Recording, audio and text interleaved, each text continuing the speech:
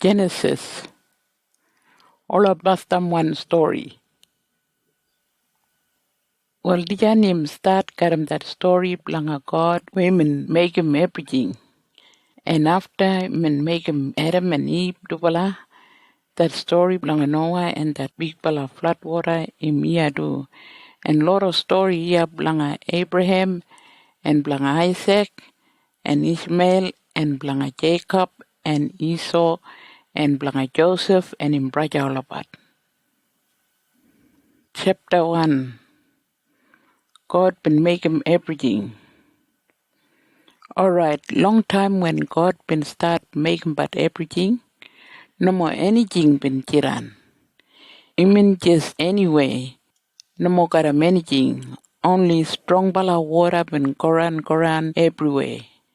And even probably dark bala and that spirit blanga God been move about on top langa that water. From there God been talk light and straight away that light been come out. And when God been look that light been good one, even good bingy. From there God been karmat that light from the dark bala.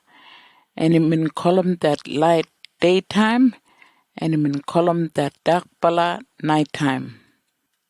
From there nighttime been go away and when even alibala, even that second day na. From there God been talk. Let him something jiran langa karmat that water and make him that water jiran misal. And it min happen like that na. Tumaji God been make him that thing and that thing been karmat that water langa bottom from that water langa top. And God been call him that thing sky. From there nighttime been go away and when him in alibala him in that number 3 day na. From there God been talk. Let him that water langa bottom heap him up misal langa one place langa make him dry one come out. And him in happen like that na. And God been call him that dry one part ground and him in call him that water where been heap him up misal langa one place soul water. And when God been look everything been good one, him in good bingy. From there God been talk. Let him that ground grow up all kind tree and grass and pretty flower. Sambala garam seed daga and sambala garam fruit daga. And it been happen like that na. And that ground been grow up all kind tree and grass and pretty flower. And when God been look everything been good one, him in good bingy. From there nighttime been go away and when him in alibala, him in that number 4 day na. From there God been talk. Let him all kind light come out langa top langa karamat daytime from nighttime. And that lot light gotta shine langa shom. What time all a different one day and all a different one season and all a different one ceremony gotta start. And that lot light gotta shine down from that sky, langa keep it light all over langa diyan world. And even happen like that na. And God been make him tubala big one light. He been make him sun langa daytime and he been make him moon langa nighttime. And he been make him biggest mob star too. And he been put him all that lot light langa sky, like shine down all over langa diyan world. And he been put him all about there langa jiran daytime and nighttime and black karamat that light from that dark bala. And when he been look everything, he been good one, he been good bingy. From there nighttime been go away and when he been alibala, he been that number 5 day na. From there God been talk. Let him all kind fish and animal jiran langa water and let him all a bird fly langa sky. And God been make him all a different kind of fish and animal, like jiran bat langa water. And he been make him sampala probably big one animal, langa jiran bat inside langa that salt water. And he been make him all kind different one bird, langa fly langa sky. And when he been look everything been good one, he been good pingy. Imin good bingy blang all that lot fish and animal, and imin dalam all about blang make himself big mob and fill him up that water, and imin dalam all that lot bird blang make himself big mob too. From there night time been go away, and when imin alipala, imin that number 6 day na. From there God been talk, let him all kind animal jiran langa dijan world. Let him jiran all kind quiet one animal and all kind wild one animal and all kind animal where walk about garam pinji langa ground. And it min happen like that na. Tumaji God been make him all that lot animal. And when he min look everything been good one, he min good pinji. From there God been tell himself, we love to make him people na. And we love to make him all about like we, planga jiran like we. All about kara jiran boss, planga all of fish and bird and planga all of quiet one animal and all of wild one animal and planga all that lot animal we walk about karam binji langa ground. From there God been make him two people like himself. He been make him boy one and girl one. And him talk good pinji way langa tubala. Yunbala kara happened big mop piginini tumaji. Yunbala karam lot of country like jiran bat. And that lot piginini like yunbala kara go everywhere langa all a country and make himself boss langa that lot country. Tumaji me na make him yuma boss langa all of fish and all of bird and all of animal. And blanga yumop daga, I give it yumop all kind bala seed daga and fruit daga, blanga dagat. And blanga all a animal and all a bird, I give it all about grass and bushes bla dagat. Well, everything been happen like that na, just like where God been talk. And God been look all that lot thing where been make him and in bubbly good pinji. To make all that lot thing been bubbly good one. From day night time been go away and when him in Alibala, him in that number 7 day na.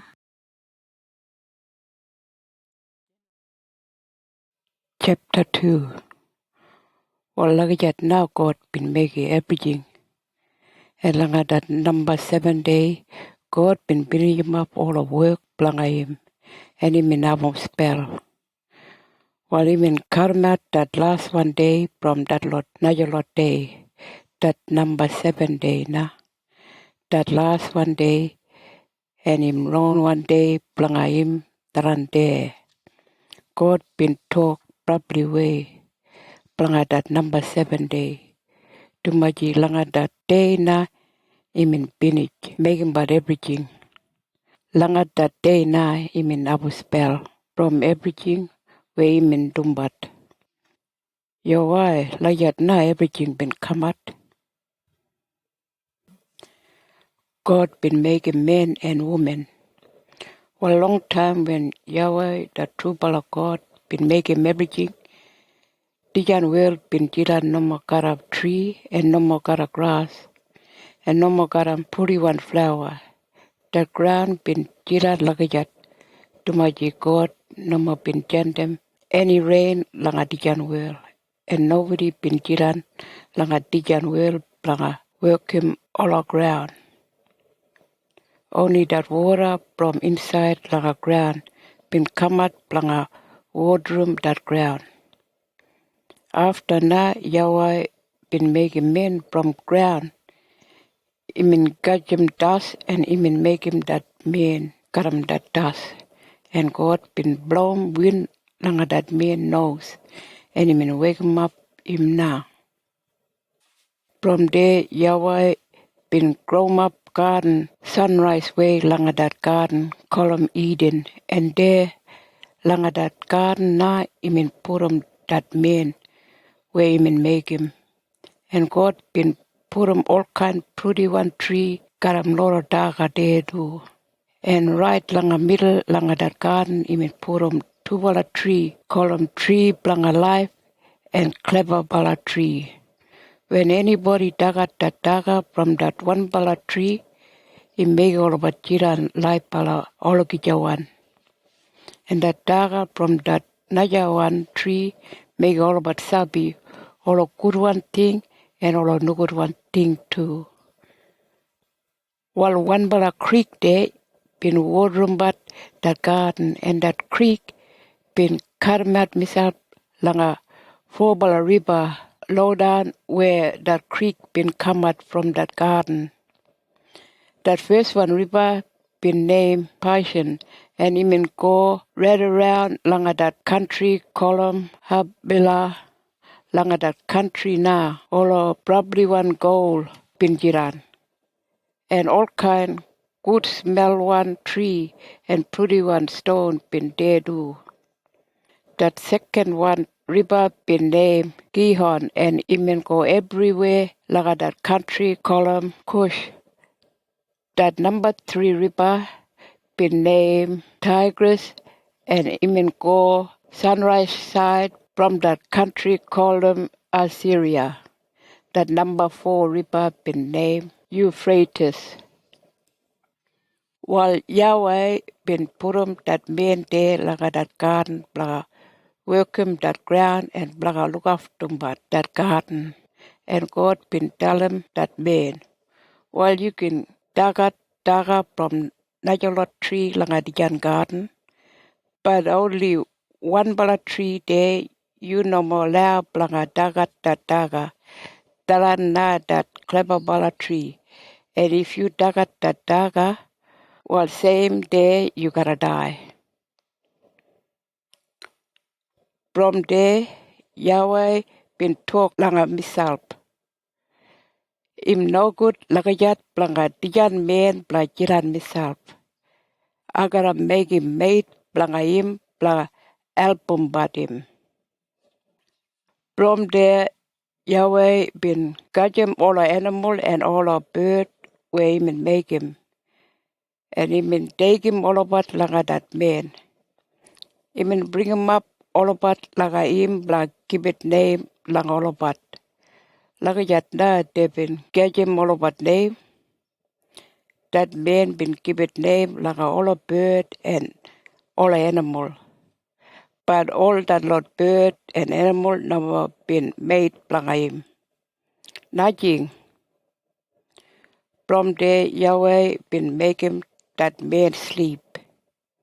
And when he been dead sleep, God been taking out one bala rib bone from him. After when he been taking out that rib bone, he been jarm up that man. And he been make him woman from that rib bone. After that, Yahweh been taking that woman langa that bed. And that man be talk, Dija na from my own one bone and from my own one beef. One day gotta call him woman. Too much God been making him from my own rib bone. Lagayat da God been making that woman. And too much he been make him lagayat. While every man gotta all day leave him mommy and daddy. And him gotta go and marry like him wife. And tubala jiran one balana. While that man and him wife tubala been nugget bala, but tubala never been shame when tubala been nugget bala.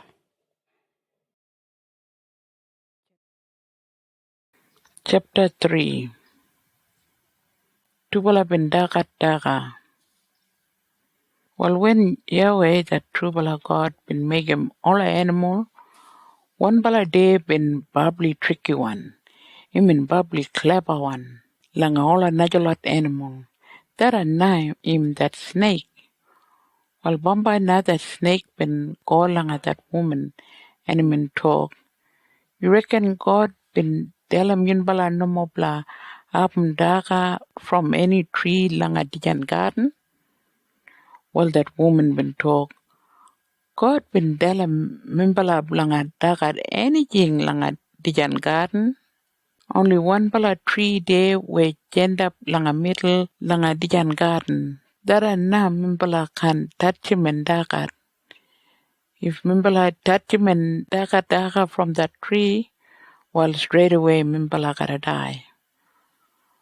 Well, that snake been tell him that woman, God im liar.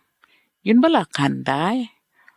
God been talk like that langa yun bala dumaji im sabi when yun bala daga that daga, yun bala gotta make himself just like God. Yun bala gotta sabi everything where him good and everything where him no good, just like God sabi.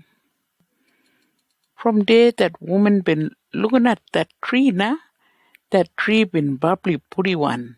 And that daga langa him been look good one langa daga. And that woman been think about langa making himself clever palana. From dinner that woman been go and been catch him daga from that tree. And him been daga that daga. And after him been take him that daga langa him husband. And him been daga that daga too. Well, straight away when Dubala been him that daga, where Dubala no more been lao, bla daga that daga, Dubala been sabi, Dubala been dum nugut pala ting, and Dubala been look misal nugget pala, and Dubala been shame misal na, and Dubala been get him leaf from that tree, call him fig tree, and Dubala been mend him up all a leaf, and Dubala been cover him up misal na. From day cold time now when that sun been good on, Dubala been listen noise langa that garden. Yahweh been coming up langa Dubala and Dubala been go and blunder himself langa all a tree. Well, Yahweh been tingat langa that man. Which are you? And that man been talk. I've been hearing you walk here langa Dijan garden and I've been brighten and I've been blunder myself. To my mean naked one. Well, God been talk. Who been telling you naked one? Might be you been dagat that daga where I been talk you no more loud dagat. Well, that man been put on blame lang at that woman. Him been talk. That woman where you been give it lang a me, him na been give it me that daga, and I been dagat. Well, yo, I been asking that woman na, what for you been doom luggage at? Well, that woman been put on blame lang at that snake. And him been talk, that snake been tempting me lang at daga. From there, Yahweh been talk lang at that snake. I gotta punish him, you blanga that thing. Only you na. I gotta punish him. I can punish him all that lot, lot animal. Only you na. Well, you gotta all day walk karam you bingy langa ground and you gotta dagat ground all the way right up you die. And I gotta make him yunpala that woman hate him gija. That beginning planga that woman and that beginning planga you gotta jiran enemy gija. And that beginning planga him gotta smash him up you head and you gotta bite him in foot. From there, Yahweh been talk like that woman na. When you're up baby, I gotta make him lot of trouble and pain blanga you. Strong bala pain gotta come out langa you when you gotta up baby. But you gotta still want them, your husband and him gotta jiran boss blanga you. From there, Yahweh been talk langa Adam. You no more been listen langa me first time when I've been telling you no more langa daga from that tree. You've been listening langa your wife and you've been daga. And bladara na I gotta make him that ground hard one. And you gotta work hard palana. Blanga grow 'em up you daga. You gotta work hard pala all the way right up you die. That ground gotta grow up all kind rubbish one grass gotta bindi eye. And you gotta sweat it up blanga gejim daga blanga daga all the way right up you die and your body go back langa ground. Tumaji you gotta go back langa that same one ground where I've been making you best lagajat na God been talk. From there Adam been giving him wife name na. You been calling him Eve. Tumaji him nam mommy blah everybody. After na Yahweh been make him clothes blanga tubala got him animal skin and him make him tubala worm on that lot clothes. From there Yahweh been talk langa him own self. That tubala same just like we. There's up everything where him good one and everything where him no good one. Well, we can't let him tubala have him any daga from that one tree. Tumaji if tubala daga that daga from that tree belong alive, while tubala garajiran life bala olagijawan.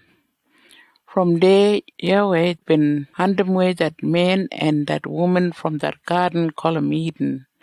And God been make him that man work him that ground. Tumaji been make him that man got him ground.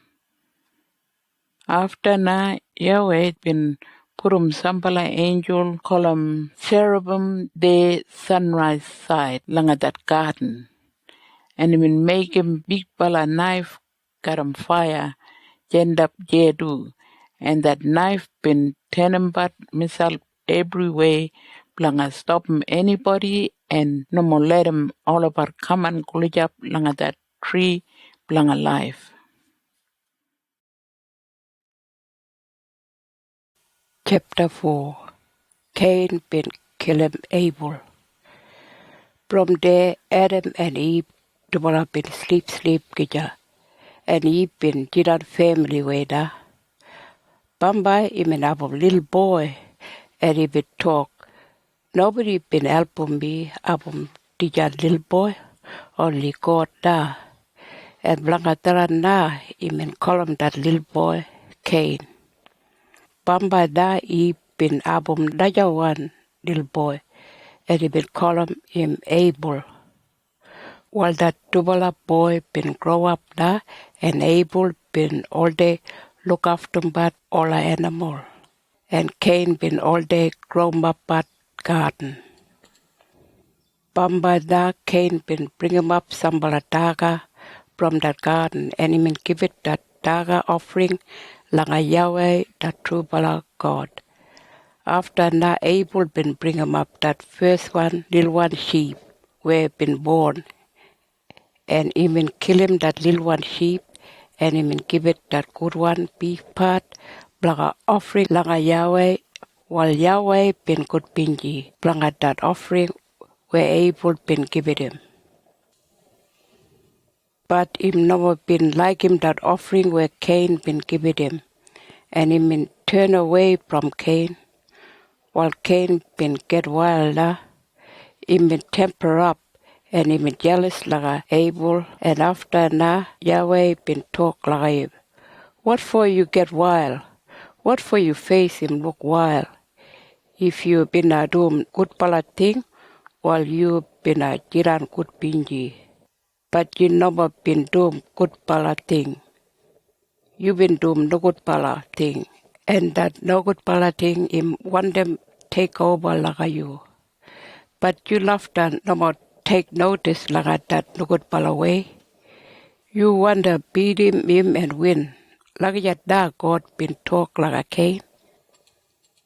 After that Cain been jingat like him brother. Yun be go mijimet like a man garden. While Abel been do it like him. And when Dubala been come out like that garden, Cain been grab him brother and even kill him dead. Bamba na Yahweh been ask him Cain, "Where you brother Abel?" And Cain been talk, "Me no masabi, I can't look after but one brother." While Yahweh been talk, "What for you been doing tijan nukut pala thing? That blood blanga you brother im jingat but langa me from that ground. Im jingat langa me blanga payback blanga him. While I gotta punish him langa you na. You can't work that ground anymore. Too much that ground been jolorum that blood blanga you brother where you been kill him. That ground been really thirsty one, and it been jolorum that blood. And Bamba now when you try grow up garden, that ground can't grow up daga blanga you. And you can't album your own one camp too. You gotta all day keep going, walk everywhere. While Cain been talk, Tijan iya where you gotta punish me in probably hard one blanga me. You gotta underweigh me from my country, and you gotta underweigh me from yourself too. And I got all day walk around but everywhere. No more got my own one camp. And if anybody find me, they gotta kill him me dead. Well, Yahweh been talk. Nobody can kill him you dead. If anybody kill him you dead, well, I gotta punish him no more little bit, 7 bala time. After now, Yahweh been put a mark like a Cain, and that mark been given warning by anybody when they meet him Cain. And that mark been tell him all about no more blanga killing him.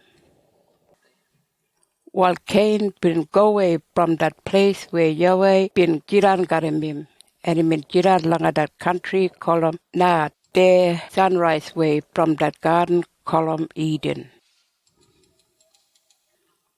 All beginning blanga Cain. Bamba da Cain been married, and his wife been have a little boy, and Cain been call him name Enoch. While Cain been build him up big Barak town, and that name where he been give it like that town, been that same one name where he been give it like that little boy. He been call him that town Enoch. Bamba now when Enoch been grow, he been have a little boy, and he been call him name Iraq. And when Iraq been grow, he been have a little boy. And he will call him name Mahujael. And when Mahujael been grow, he will have a little boy, and he will call him name Mathushal.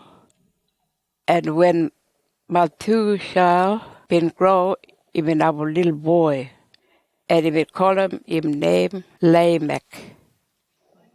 And when Lamech been grow, he will married like a double girl named Ada and Silla. Bamba da Ada been Abu Tubala little boy, and he been call him Tubala Dave, Jaibel and Jubal. And when Tubala been grow, Jaibel been started off that lot people who all day jiran like a tent and mind them but all animal. And him brother Jubal been started off that lot people who all day play but guitar and blow but whistle.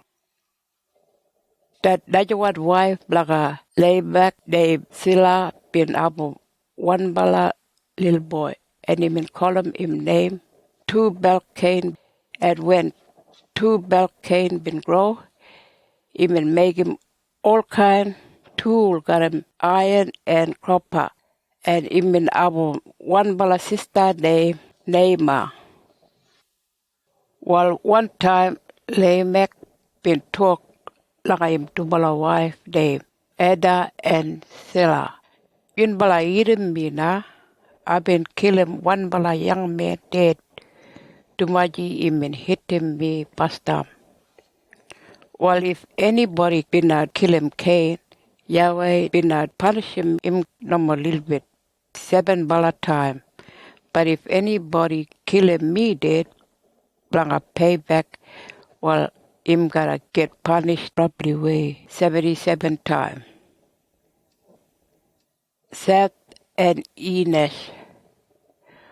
Well, after when Cain been killing Abel dead, Adam and Eve been sleep again, and develop been able. Daja one little boy, and Eve been talk.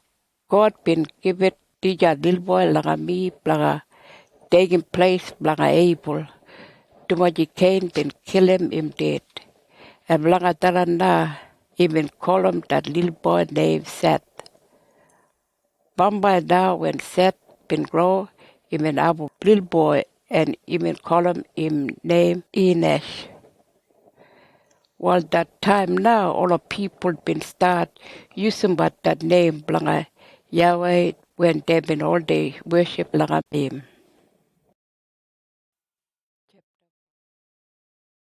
Chapter 5.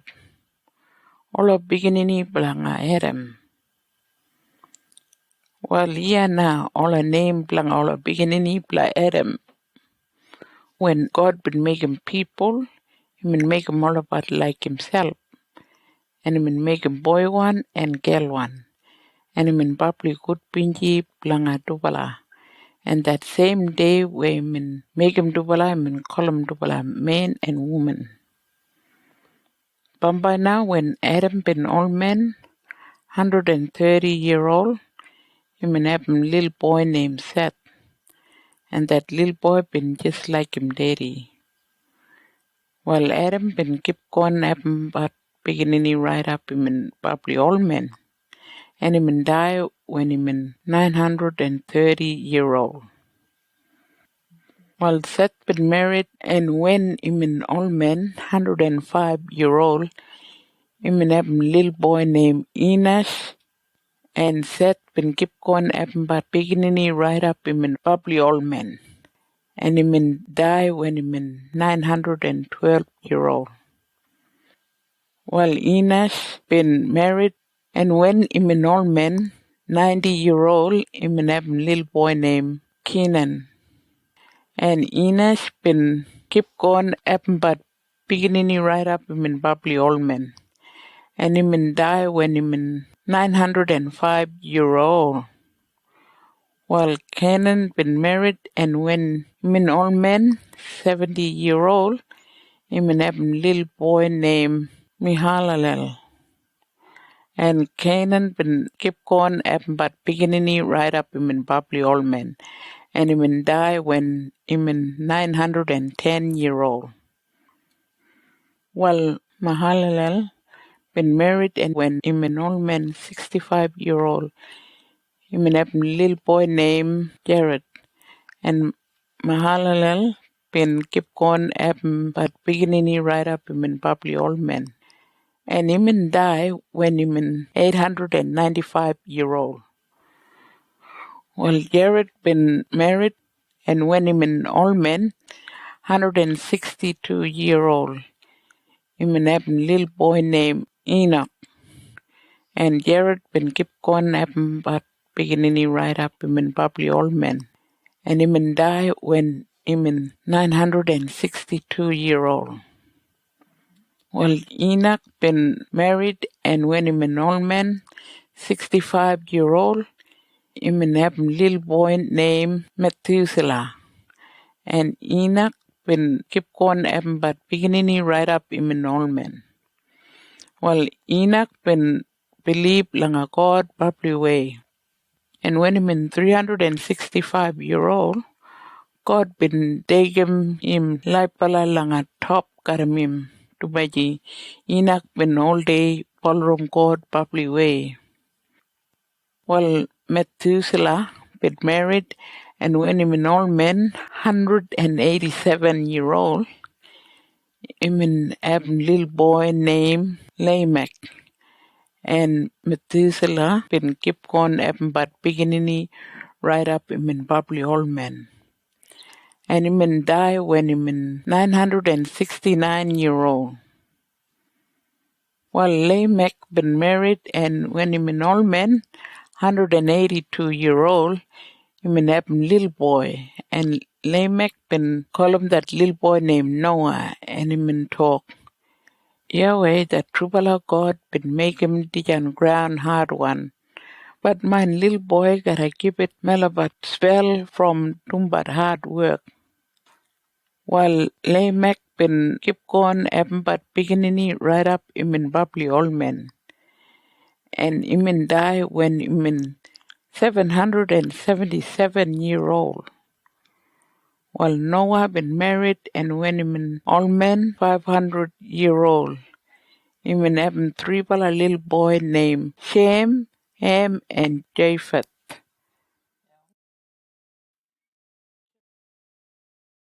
Chapter 6.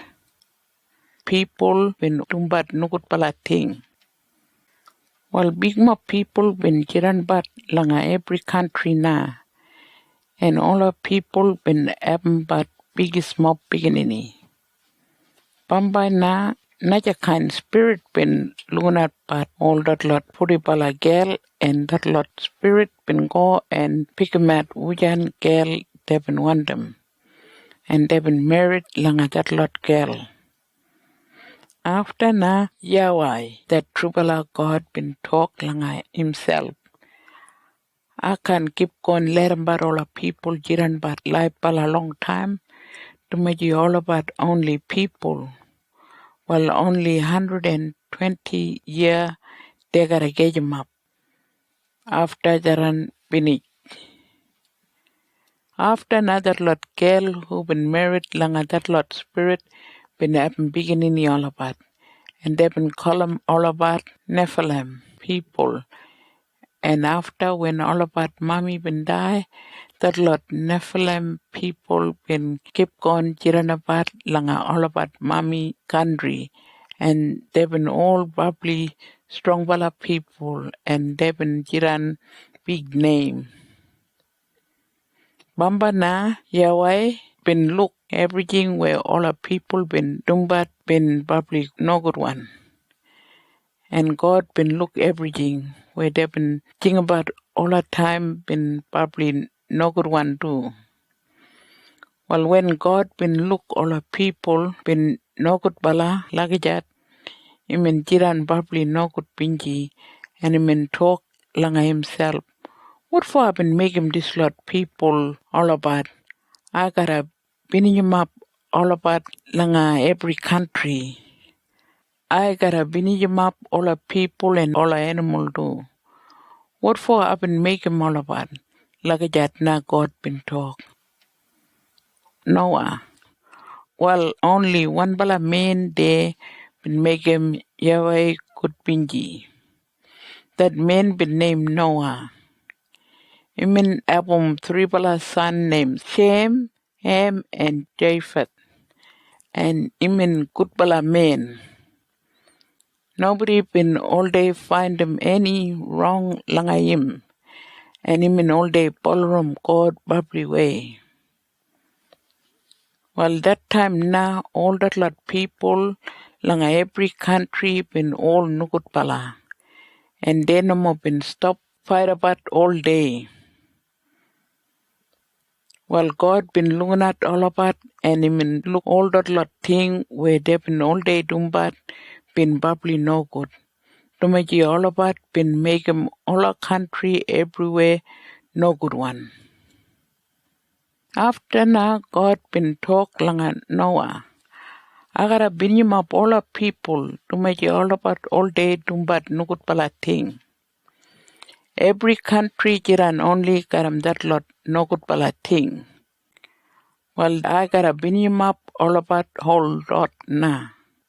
But you gotta make him boat langa yourself. You gotta make him that boat garam good one timber. And you gotta paint him that boat garam bitumen inside and outside. Lucky that now you gotta make him that boat. 133 meter long way. 22 meter crossway 113 meter straight up and down. And you gotta make him 3 room langa that boat.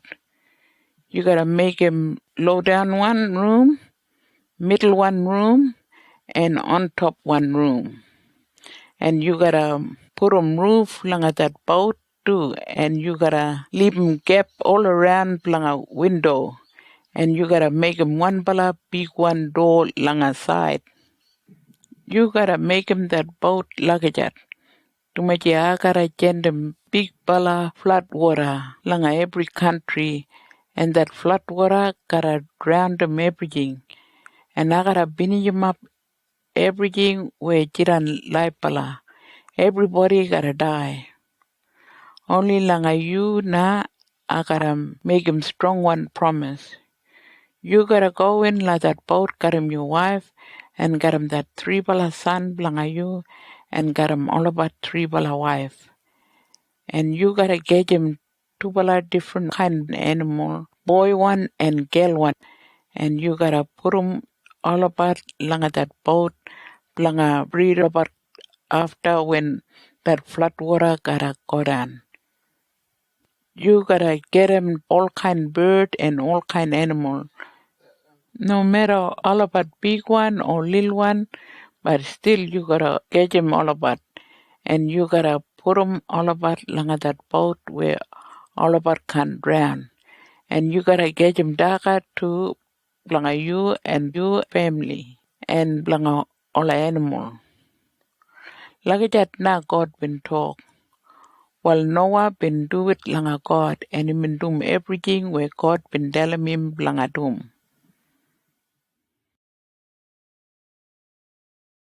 Chapter 7 Big flood water. After na, Yahweh the true God been talk langa Noah. I've look everybody langa all a country all day dumbat nukut pala thing. And I've been find him only you na dumbat good pala thing. While you going inside langa that boat na, got him your family all about. Tumaji I gotta save you up. And blanga all that lot different kind animal where you use some blanga ceremony. You gotta take him 7 boy one and 7 girl one karam you. And blah all that lot different kind one animal where you no more use him blah ceremony. You gotta take him 2 karam you. Boy one and girl one you gotta take him. And blanga all a different kind bird. You gotta take him 7 boy one and 7 girl one got you. You gotta take him all that lot animal and all that lot bird langa that boat langa breed 'em but after when that flood water gotta go run. Only 1 week na and I gotta send 'em rain langa all a country. And that rain gotta boil down daytime and nighttime no more stop. That rain gotta boil down 40 days, college up 6 weeks. To my dear, I gotta drown them everything where I've been make 'em. And all the animal and all the people gotta all been it. Like that now God been talk. Well, Noah been listen langa that word where Yahweh been tell him and he been do it langa him. And he been probably all men when that flood water been coming. He been 600-year-old. Well, Noah and his wife and that lot 3 son blanga dubala and that lot 3 wife blanga alabat been all going langa that boat. Tumaji min kulijap time blanga that flood water. And Noah been do it langa God and been take him all that lot animal langa that boat. He been take him all that lot animal where they been use him langa ceremony and all that lot animal where they no more been use him langa ceremony. And they been take him all that lot bird too. Boy one and girl one. He been take him langa that boat. Langa that same day Noah and his wife and that lot 3 son langa him named Shem, Ham and Japheth.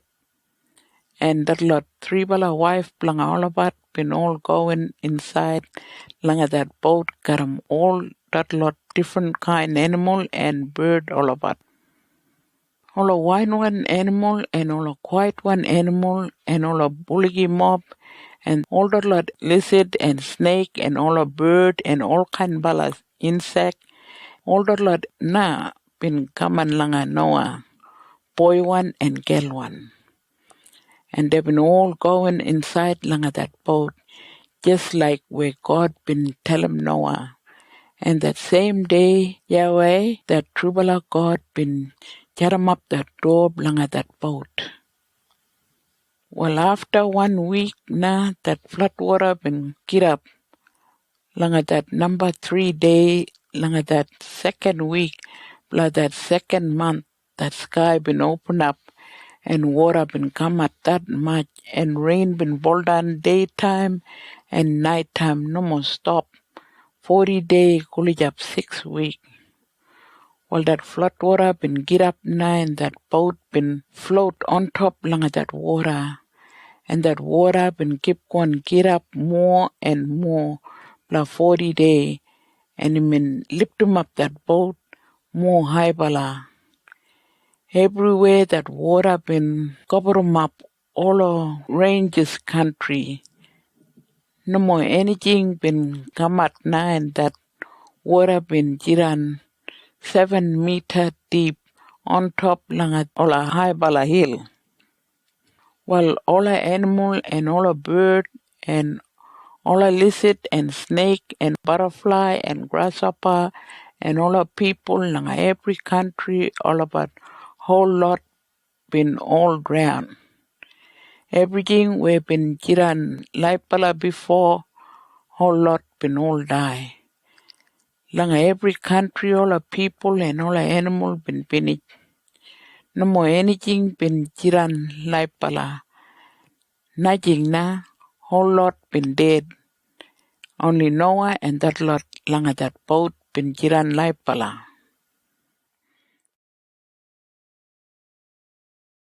Chapter 8. After now God been jaram up that sky and he been close 'em up all a big bala spring water langa ground and that rain been stopped poldan batna but that flood water been still jiran on top langa all a country and that water been cover 'em up all a ground everywhere long time. Well, God no more been forget about Noah.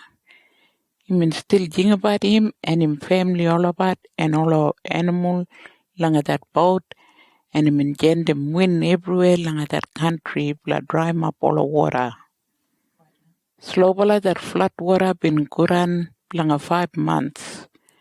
150 day that flood water been guran and langa that number 3 day langa that second week langa that number 7 month that boat been jiran on top langa one hill column Ararat. And that flood water been still keep on guran slow bala right up langa that number 10 month. And langa that first one day langa that number 10 month all a hill been start kamat na. Well, that boat been jiran there on top langa that hill 40 day close up 6 week. And after Noah been open that window langa that boat and he been let him go one bala crow. That crow been fly around but all around right up that water been good and bubbly. Well, after when Noah been let him go that crow, he been let him go one bala pigeon bala find out if that water been good and that pigeon been try. But him no more been find him place blanga make him nest. To make it water been still letting everywhere on top langa ground. And that pigeon been left to fly back langa that boat. And Noah been catching him and put him inside langa that boat. After now 1 week time, Noah been let him go that pigeon from that boat again. And when that pigeon been come back, Sanguran time, you may have green one leaf lang your mouth. From that tree called olive tree, and Noah been sabina that water been guran, and all the ground been kulijap dry. Well, Noah been wait 1 more week, and after him let him go, that pigeon from that boat again, and this time that pigeon been fly away, and him no more been come back. Well, Noah been probably old man na, 601-year-old, and langa that first 1 day, langa that first 1 month, all the water been all dry, and Noah been opening that door up langa that boat. And he been look, no more water been there. That water been all go away. But that ground been still jiran soft one. And Noah and him family been left at jiran inside langa that boat 2 months. After langa that number 6 day, langa that number 3 week, langa that 2nd month, all the ground langa every country been jiran bubbly dry one. Well, God been tell him, Noah, you come outside from that boat, na, got him your wife and the lot 3 son, blanga you and all about wife. And you bring him up all that lot bird and animal all about outside from that boat too. And you let him go all about ulijim de gotta breed about everywhere langa every country. Well, when God been talk like that, Noah and him family all about been come outside from that boat. And all that lot animal and bird been come outside from that boat too. Tubala, same kind, they been all come out. God been put 'em rainbow. After now when Noah and him family been all come outside from that boat, Noah been pile 'em up stone, bla make 'em table, bla offering, and him engage 'em sambala good one animal and bird, and him kill 'em all about. And him burn 'em up all about on top langa that lot stone, langa say thank you langa Yahweh, that true bala God. Well, when that lot animal and bird been all cook one, Yahweh been smell 'em all about, and him talk. Him bubbly good one dijanya. Well, Asabi people all day jing about nugut bala thing from all about baby time. But I can't kill him dijan ground again. I can drown all the people and all the animal again. Same way like I've been just dome. No more. Dijan country got a jiran long time. And all the bush daga got all day keep going grow and ballroom that lot season. And all that lot season got all day keep going.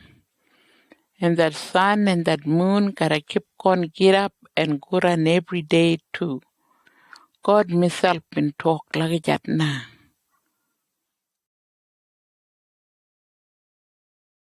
Chapter 9.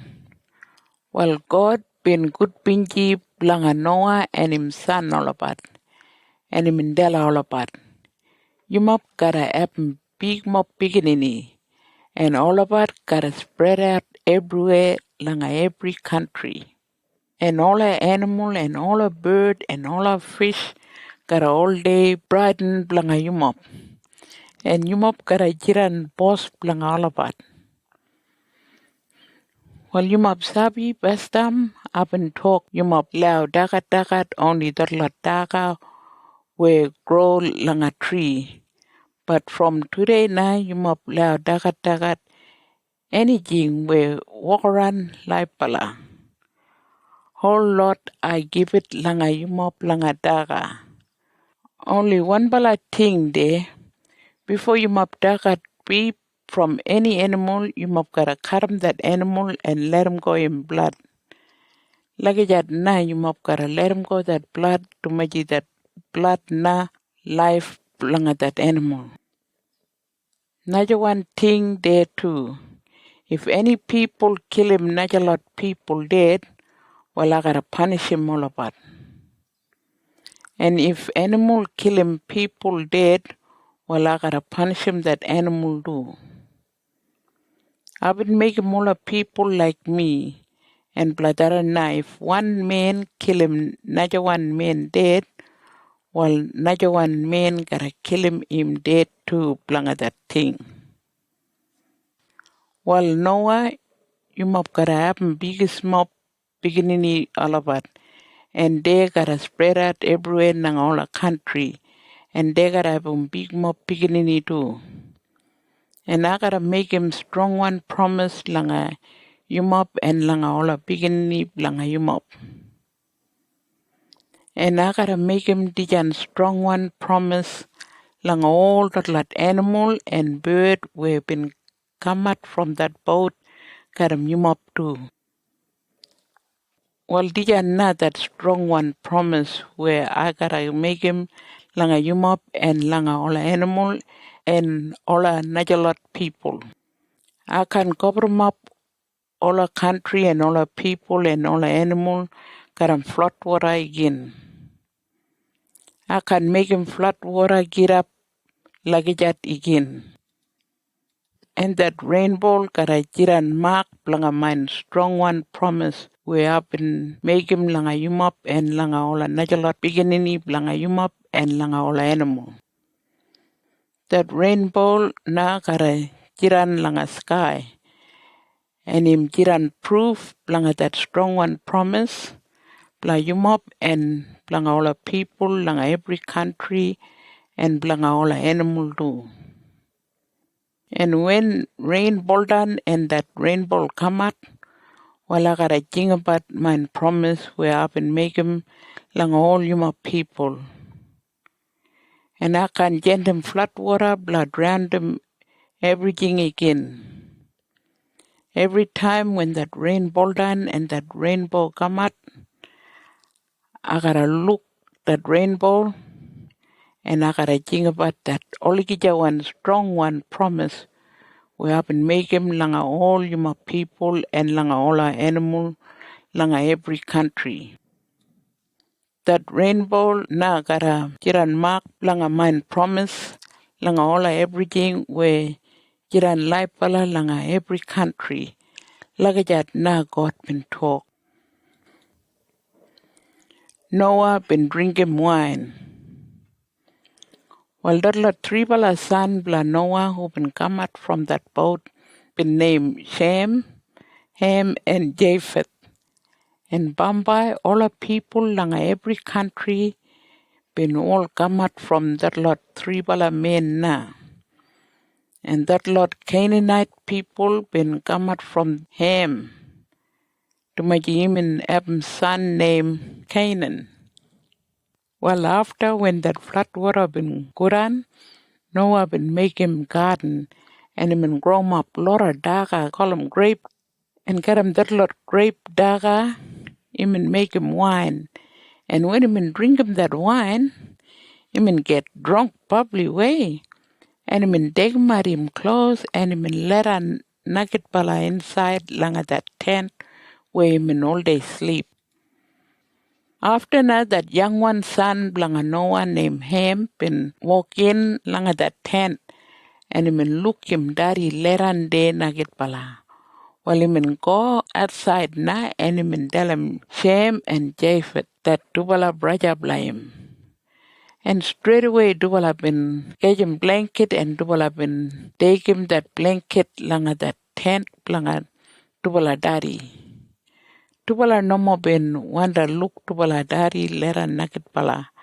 And Dubala been laughter reverse back got him that blanket langa Dubala shoulder. And Dubala been let him go that blanket. And that blanket been cover him up that nugget pala. By now when Noah been get up sober one, they been telling him one of that young one son been doom langa him. And Noah been talk, well, him no good blag Canaan, that son blanga Ham. Him got all day jiran just like a prisoner and tumbat all hard work blanga him braja all of it. Well, I give it thanks langa Yahweh, that trubala God. Tumaji im gara jiran karam Shem. And him gotta make him all a clan blanga Canaan. Jiran just like a prisoner and dumbat all a hard work blanga all a clan blanga Shem. And I want them God gotta give it lot of beginning and lot of country langa Japheth. And him gotta make him Canaan, jiran just like a prisoner and dumbat all a hard work blanga him do. And all a clan blanga Japheth and all a clan blanga Shem gotta jiran countrymen gija langa that country blanga Shem. Lagi jat na Noah bin talk. Well, after na Noah bin jiran lai pala 350 year. And he min die when he min probably old man.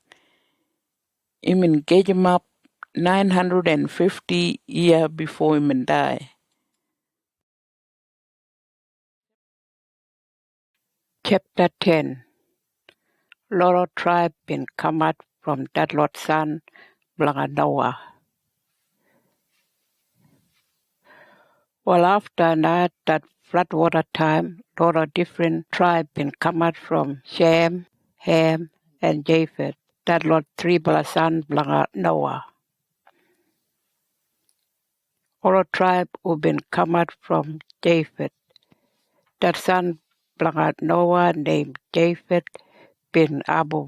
7 son named Gomer, Magog, Medai, Jabin, Tubal, Meshach, and Taurus.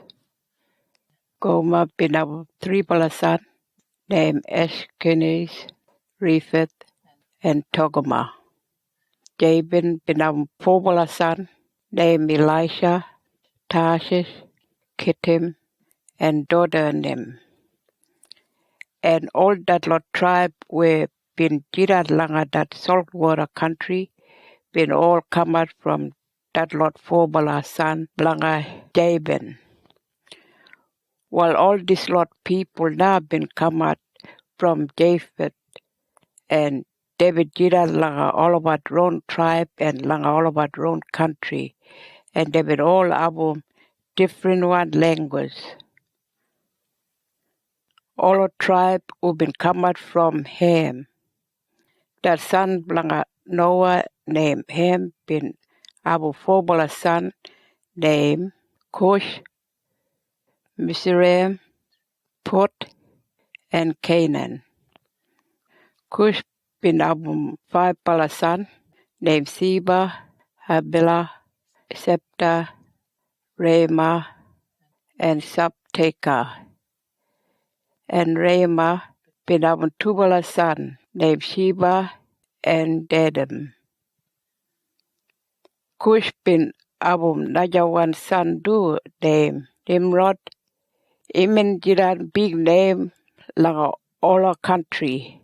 And Imin #1 hunting man Tumaji Yahweh the true God bin all day album him. And all the people bin all day talk. Nimrod im #1 hunting man. And must be Yahweh gotta make him yumab jiran same way like him do. Well, they been make him Nimrod jiran boss blanga Loro town langa that country. Call him Babylon, and him in jiran boss blanga that lot town call him Babylon. Erech, Akkad, and Kelna. And after him in go langa that Najawan country call him Assyria, and there not him in build him a 4 town call him Nineveh, Rehobothia, Keilah, and Resen. Resen bin jirat langa middle langa Nineveh and Keilah, but Keilah bin that #1 town. Lot of tribe been come out from that son blanga Ham named Mizraim, and they been call him name bla all that lot tribe. Ladite, Anamite, Leabite, Nephtahite, Pathrazite, Keslahite, and Castorite. And from that lot, Keslahite tribe, all of Philistine people been come out. That first one grandson blanga Noah, that son blanga Ham, name Canaan bin Abu son name Sidon, and lot of tribe been come out from Canaan, and they been call them name blah all of that lot tribe, Hittite, Jebusite, Amorite, Girgasite, Hivites, Arkite, Sinite, Ebedite, Semirite, and Hamathite.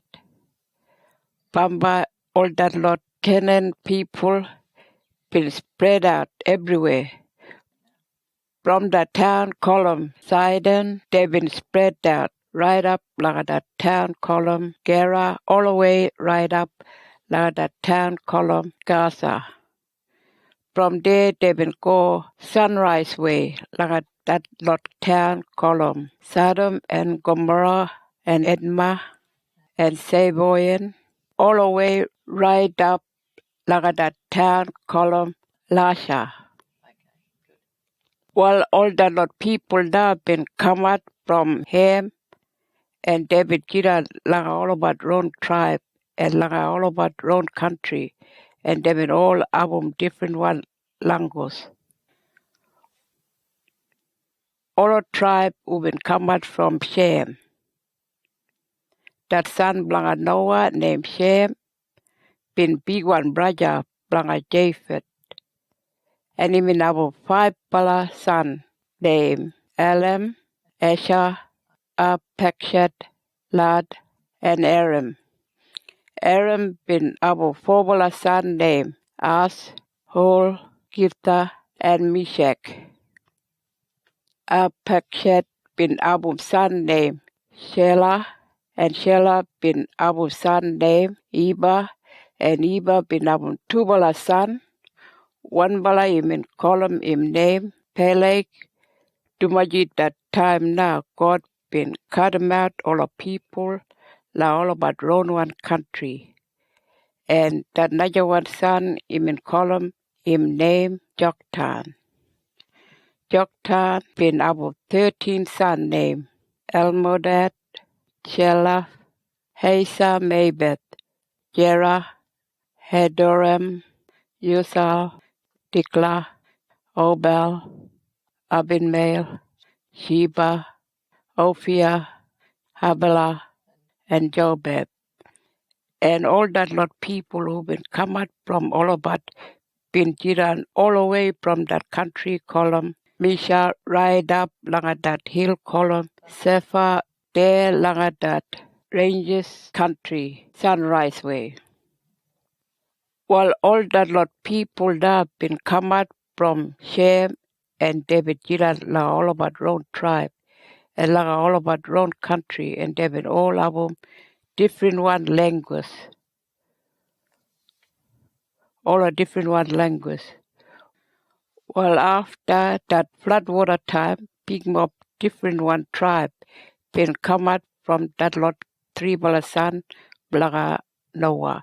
And all that lot tribe been spread out everywhere, and they've been all jiran all about own country. Chapter 11. While they've been abum only 1 bala language, pastam. Got same one word all the people been all day talk. Well, when all the people been start spread out but Sunrise Way, they been finding one plain country there like that country called Babylon. And then now all about been stopped. And they been talk, well, come on now, we love to make him mud one brick and burn him like a fire, like make him probably good one. And they've been heap him up that lot brick now, and they've been bitumen there too. And they've been digging out like all the people now. Come on, all about, we gotta build them up town now, got a one big bala house. That house gotta get them up right up inside like a sky. To make you, we know, want to spread out but everywhere, like every country. We want to get on one mob, got a big name. Bamba na Yahweh, that true Bala God, been come down, blanga look that town and that high Bala house where they been making but. And when him in look, him in Dalam misal, this lot here people, Girat one people, got a one Bala language, all about probably clever Bala, and they can do many things they want them. While we love to go down and mix them up that language, blaga all about ulijim, all about can talk ja.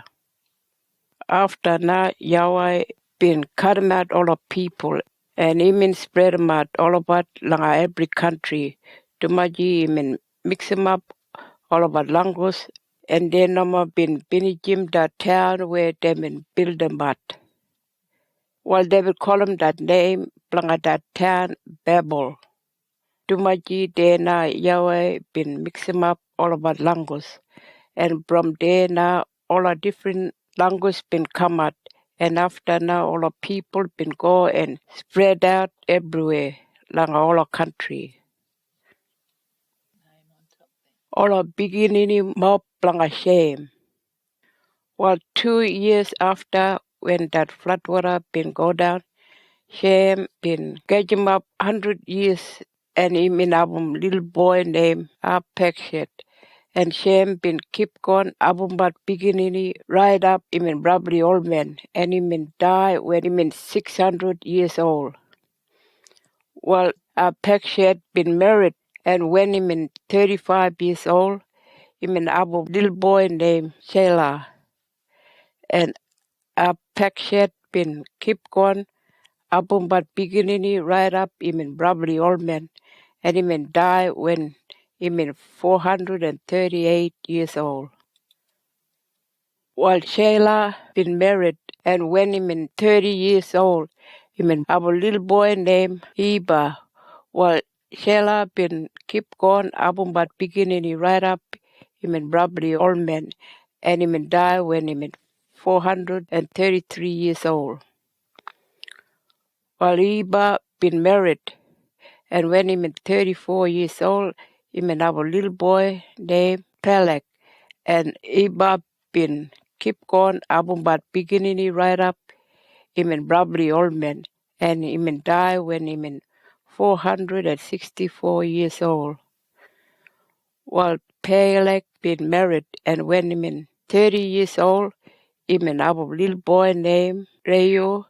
And Pelek been keep going album but beginning right up him in probably old man, and him in die when him in 239 years old. While Reu been married, and when him in 32 years old, him and have a little boy named Sarok. And Reu been keep going album but beginning right up him in probably old man, and him in die when him in 239 years old. While Sarah been married, and when him in 30 years old, him and have a little boy named Naihawa. And Sarah been keep going, album but beginning right up him and probably old man. And him and die when him in 230 years old. While Naihawa been married, and when him in 29 years old, him and have a little boy named Tara. And Naihawa been keep going, album but beginning right up him in probably old man, and him in die when him in 148 years old. While Tara been married, and when him in 70 years old, him in have 3 Bala son named Abram, Nahawa, and Haran. All are beginning blaga Tara. While yeah na that story blaga Tara, him in have 3 Bala son named Abram, Nahawa, and Haran. Well, Haran been die lang at that country called Babylon. Even die lang at that same one town called Ura where he been born. And he been die before him daddy been die. That old man Terah been still didn't lie when him son Hera been die. While Haran been leave 3 bala beginning behind. 1 bala boy named Lot and 2 bala girl named Milcah and Iscah. Well, Milcah been married langayim road one uncle named Nahawa. That another one uncle langayim named Abram been married langa 1 bala woman named Sarai. And Sarai never been able any baby. While Terah been go away from that town called Ura, and even taking him son Abram, got him wife Sarai, and even take him Lot. That son blanga him dead pala son do. And David start blanga go langa that country called Canaan. But halfway langa road David stopped langa 1 town called Haran. Well there now David did a long time. By now when him and probably old man, Terah been die. He been got him up 205 years before him and die.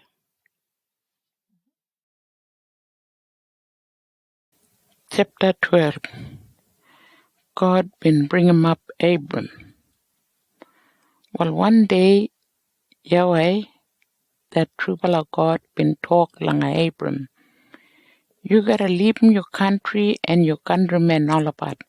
And you gotta go away from your daddy camp and you gotta go langa one long way one country where I gotta show you. Then now I gotta make him your grandfather langa biggest one tribe. And I gotta keep on kiran kind langa you. And all the people got a good pinji, dumuji, I gotta make him you name Haibala. And if anybody treat him you nukut bala way, well I gotta pay him back him nukut bala way. And if anybody good bala langa you, well I gotta pay him back him good bala way. And got him you na, I gotta make him all a tribe langa every country probably good pinji. Like that na God been talk. Well, Abram been going from that place called Haran, just like where Yahweh been telling him Langadum. Nobody I'm an old man, 75-year-old, but still I'm go traveling all the way right up like that country called Canaan. And I'm taking my wife named Sarai, and I'm taking Lot, that son Blangayim, dead pala braja do. And him engage him all anything Blangayim, and him engage him all working man and working girl who been jiran like a prisoner Blangayim. And got 'em all dot lot na Abram been go langa that country called Canaan. Well, when they been come at langa that country, they been come at langa one big bala tree called Mora. That tree been jammed up there langa that sacred one place, langa that town called Shechem. Well, that time now, all that lot people call 'em Canaanite, who been all day jiran langa that country, been still there yet, but Yahweh been shown himself langa Abram, and him and tell him, did you know that country where I gotta give it langa you, beginning all about? Well, Abram been pile 'em up stone there, and him in worship langa Yahweh, where him in gamat langa him. From there, Abram been gone langa that hill country, and him in ring 'em up him Ted there langa middle langa that tubala town called Bethel and Ai. Bethel been sungoran side, and Ai been sunrise side. And there na, Abram been pile 'em up stone again, blanga jingabat Yahweh and blanga worship blanga him. From there, Abram been keep on walk langa that desert country called Negev. Abram been go langa Egypt. By now all daga been run out lang at that country called Negeb, where Abram been Kiran. Tumaji debin eben probably dry season lang at that country. And Abram been left to go and look about lang at daga lang at that another one country called Egypt. And then I'm in Kiran little bit long time. Well, before Abram been come out lang at that country, him and telling him wife Sarah, you probably pretty one girl. And when all of men lang at that country look you, they gotta reckon you my wife. And after they gotta kill me dead and grab you. Well, you gotta trick him all about. You know more tell him all about you my wife. You tell all about you my own one sister. And when you talk like that, well, they can kill me now. They gotta look after me probably way to my human sister. Well, when Abraham been come at lang at that country, all the people been looked at girl lang him been probably pretty one. And when all the head men lang at that king been looked at girl been pretty one, they been go and tell him that king. After that lot head men been bring him up that girl lang at that camp lang at that king. And that king been look after Abram probably way to my and brother lang at that girl. And that king been give it Abram big mob sheep and goat and bullocky and donkey and camel and all the working men and all the working girl who been jiran just like a prisoner. That much been give it him. But Yahweh, the true God, been them probably no good one sickness lang at that king and lang all the people lang him camp. To maji that king been Abram Sarah, that wife lang Abram. After that king been them word lang Abram, bla kaman lang him. And when Abram been go lang him, that king been talk. What you been do lang me? You know more been telling me tiyan young girl him your wife? What for you been telling me him your sister? You been tricking me and I've been getting him langa married langa him. While yeah, your wife, you gave him and you go away from Tijan country. After that king been jingat langa him working men all about. And they been taking Abram and his wife and all of anything langa him and they been hand away him from that country, call him Egypt.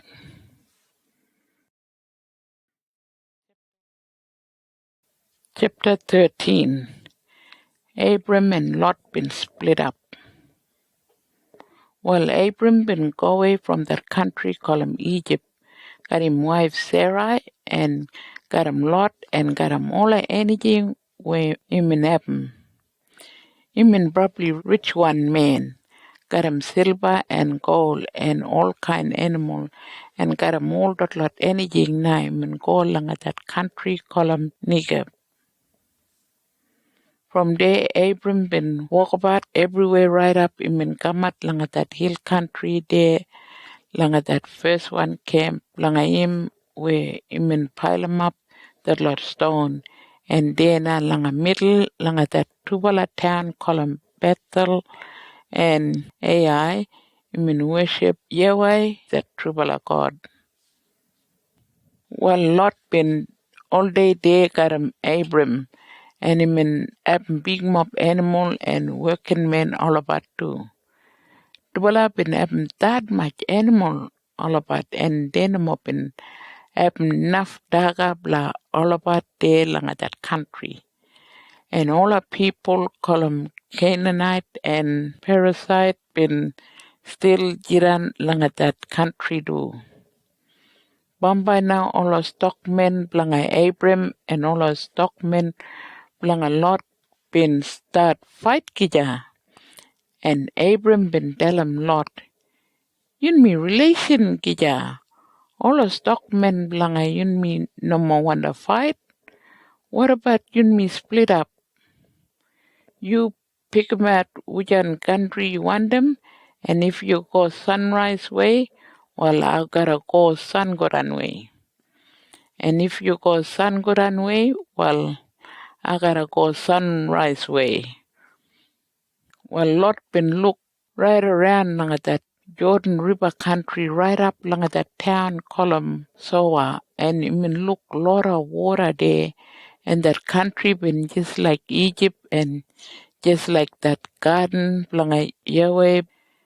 Tijan been happened before Yahweh been finishing up that Tubala town called Sodom and Gomorrah. Well, Lot been picking out all that lot Jordan River country blanga himself, and him go sunrise way. Lucky that na Lot and Abram been split up. Well, Abram been keep going jiran bat langa that country called Canaan, and Lot been making him camp langa middle langa all a town langa that Jordan River country, and him ring him up him tent one side langa that town called Sodom. That lot people langa that town no more been Bolaram Yahweh. They've been all day Bolaram but all about wrong way, and they've been probably Nuguruan people. After now when Lot been go away from Abram, Yahweh been tell him Abram, from there where you jiran, you lift him up your eye and you look good way langa that country all around langa you. To make the older country na, I gotta give it langa you and langa you beginning all about oligija. I gotta give it you biggest more beginning all about. They gotta jiran that much just like sand ground and nobody can count them up all about. Well, you been look that country from your camp, but you gotta go now and walk about everywhere langa that country. Dumaji, I gotta give it that country langa you. Lagajat na God been talk. Well, Abram been shifting him camp and him and make him another one camp kulijap langa that lot sacred one tree. Then langa that dreaming place langa one main name memory. That place been kulijap langa that town called Hebron, and there na Abram been pile 'em up stone langa worship langa Yahweh.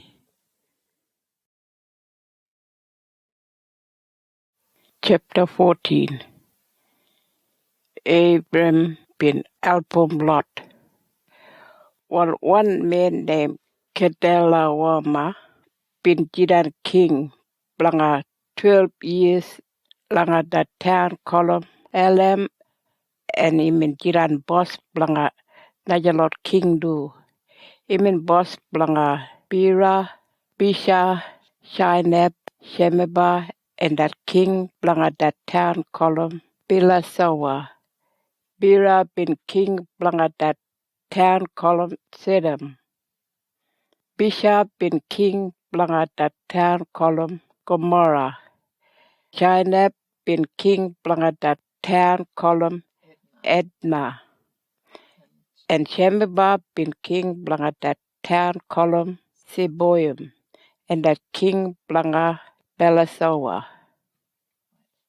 Well, when that number 13 year been common, that lot 5 bala king been talk blanga Kadala Woma Tumaji de number been one them in blanga jiran boss bla all about. And they been thick up blanga all about self. And they been measure 'em up all a soldier bla all about like that country column Sidon Belly.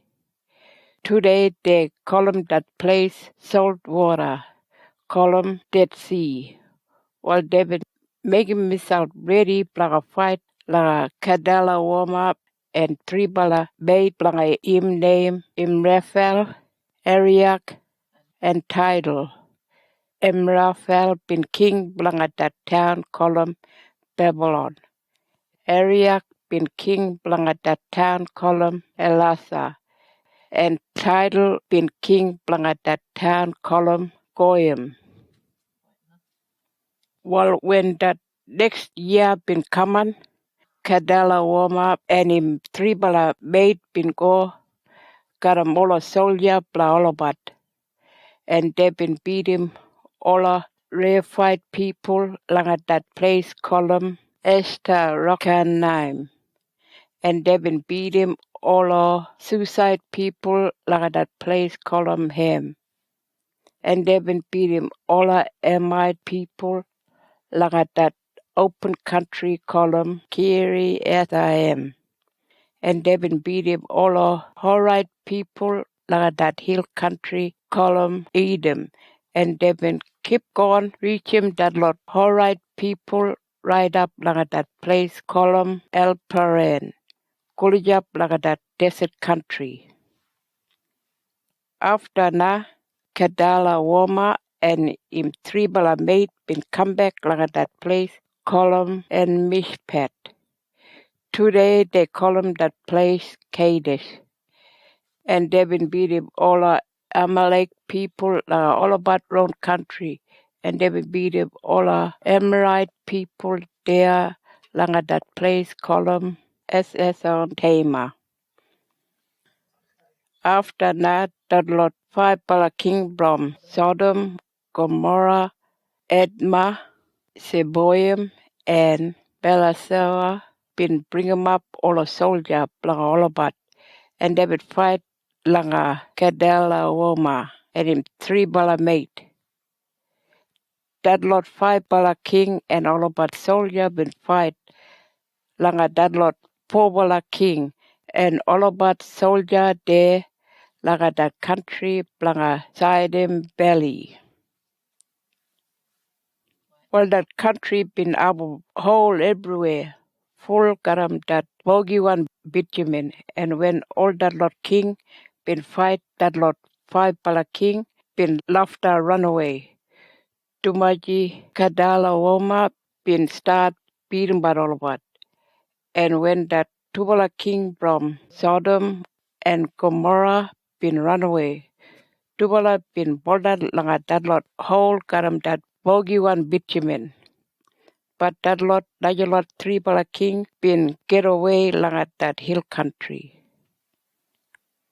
After that head boss Kadala Woma and him 3 bala mate been gajim all a daga and everything from that Tubala town, called Sodom and Gomorrah.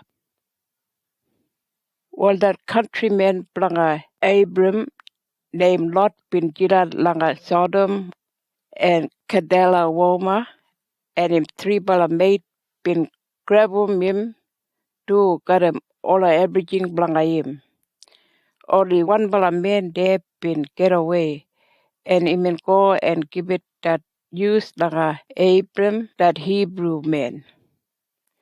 Abram been still jiran there, kulijap la that lot secret one, 3 blanga that Amorite man named Mimre, and Mimre and him 2 bala brother named Eshcol and Aina been good friend blanga Abram.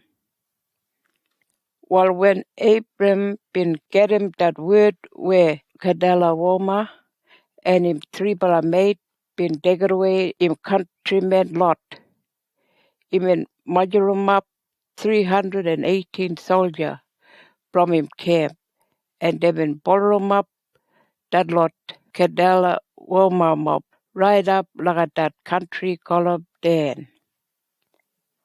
Well, when him in night time, Abraham been split him up all a soldier blanga him, and they will come out blanga that lot Kadala Woma mob, and they been beat him all about, and they been run him up behind all about, right up blanga that place called Hoba, there the other side blanga that town called Damascus.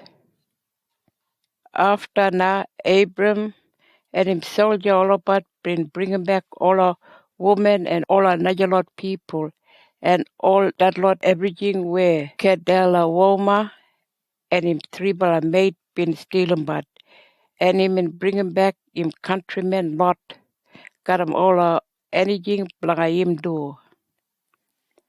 While when Abram bin beat him Kedela and him 3 bala made, that king from Sodom bin go laga that place call him Sheba Valley.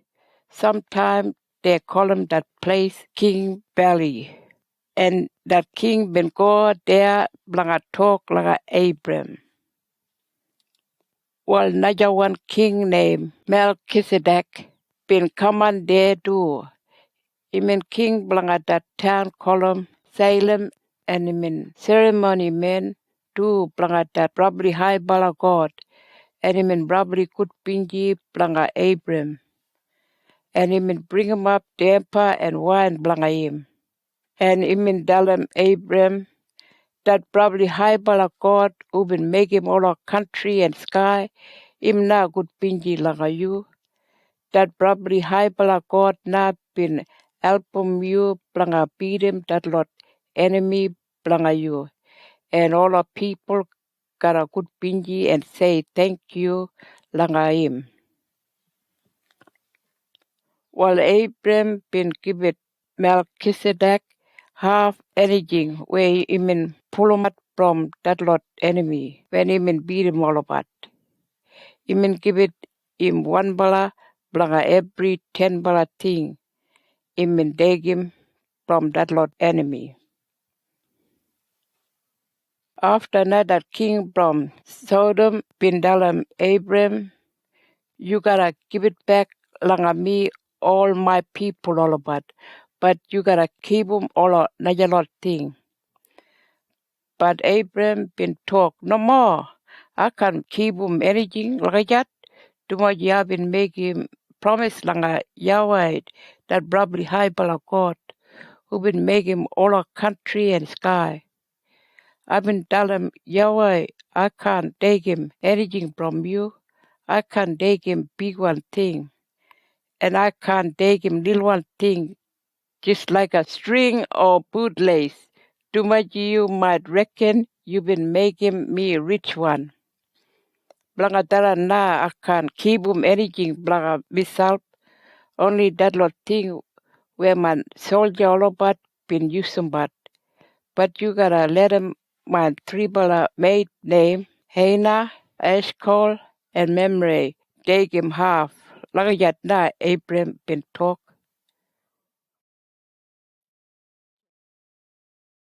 Chapter 15. God been making promise karam Abram. Bamba na one time, Yahweh the true bala God been talk langa Abram, langa him dream. You know more Brighton langa anything Abram. Too much me now gotta all day look after but you, and me now gotta give it you everything.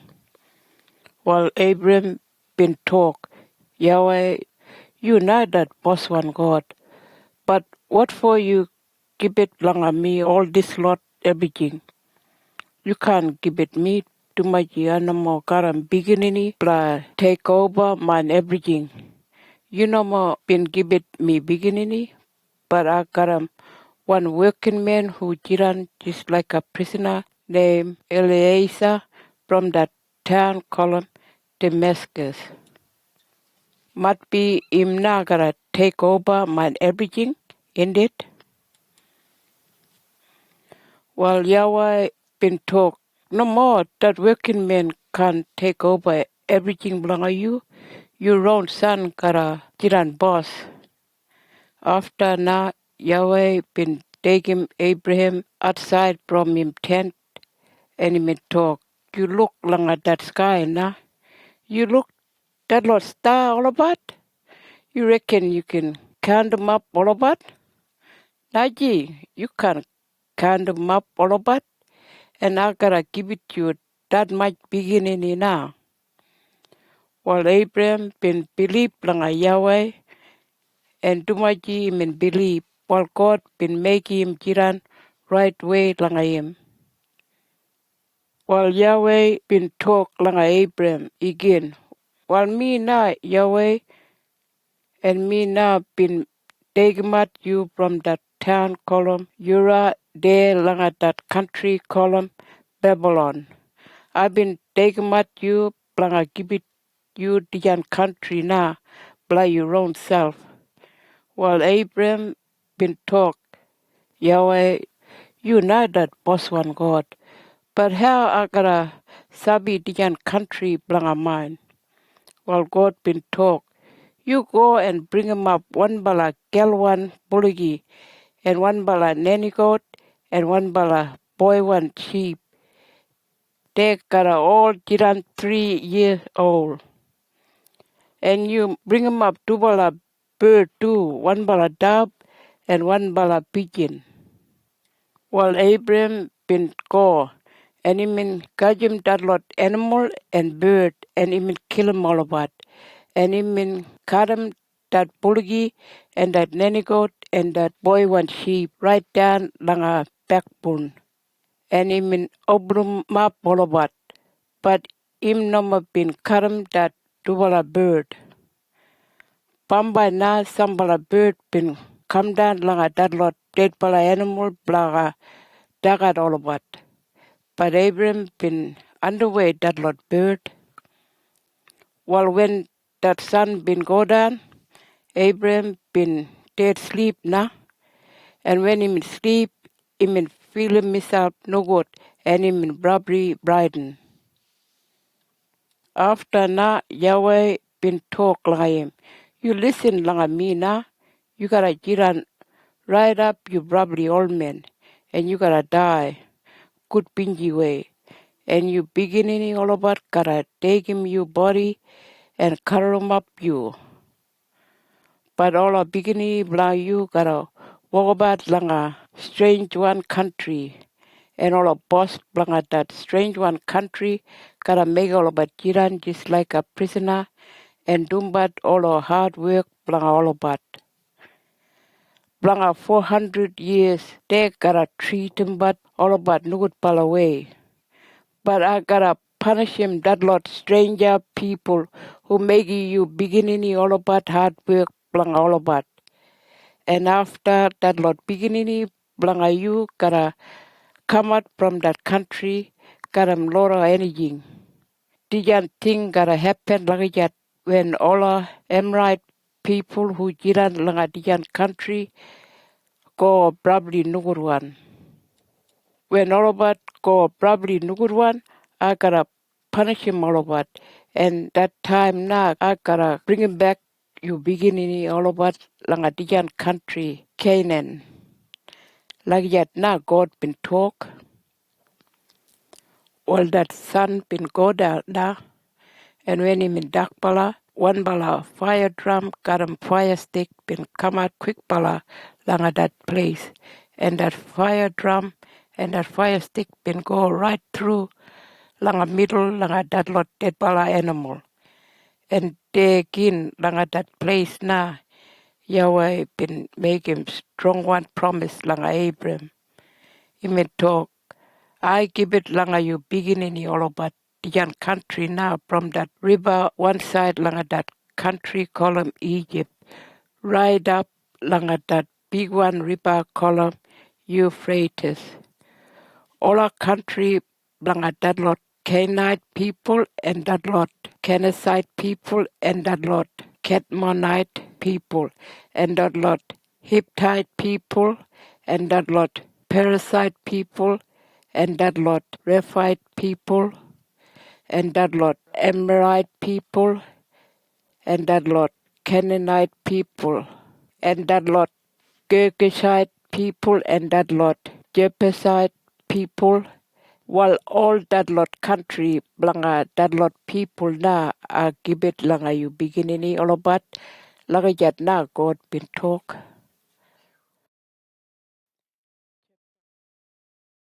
Chapter 16. Hagar and Ishmael. Well, Abram been jiran bat langa that country called Canaan langa 10 year and him wife Sarah no more been Abram any beginning blanga him. Well, Sarah been Abram one working girl who been jiran just like a prisoner named Hagar. from that country called Egypt.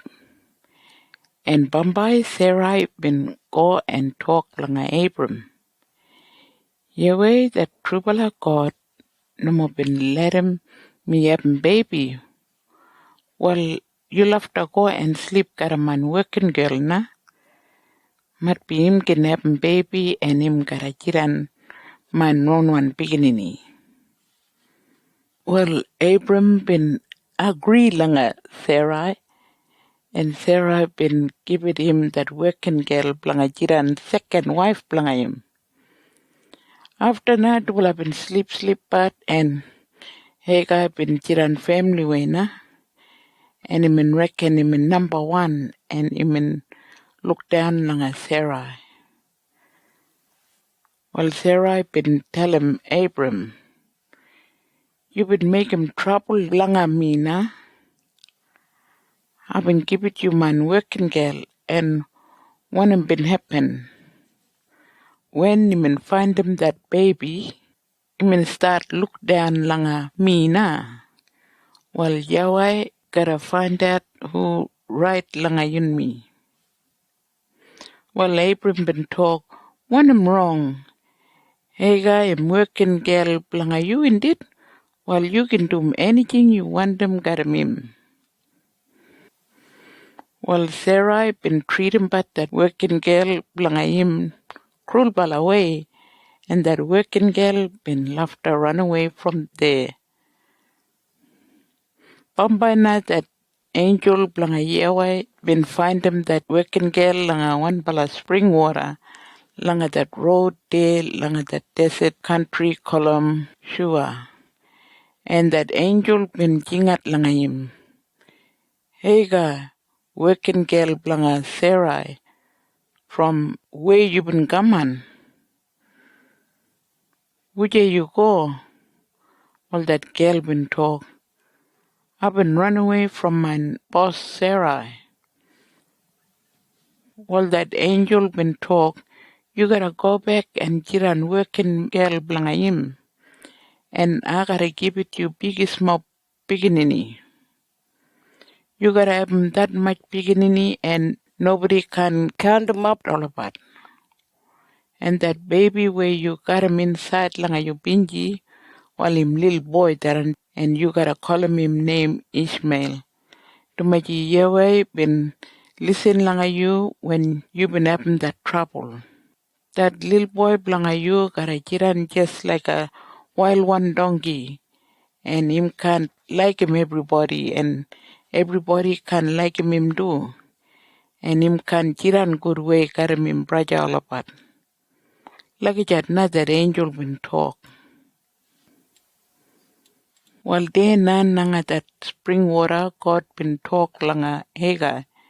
And when Dubala been look myself, Hagar been give it name langa God. Him call him name Elroy. Tumaji Yahweh been all day lunat langa him.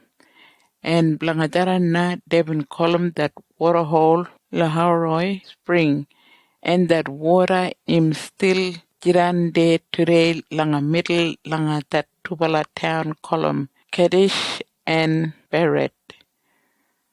When Abram been old man 86-year-old, Hagar been Abram's son blangayim and Abram been call him that little boy named Ishmael.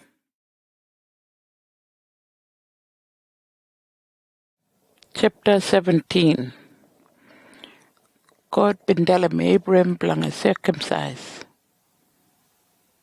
Bambai now when Abram been 99-year-old, Yahweh that Trubala God been kamat langayim and been talk, me na Yahweh that boss one God, and you gotta listen langa me and no more do anything no good one. And I gotta keep mine strong one, promise got you, and I gotta give it you biggest more beginning. While Abram been boldan langa ground langa shom respect langa God.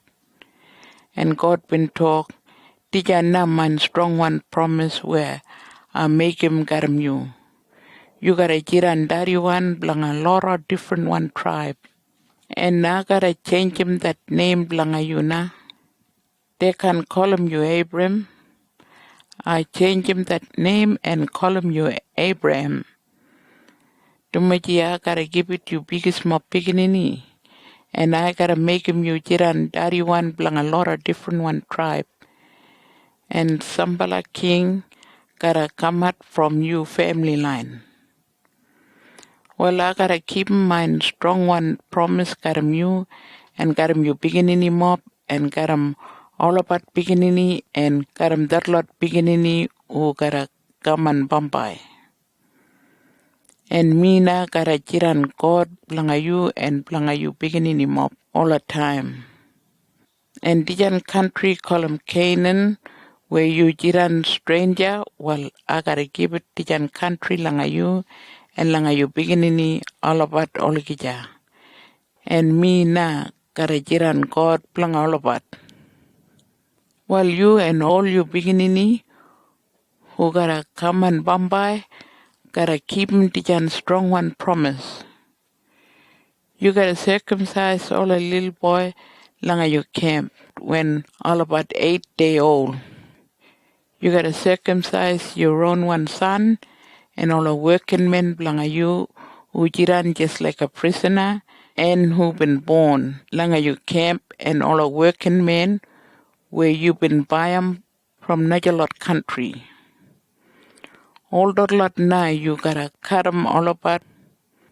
Dijan mark gotta jiran proof langa you mop body blanga that strong one promise where I've been make 'em got 'em you all kija. And if any little boy jiran anywhere where they no more been karam him, while him no more blanga mine, to make him and break him that strong one promise blanga mine. Dijan strong one promise na you and all you beginning who gotta come and Bombay gotta keep him all kija. Well, I gotta change him that name blanga your wife. You can call him Sarai. Blanga him name Sarah na. And I gotta make him in public good pinji. Tumaji him gotta have him run one son blanga you. Him gotta jiran mami one blanga biggest mob tribe. And Sambala king gotta come out from him too. Lakajat na God been talk. While Abraham been boldan langa ground again and him been laugh and him been talk myself. Me 100-year-old na. And him reckon I gotta have my own one little boy. And my wife Sarah, him probably old man 90-year-old na. And him reckon Sarah gotta have baby. Mimbala can't have beginning. Well, Abraham been asking God na. What for you can let him Ishmael take over langa everything langa me? Well, God been talk no more. Sarah na gotta find him baby and him gotta have him run one son blanga you and you gotta call him Isaac. And I gotta keep my strong one promise got him and got him all a beginning blanga him oligija. But I've been hearing you where you been talk blanga Ishmael and I got a good pinji blanga him and give it him biggest more beginning too. And him gotta jiran dari one blanga 12 bala king. And all about gotta have him big more beginning too. And I gotta make him all about biggest one tribe. But that strong one promise where I been make him got him you, I gotta keep him that strong one promise, got him your own one son Isaac. And your wife Sarah gotta have him that little boy Isaac 1 year time. Like that na God been talk. And when him and Benny talk, him and leave him Abraham na. Well, Abraham been probably old man. Him been 99-year-old. Cluj up 100 when God been talk like that langa him. And him son Ishmael been 13-year-old. But that same day where God been talk langa him, Abraham been cut him all a boy and all a man. Him been cut him son Ishmael and him been cut him all a working man who been jiran just like a prisoner and who been born langayim camp. And him in Karam, all a working men, where him in buy 'em from Najalor country. And they been Karam Abraham too. They been circumcised all that lot boy one from Abraham camp lang at that same day.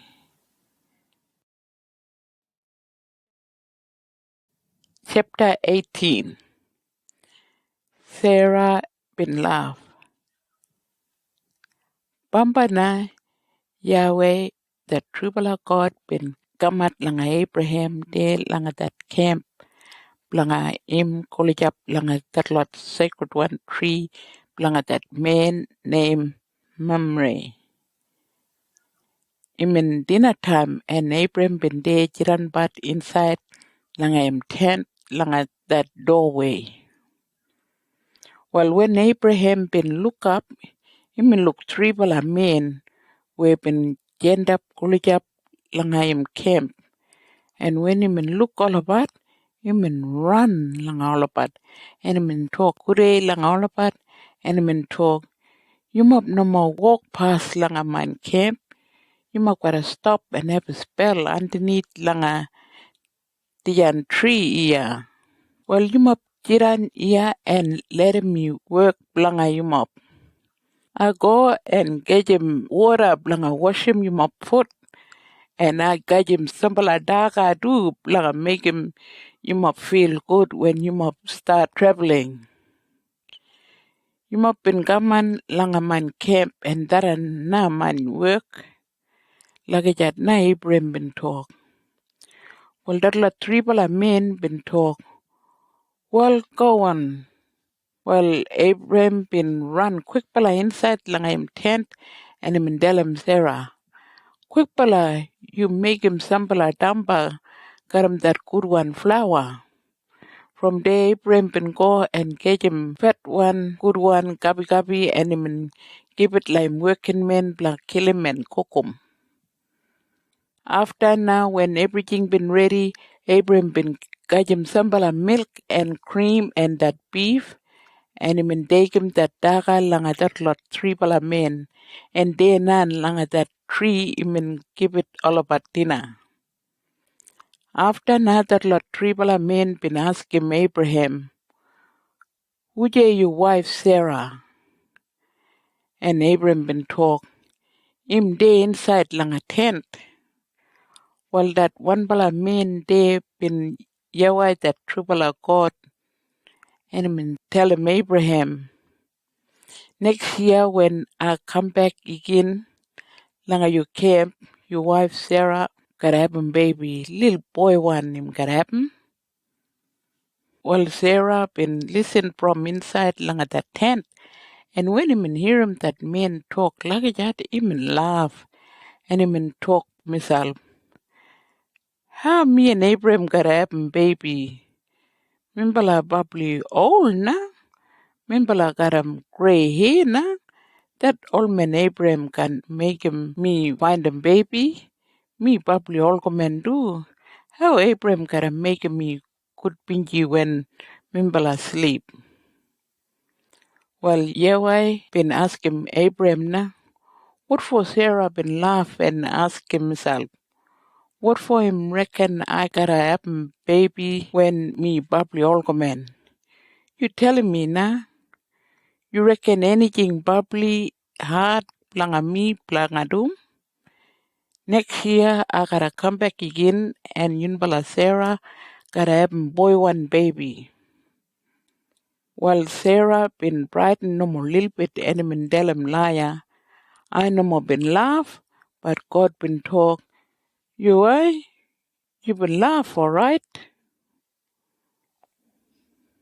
Sodom and Gomorrah. After now, when that lot three bala men been having dinner, all of it been going na, and Abram been go got 'em all about langa talk goodbye langa all about langa one high bala place there where all about can look the town call 'em Sodom. Well, Yahweh, the true bala God been talk myself. Mat be I love Dadelam Abraham wanam agara dum langa that town Sodom. You I love Dadelam him.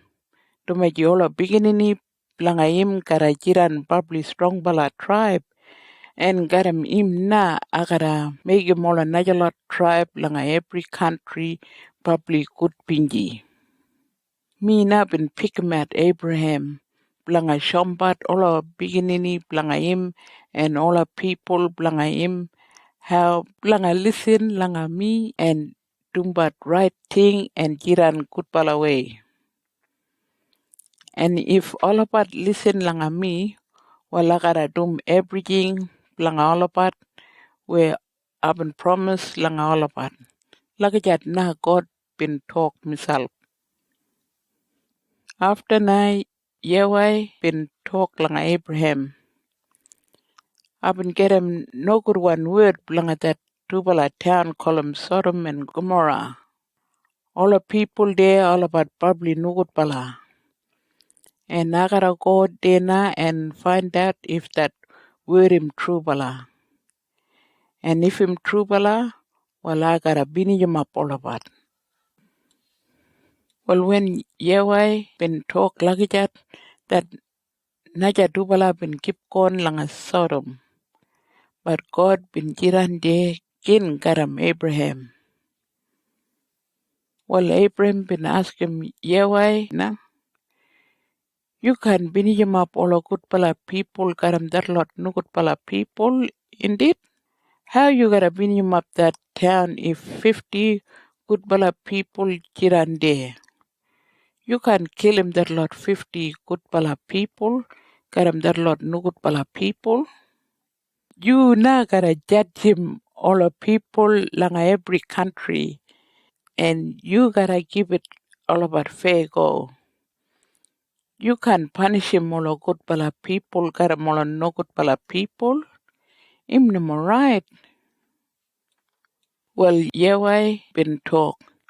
If I find him 50 good pala people lang at that town, well, I can bring him up that town to make you all about jiran there.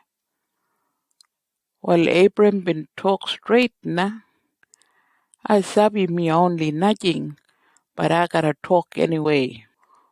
What about might be only 45 good pala people jiran there lang at that town?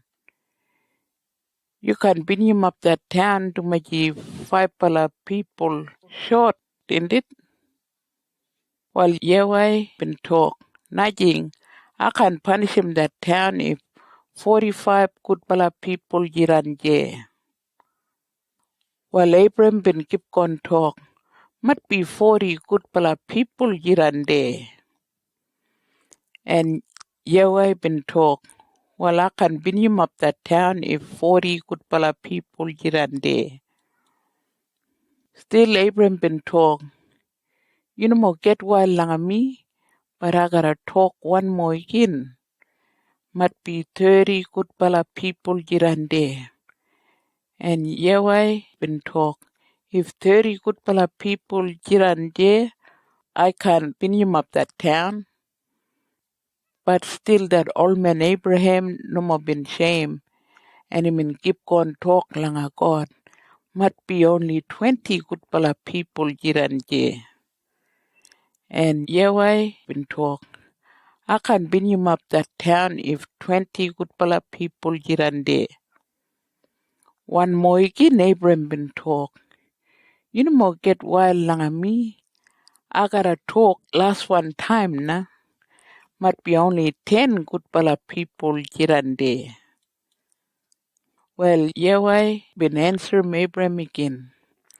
If I find them only 10 good pala people there, well I can bring him up that town.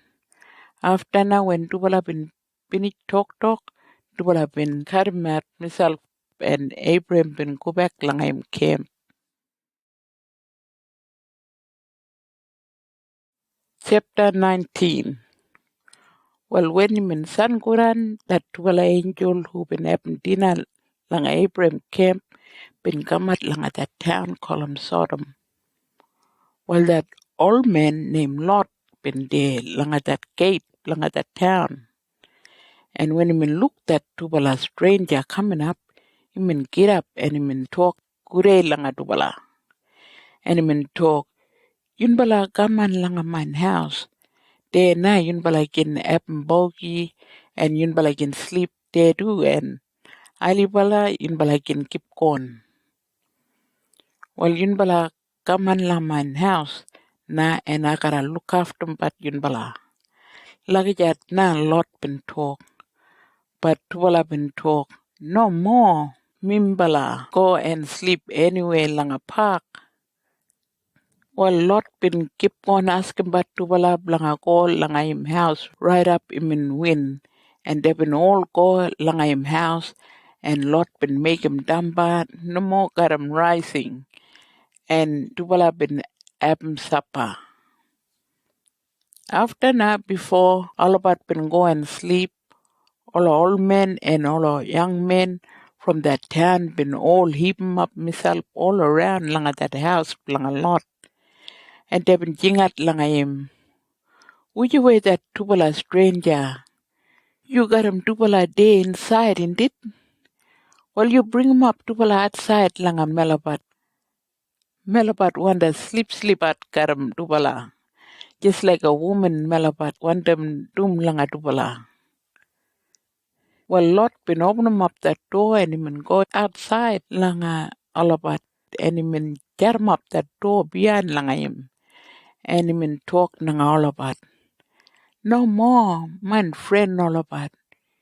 You mob no more wanna do any nugut bala thing langa to bala stranger.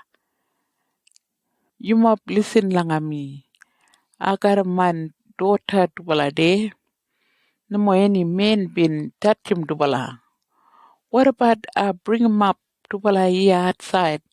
Langa you mop and you mop can do anything langa tubala. But langa that tubala stranger you mop can touch him tubala. Tumaji tubala been gaman langa mine house and I gotta look after him tubala. Lucky jet na lot been talk. Well that lot men been tell him lot. You go away from Melabat Road. You stranger too you been gaman langa Dijan town. You can boss over langa Melabat. Najing, you go away na. Melabat gotta do more no good bala ting langa you from when a Melabat been want them doom langa that tubala stranger. Well, when that lot men been talk lucky that, they been push him way lot one side langa break him down that door. But that tubala stranger there inside been open him that door quick bala. And tubala been grab him lot and tubala been pull him inside and tubala been jam up that door. After that tubala stranger been make him all that lot old men and young men blind one. They been try look but nothing. Then him been find him that door. Well that tubala stranger been talk lang a lot na. You got a many family and countrymen all about lang a Dijan town. Well you go and get him all about. And you must go away from Dijan town quick bala. Tumaji mimbala kara punish him all people lang a Dijan town. Mimbala kara binijim up Dijan town kara mola people. No good one word langa this lot people been kaman langa yewai the trubala God. And min jende mimbala langa binijim up Dijan town. Well lot been go langa that trubala man who been promised langa him tubala dora and min dalam tubala. Hurry up, yunbala hurry up. We gotta go away from Dijan town quick bala. Tumaji Yoe gotta punish him all people and bin him up Dijan town. But tubala been reckon lot been making but story langa tubala. Alibala na that tubala angel been tell him lot again. Quick bala na, quick bala. You gave him your wife and that tubala daughter blanga you. And you must go away from Dijan town. Wulujim yumap kan lujim yumap life when mimpala binijim up Dijan town. Well, Lot been wasting but time, but Yahweh been feel sorry blang him. And him tell him that tubala stranger blah grab him Lot and him family got him binka and tubala been grab him Lot and him wife and him tubala daughter and tubala been pull him all about outside from the town. And day and night that one bala stranger been jingat lang all about. Run away, and no more look back. You must gotta keep going all the way along at that hill country. You must can't stop halfway, Ulijim, you must can't die too. Well, Lot been talk, no more. I can't do like that. Yun bala been look after but me. Yun bala been save my life, where yun bala been bring 'em up me here outside from the town. But that hill country long way. Matpia can get him up that country before Yunbala bin him up that town. And I gotta finish up too. Well, Yunbala looked at little one town day kulijam. Yunbala let me go and jiran day na langa that little one town. Ulijima can die there. Well, that one bala stranger been talk, all right, you can go there. I can bin him up that little one town. But you gotta go there quick bala. Tumaji I gotta wait about blanga you. I can't do anything right up you must come at there now. Well, they been call him that name blanga that town. So tumaji lot been reckon him in Chiran lil one town. Well, Lot and him family all about been walk when him in still dark bala and when him in Ali bala na, they been come at langa that lil one town. And straight away now from sky, Yahweh been them probably hot one stone and fire on top langa that Tubala town called 'em Sodom and Gomorrah. He mean burn 'em up that Tubala town got a more people and he mean burn 'em up all another lot people too who been jiran langa that country. And all the grass and tree and everything langa that country, whole lot been burned up. Well, that wife blung a lot been look back long at that town and straight away Yahweh been changing him and making him kiran salty one woolly him handpit. Alibala next day na Abram been go quick bala long at that place where min talk karam Yahweh bestam. And then I min look down long at that country where that Tubala town been jiran. Only me look big ball of smoke when get up langa that sky just like a big one bushfire. Well, God been jing about that word way men delam Abraham that countryman blang a lot, and when he men bin him up that Tubala town got 'em all of people. He men let 'em go lot. Him no more been bin him up lot got 'em all that lot not a lot people. Lot and him Tubala daughter. Well, Lot been little bit brightened langa jiran langa that town called him Soa. And him engaging him to daughter and they been go langa that hill country. And then I make him camp langa one cave. Bamba na that big one girl been talk like him little one sister. In me daddy old man na. And no more any man iya langa dijan country langa married langa in me. Well, yin me love to make him yin me daddy jiran drunken one, and yin me sleep karam him, and yin me can have baby blanga him. Well, that night will have been keep it wine lang a lot, and make him jiran probably drunken one. And after that big one daughter blanga him been sleep karam him na, and him no more been sabi him daughter been sleep karam him. To my him and probably drunken one. From the next day na that big one girl been talk lang him little one sister. I been sleep karam yin me dairy night time. While yin me gotta make him jiran drunken one again. And you love to sleep karam him tonight. You left a doom lagijat wulijim yun mi kinep baby bla yun mi round one daddy. Well, that night will have been keep it wine nang a lot and make him jiran drunken one again. And after that, young one daughter langayim been sleep karamim and him no more been sabi to maji min probably drunken one. Lagi jat na will have been happen baby blanga double round one daddy. That big one daughter been happen little boy and him been call him name Moab and all that lot Moabite people been come out from him now. And that young one daughter been having little boy too, and been calling him name Benimai. And all that lot Ammonite people been come out from him now. Chapter 20. Abraham and Abimelech. By now Abraham been shifting him camp from that lot tree, like that man named Memre, and him in go like that country called Nagib, and there na him in ring him up in tent, like a middle like that double town called Kadesh and Shua. By now him in go and him in Jirat like that country called Gera. And then like that country, him never been dalam that lot people, Sarah been him wife. Him in dalam all about Sarah been around one sister, blanga him.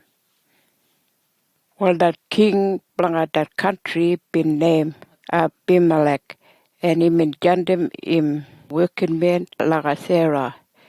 And that working man been bringing back Sarah like that king. But that king never been sleep got him. After now one night God been talk like that king, like a dream. I gotta pin him up you. Tumaji you been take away that girl and him no more single one. Him got a husband. Well that king been talk. No more. I no more been sabi that people have been married. You can't pin him up me and my people all about. Abraham himself been talk. That woman in my sister, and that woman been talk same way. Abraham in my brother. Dubala been tricking me. I no more been doing anything wrong. And I no more feel guilty one. Like that king been talk. While God been talk. Asabi you no more been doing anything wrong. Asabi you no more guilty one. Me now I've been holding back you from tumbat nukut pala thing langa me. I never been letting you touch him that girl to my sabi. You never been sabi that girl got a husband. While you gender back him that girl langa him husband na. To my him right hand man planga me. Him special one messenger planga me. And him gotta talk langa me planga you. And I gotta let him go you free from the thing. But if you can't take him back that girl langa him husband, well you and all the people planga you gotta all die. Like that now God been talk. Alibala next day na that king been tingat langa all the head boss planga him. And him in dalam all about planga that dream where him in abum. And that word been brightened him but all about that much. From there, that king been jingat langa Abraham. And when he been come langa him, that king been asking him, what for you been making dijan trouble langa Melabat, where God wanna build him up me and my people all about. Melabat no more been doing any nukut pala thing langa you. Dijan thing where you been doing langa me, him probably nukut one. You no more wonder doom langa yet. Well, what for you been doing like that? While Abraham been talk, I've been record all the people lang a diyan country nama been think about God. And I've been brighten lang all about. and I've been reckoned must be they gotta kill me dead and pull out me my wife. But I no more been telling you liar. True wala the young girl in my own one sister. Minbala got a one daddy, but different one mommy. But still Minbala been married. And when God been telling me planga leave my daddy camp and go like a stranger country, I've been telling the young girl, when you and me come at like any country, you gotta tell them all the people you mind round one sister. If you talk like that, well, you show me you probably like me and respect me. Like that, now Abraham been talk. From there, King Abimelech been turned back Sarah langa Abraham, and he been give it Abraham big mob goat and bullocky and all the working men and working girl who been treated just like a prisoner. And he been tell him Abraham, the young country in blanga me, but you can camp anywhere you want them. After another king been talk langa Sarah, well, I've been give it you, brother, 1,000 silver one money. Tumaji no been doing anything wrong garam you. And that money na kiran prove blaga yun me blaga show all the people I no been sleep garam you. Well, bust time when that king been getting Sarah from Abraham, Yahweh, the trouble of God been making all the women from that camp blanga that king Jiran where they can abumbat baby. But after when that king been gender back Sarah langa Abraham, Abraham been talk like a God, blanga that king, and God been make him that wife, blanga that king, and all the working girl from him camp, good one again, where they can abumbat baby. Chapter 21, Isaac and Ishmael. Bamba Yahweh, the trouble of God been making Sarah probably good bingy. And him in keep him that word where him in making promise blanga give it Abraham and Sarah little boy. While Abraham been probably old man, 100 years old, when Sarah been abum that baby. Boy one him in abum and him in abum that baby that time now where God been talk him got abum. And Abraham been call him that baby named Isaac.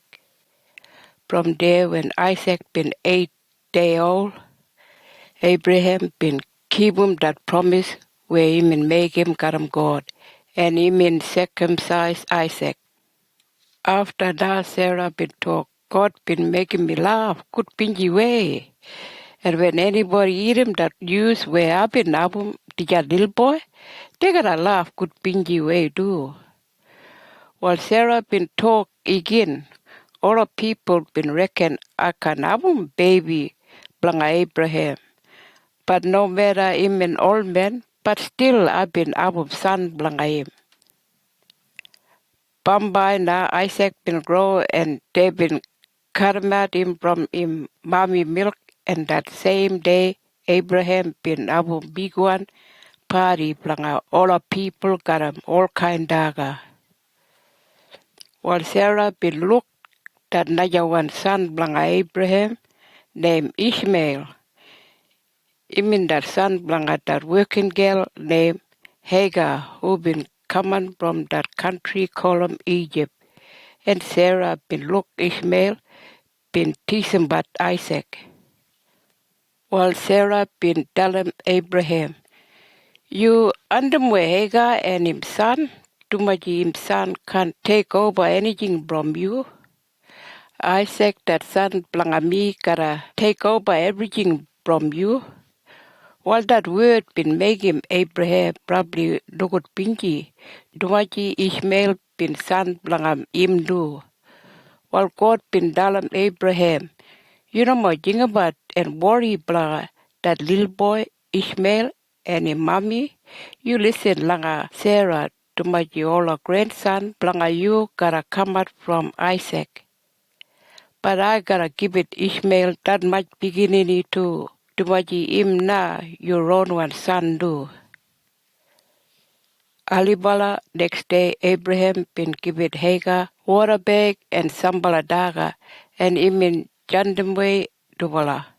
And dubala been go away and been walkabout langa that desert country called Beersheba. Bamba na that water been run out, and Hagar been laughter, leave him that little boy underneath langa one tree, and him go and get a little bit long way from that little boy, and there now him start cry but Tumaji inama been wanna look that little boy die.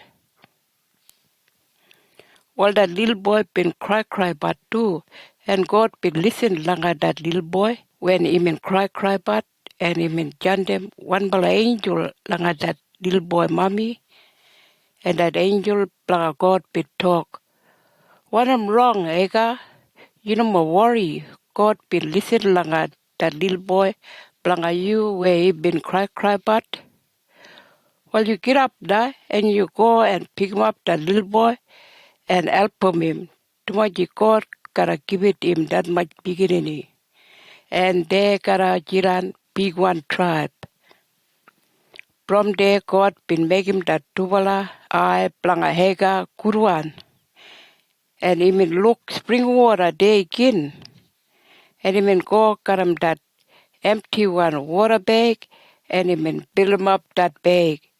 And him take him that water langa that little boy blanga drink him.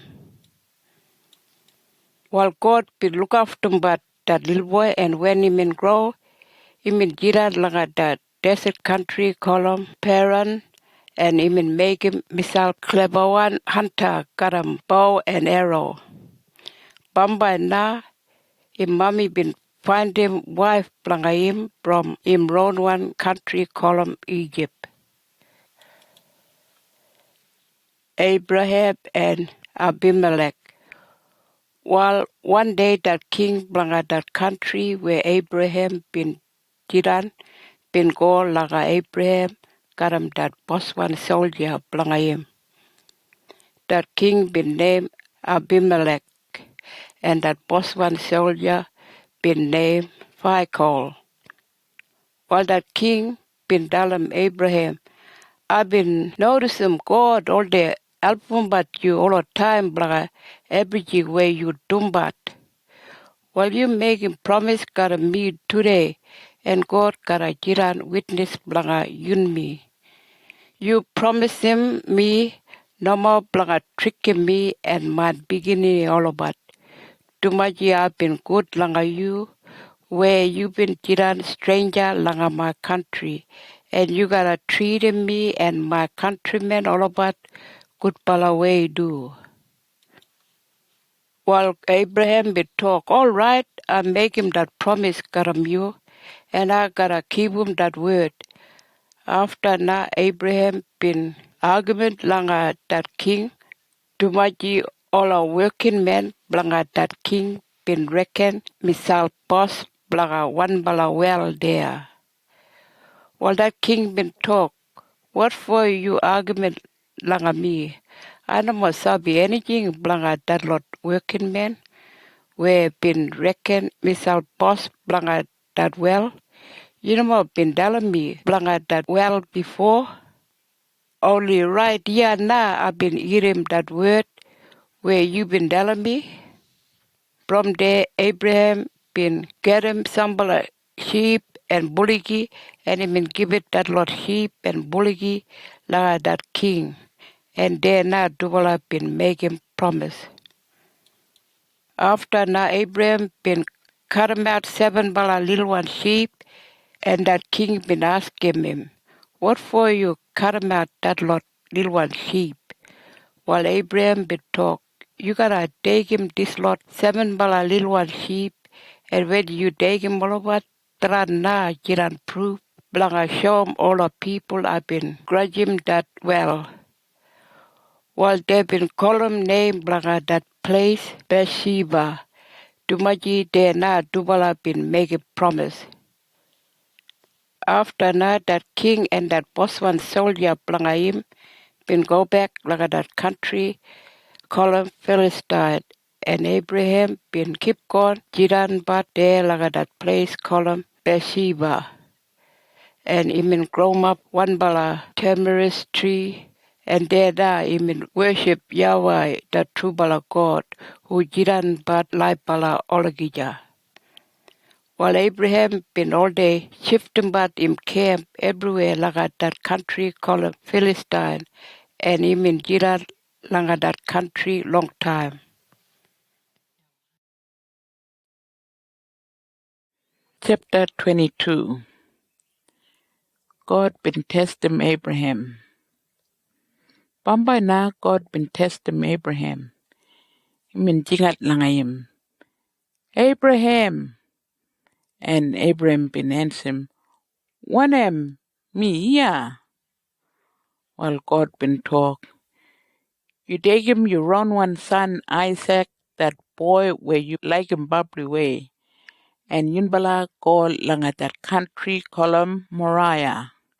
There na gotta show you one hill, and langa that hill na, you gotta kill him, that boy dead, and you gotta burn him up in body, like give it offering langa me. Lagajat na God been talk. Alibala next day na Abram been catching firewood, bla burn him up in sun, and him load him up that firewood langa one bala donkey, and him catch him son Isaac and dubala working men blanga him. And they been all go langa that country where God been telling him blanga go. 3 days time na Abram been look that hill, and that hill no more been long way na. And him tell him that dubala working men blanga him. Yun bala wait blanga me ya garam that donkey. Me and my son gotta go tere langa that hill. There na mimpala gotta give it offering langa God and worship langa him, and after minbala come back langa yunbala. While Abraham been taking out all of firewood from that donkey and been making him son Isaac got him up all of firewood, and Abraham been carry him up knife and light one charcoal blanga make him fire.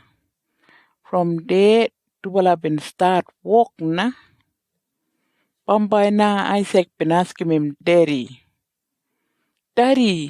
you me only got him charcoal and firewood, but we get that little one sheep blanga that offering. While Abraham been talk, God gotta give me something blanga that an offering. And Tubala been keep on walk. Bamba na Tubala been come at that place where God been telling Abraham. And then Abraham been build him up stone and him heap him up all of firewood on top. After him grab him son and him time up him and him put him on top langa that lot firewood and him degmar him knife na langa kill him son. Well, when Abraham been degmar him knife straight away, that angel blanga Yahweh, the true bala God, been jingat from heaven, Abraham, Abraham. And Abraham been answering, Wanem, me yeah. While that angel been talk, you know more Adam that little boy, you know more do anything langa him. Asabi na true bala, you all day listen langa God. Tumaji you no more been holding back, you run one son from him. From there, Abraham been look around na, and him look one bala boy one sheep.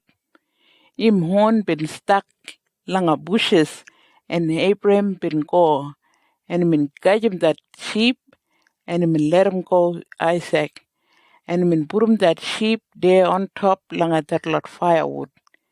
And after him kill him that sheep, him burn him up him langa give it offering langa God. While Abraham been call him that place Yahweh give it. Tumaji Yahweh been given him that sheep. And bladara na today, people all day talk. On top langa that hill blanga him. Yahweh all day give it you you want them. While from day that angel blanga Yahweh been jingat again from heaven. Abraham, God tell him you. I've been making promise, gotta man wrong one name, and I gotta make him you public good pinji. To make you no more been holding back your own one son from me. I gotta keep that promise plangayun me, and you gotta have biggest mob beginning. Just like that lot star and that lot sand ground where they cheer on one side lang at that salt water. You gotta have that much beginning na. And all a beginning planga you gotta beat him all a enemy planga all about. And from you beginning all about, I gotta make him all a Najalot tribe everywhere public good pinji. I gotta doom lucky chat to maji. You been listen langa me and you been doom one up and tell him you blanga doom. Lucky chat na God been talk. From there, Abraham and Isaac been go back langa that tubala working men, and they been all go back langa all about camp there langa that place called Bathsheba, and then Abraham been keep going jiranbat.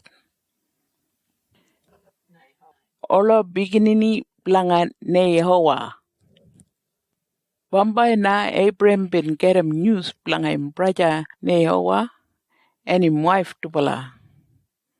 Milka, that first one wife, Blangayim been 8 little boy, and they been call him all about name, Yus, Buz, Kemuel, Kesed, Hazel, Pildesh, Jitlof, and Bethuel. Bombay, Kemuel been married, and been have one little boy named Aram. And Bethuel been married too, and been have one little girl named Rebecca. Rumor that second one wife planga Nehoa been having 4 little boy, and they been call him all about name Teba, Gahem, Tehesh, and Mayaka.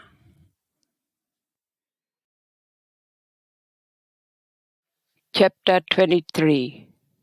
Sarah bin die. While Sarah bin probably Orgomena, imin 127 years old, and imin die like that town called Hebron, there like that country called Canaan. Some of the people been all day call that town Kiriataba. Well, when Abraham been lujum Sarah, imin cry that much. Bamba na imin get up from him dead by a wife, and imin go like that meeting place. There like that gate where all our boss one, like that lot Hittite people been all day jiran but. And imin ask him all about blanga Bayam little one country, blanga bury him in wife. And imin laughter Bayam that land from all about. Tumaji imin jiran stranger langa all about country.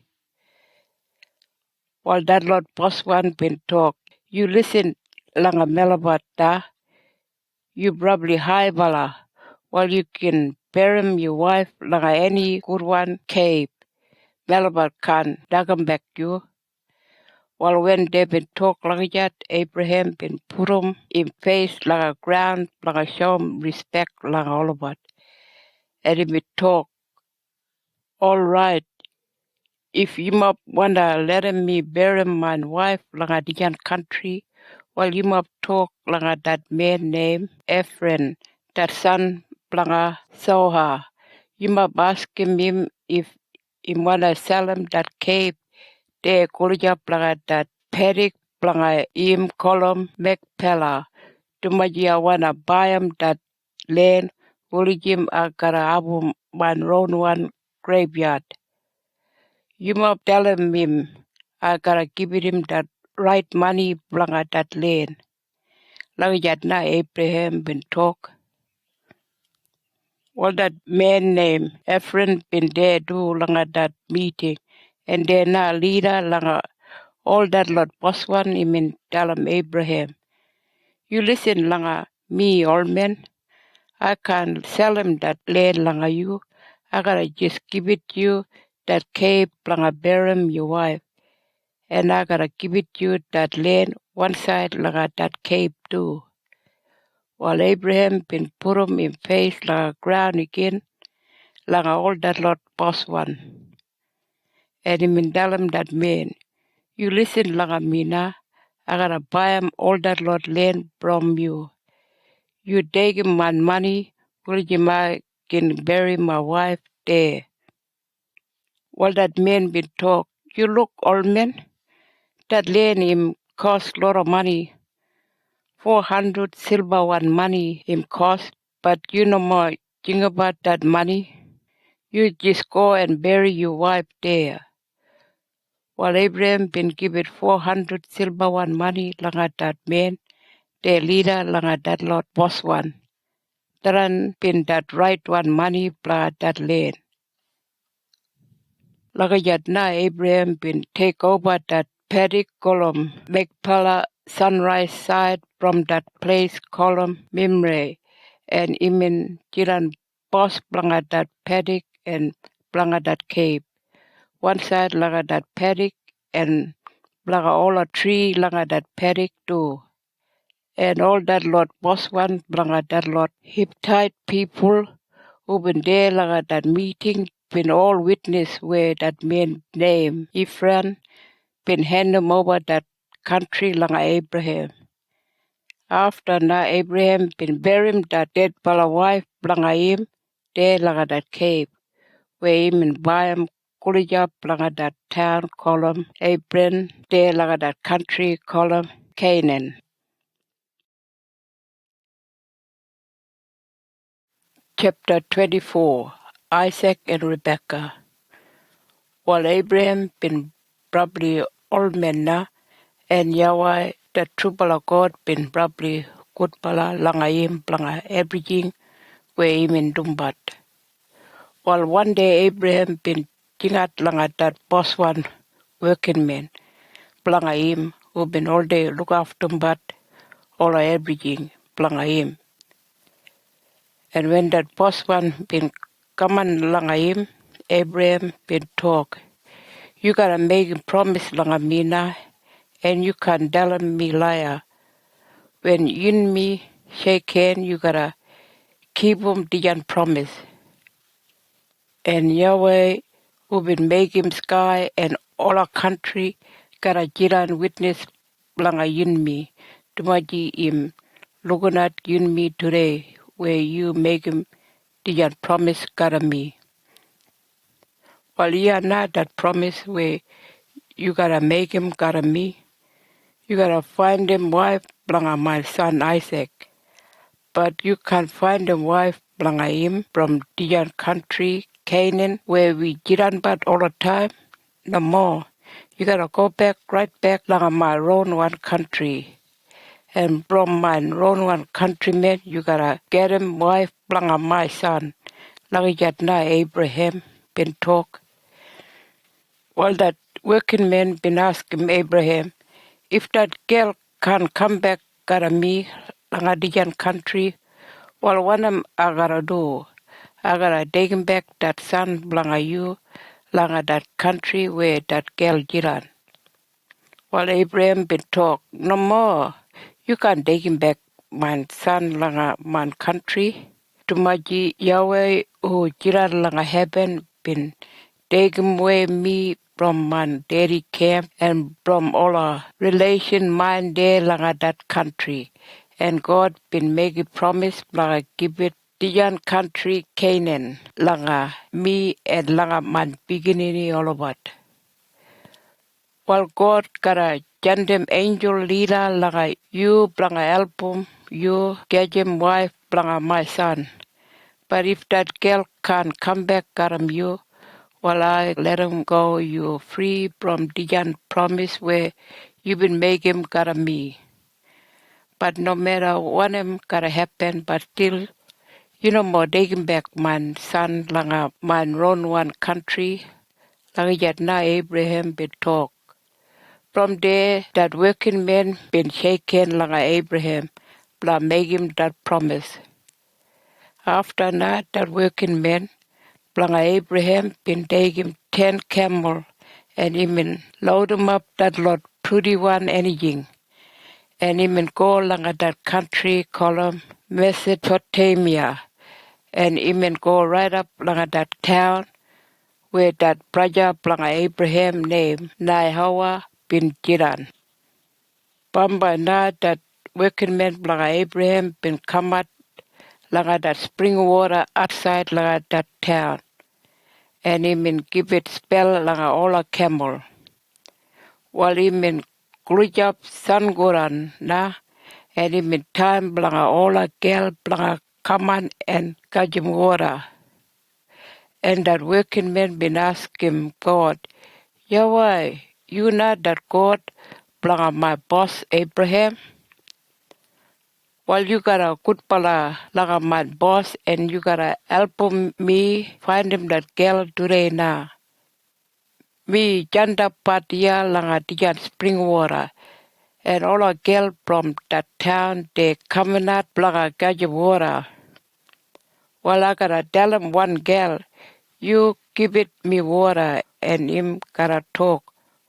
All right, old man, I give it you water and I water him all a camel blanga you do.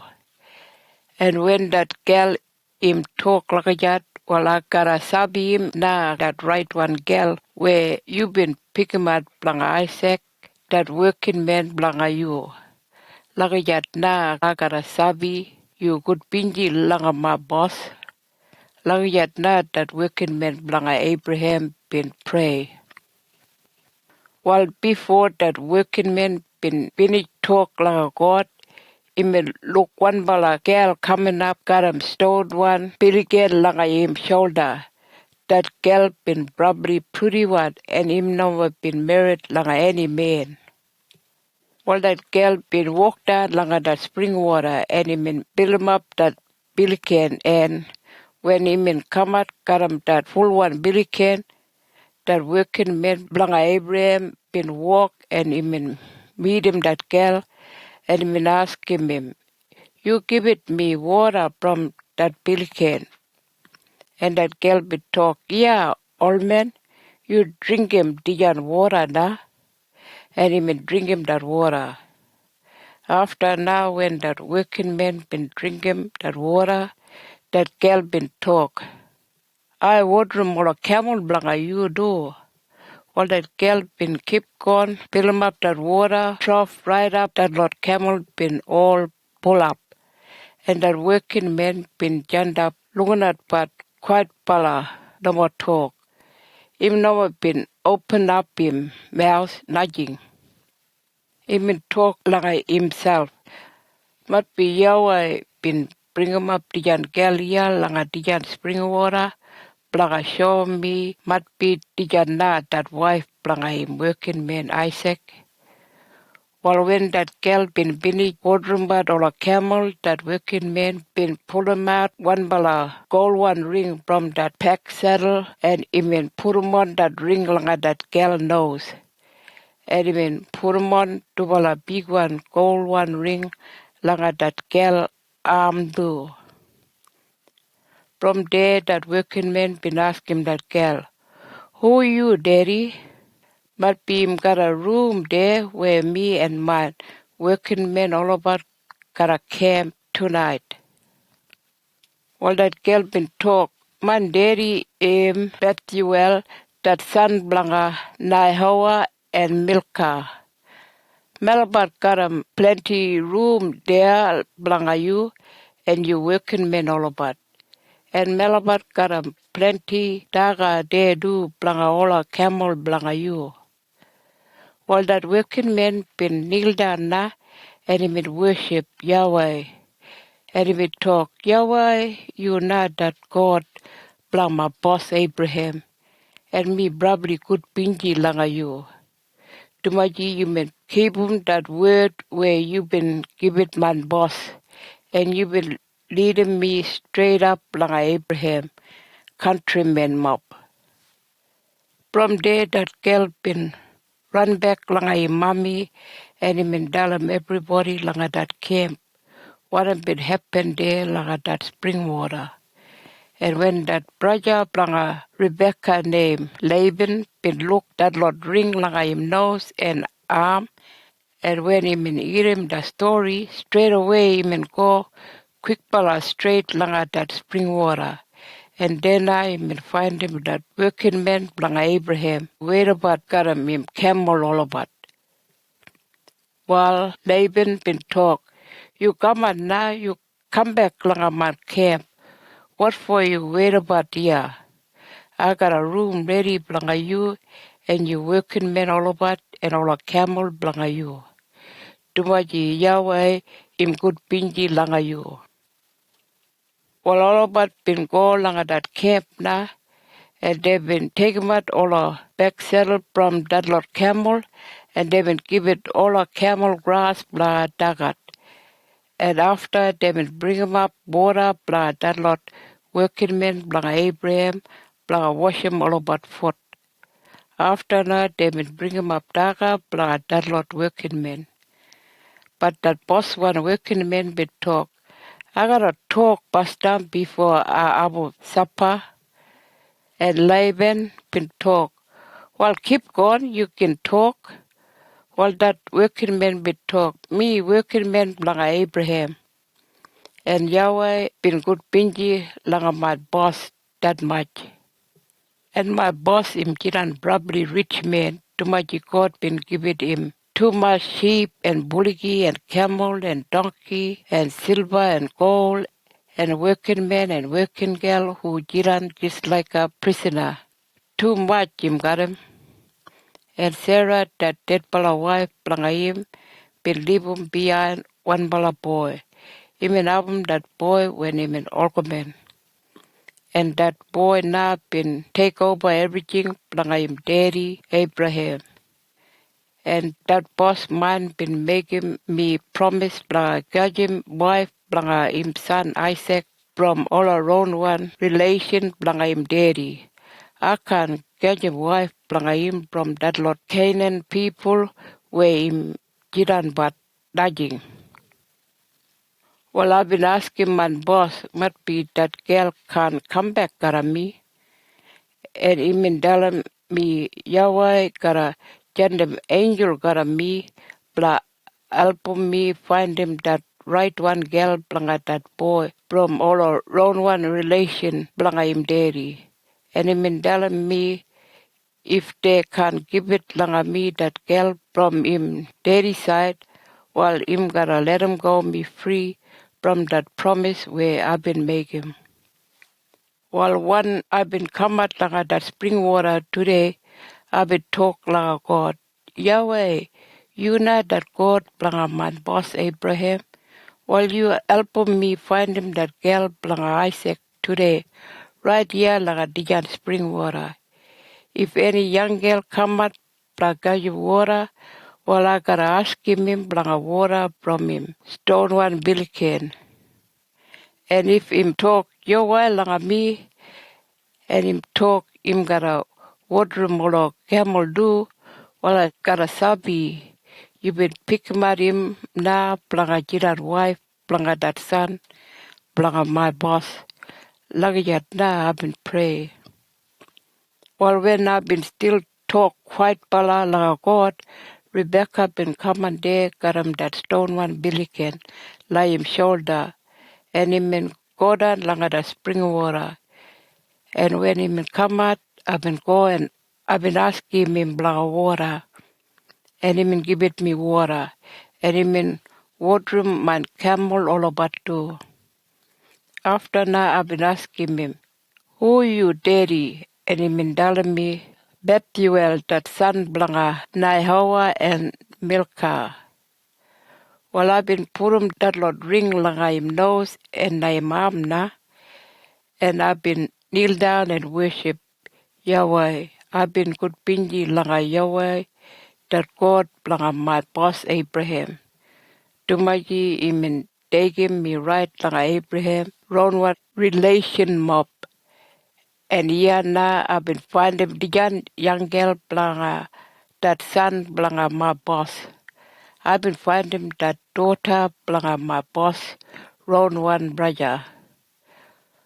Well, one yunbala reckon, yunbala agree langa that word where I've been telling yunbala. Yunbala gotta treat him my boss good way and make him good pinji. Lagi yet na that working man blanga Abraham been talk. While Laban and Bethuel been talk da, minbala can't do managing. Tumaji dijan word been come out from Yahweh. There na that girl, you take him. Tumaji God been showing you that girl na, gotta jiran wife blanga that son blanga you boss. While when that working man blanga Abraham been hearing that word, he mean talk, thank you laga Yahweh, and he mean worship laga him. After that working man been taking out all kind clothes and all kind thing where they make him got up gold and silver, and he mean give it all that lot thing laga Rebecca, and he mean give it that lot probably good one present laga that mommy one and brother one, blanga Rebecca do. After now when that working man blanga Abraham been finished talk, him and him working men all about been able supper, and after they been all camped there again. Alibala next day when they been get up, that working men blanga Abraham been talk. Bella but laughter go back langa my boss na. But that brother one and mommy one, blanga Rebecca been talk. You let him that girl stop, yeah, gotta melabat little bit long time yet. 10 days time you up can take him. While that working man been talk, Yinbala no more stop Balabat. Yahweh been helping me find him that girl, and Yinbala let him Melabat go back langa my boss. While Dubala been talk, you jingat langa that girl and find out what him wonder do. While they been jingat langa that girl, and when him in common, Dubala been asking him, you wanna go karab dijan old man? And that girl been talk, yeah, why? While Dubala been laughter, let him that girl go na, and David let him that Olgoben working girl who been grown up him, go got him do. While that family, blanga Rebecca, been probably good pinji, blanga him, and David talk, you gotta album lot of beginning, and that lot beginning gotta beat him all a enemy, blanga all about. Well, when Rebecca and all our working girl blanga him been ready, they will all climb up blanga that lot camel, and they will go away na, got him that working man blanga Abraham. Bamba na, they will come out blanga that place called La Haroi Spring. There blanga that country called Negev, where Isaac been jiran. When in afternoon time na, Rebecca been look one bala man there, been walk around but little bit long way. And when Dubala been look beside Rebecca been go down from that camel. And he been ask him that working man blanga Abraham, who that man coming up here? And that working man been talk, Trande man boss Isaac. While Rebecca been grab him handkerchief da, and he been cut him up beside face got him that handkerchief. After now when Isaac been come out laga Dubala, that working man been telling him how he been find him that wife langa him. From there Isaac been taking Rebecca like tent, and Dubala been married, and Isaac been liking Rebecca probably way. Well before when him mommy been die, Isaac been all day jiran but dukut pinji. But today na him jiran probably good pinji way.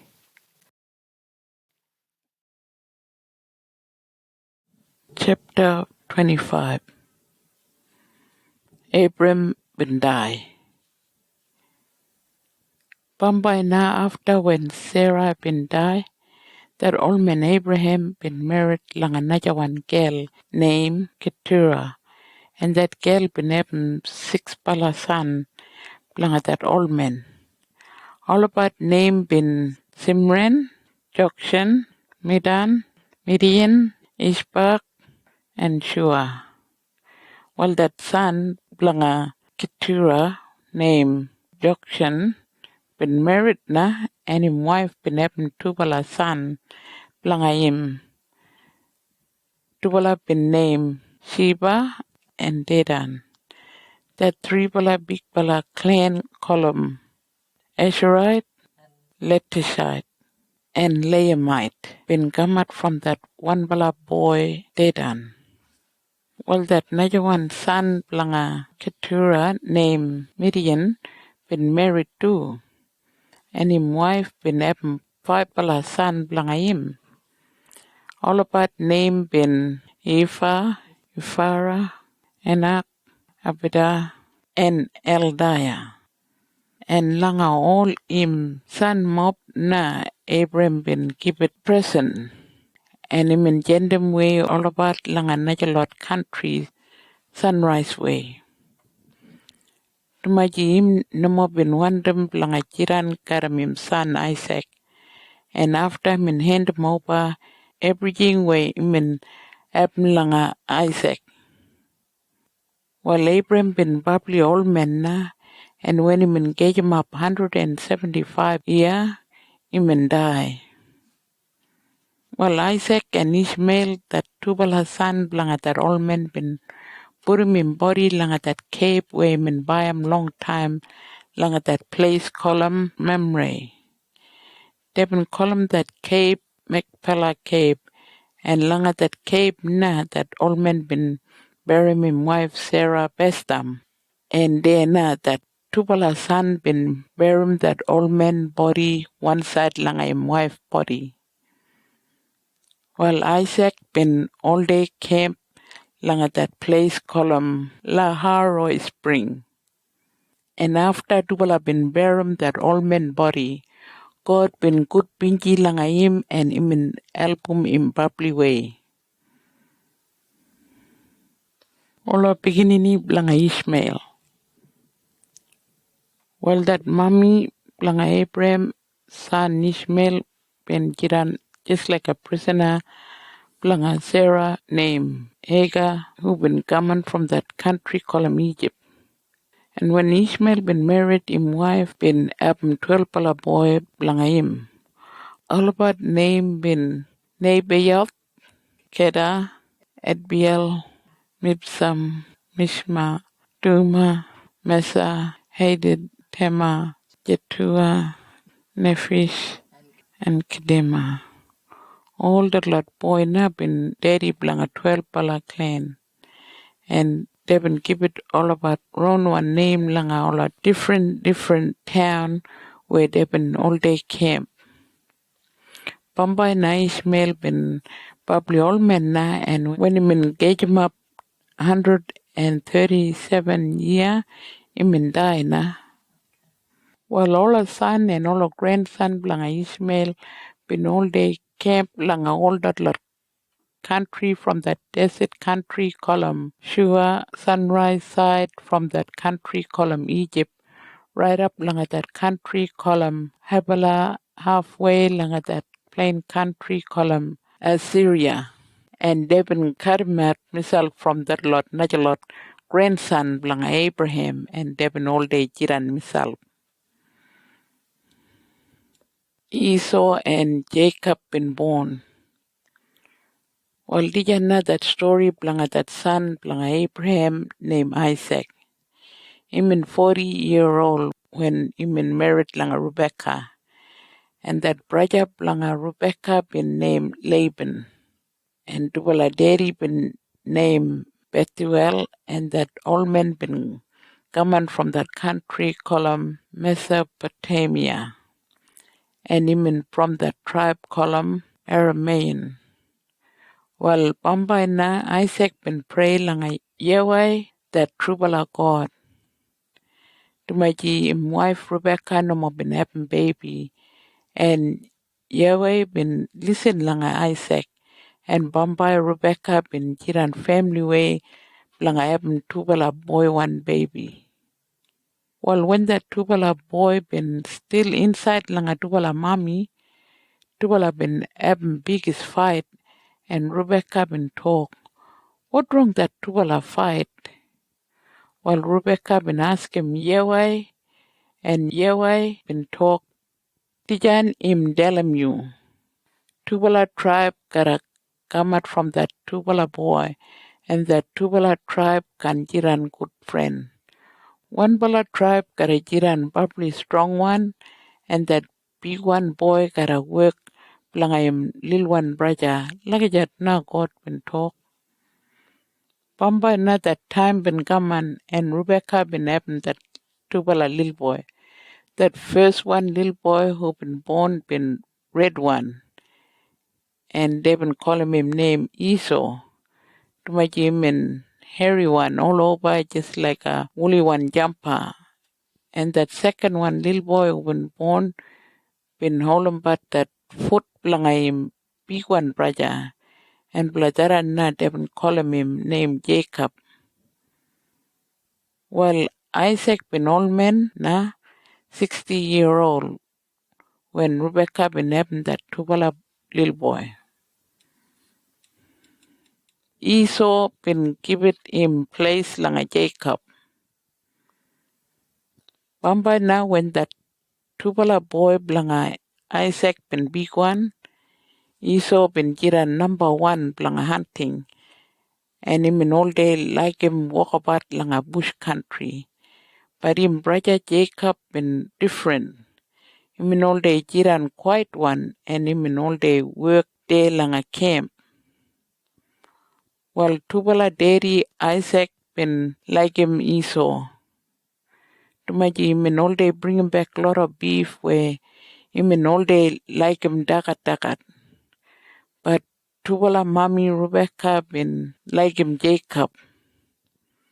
Well, one time when Jacob been making but soup, got him all a red one bean, Esau been come back from bush hungry one.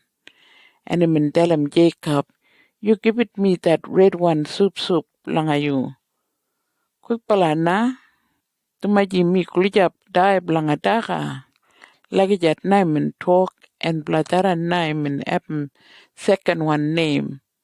They been all day calling him Edom. Tumaji min all day dagat that kind soup. While Jacob been telling him brother, I give it you the soup. If you give it me that second place, blanga you where you jiran second one boss langa in mi daddy. You jiran second one boss to make you eldest one boy blanga yun mi daddy. While you give it me that place blanga you. While Esau been talk, I can't jiran second one boss. Pampa me gotta die anyway.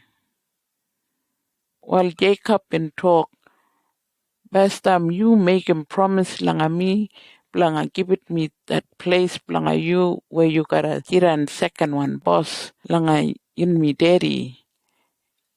And after I give it you that daga, while Esau been talk, you can happen that place mine, you just give it me that daga. Well, when Esau been talk like that, Jacob been give it him that tamba and soup. And Esau been dagat that daga and drinking bat, and after him get up and go away. Only blanga daga, Esau been give it away that place blanga him where him garajiran boss. Tumaji only blanga embat daga min jingabat.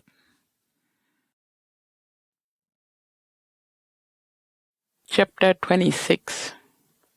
Isaac bin jiran langa Gera. Bombay now all a daga been run out langa that country called Gera. Same way like before when Abraham been still jiran Laipala. Well, Yahweh, that true God, been kamat lang Isaac, and him in talk.